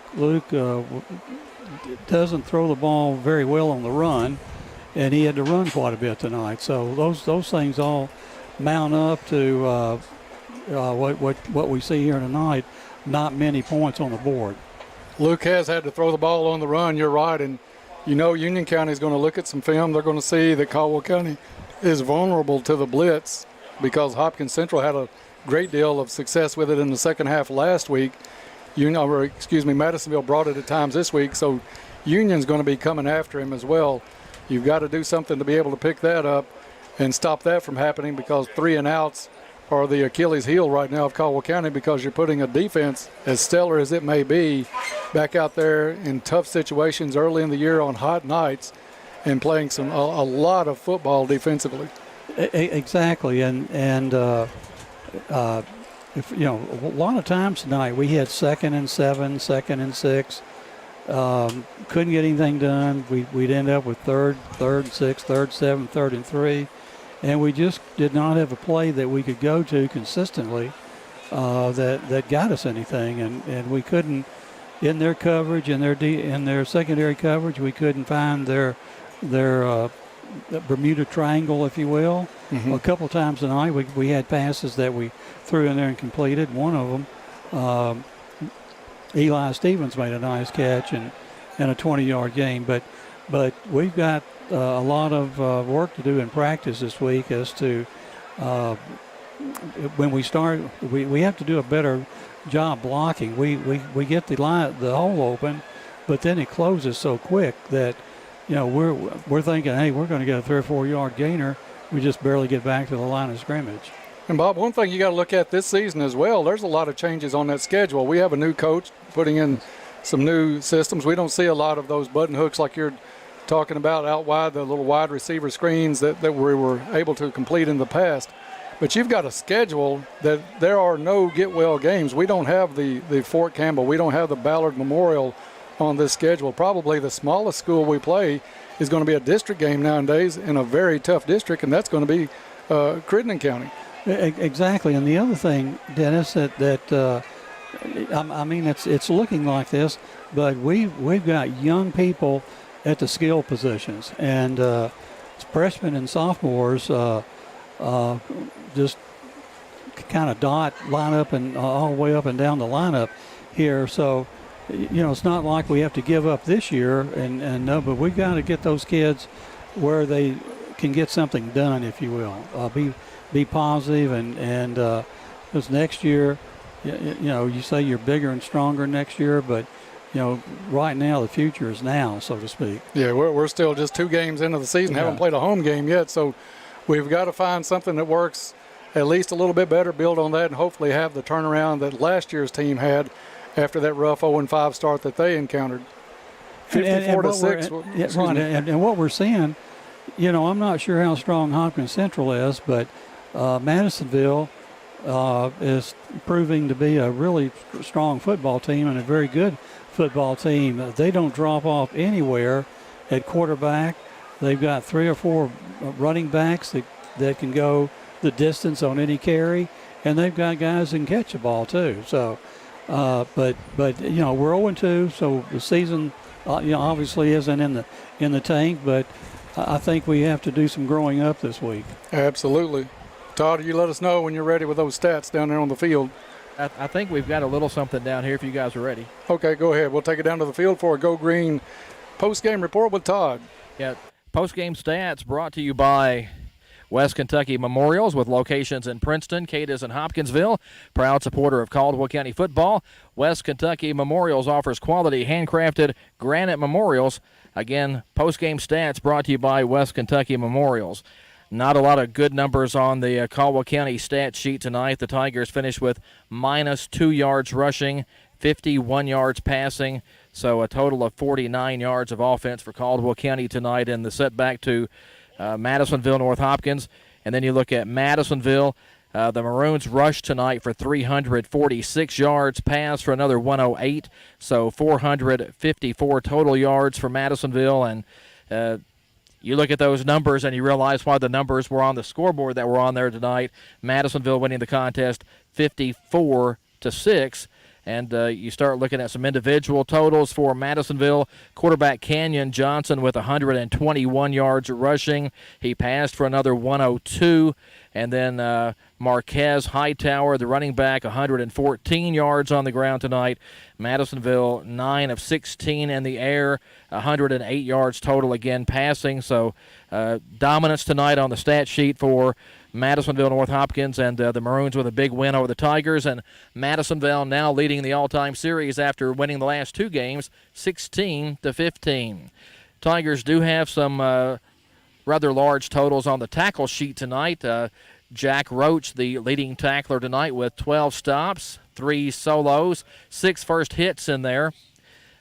Cooper Mobley had 8 total tackles tonight. Cole Sherrill had 8 tackles and a half a sack. Jackson Towery had half a sack and 6 tackles. Dalen Lander got in on 7 tackles tonight, so that Tiger defense seemed like they were out there a lot. Seemed like it was an awfully long game. Maybe it was just the heat, and even after the sun went down and the temperature cooled down a little bit, it was still incredibly muggy on the sideline. But the players on both sides seemed to handle that pretty well tonight for the most part. Go back to last week and we saw a lot of cramping, but this week we didn't quite see as much. Time now for our Parker Eye Care Eye on the Tiger Award. And tonight we're going to give that to Dalen Lander, who had a pretty good game defensively, came up with a fumble recovery, also saw some action in there at quarterback. So the freshman's going to get the Parker Eye Care Eye on the Tiger Award tonight. Parker Eye Care strives to be their best to help you see your best. Here is to a great season, Tigers. See you on the field with Parker Eye Care. You're always in clear sight. Parker Eye Care, Lakota Drive, Cadiz. Your vision, our focus, and we appreciate Parker Eye Care sponsoring the Eye on the Tiger Award. Guys, that's going to just about wrap it up from the sideline tonight. I know it's a late night and everybody's trying to get out of here. We will have Saturday Morning Quarterback live from the Biscuit Barn and Ice Cream Eatery in less than 10 hours from now. So, everybody run home, sleep quickly, and come out and see us at the Biscuit Barn in the morning. Guys, back up to you. All right, thank you, Todd, for that report down on the sideline. We'll wrap up the Trilogy postgame report with a few awards coming up after this break. 54-6 was your final tonight. Caldwell County on the losing end. Back after this. Fredonia Valley Bank, thriving within our community since 1894, its roots run as deep as the valley itself. Much has evolved since 1894, but Fredonia Valley Bank's dedication to being your hometown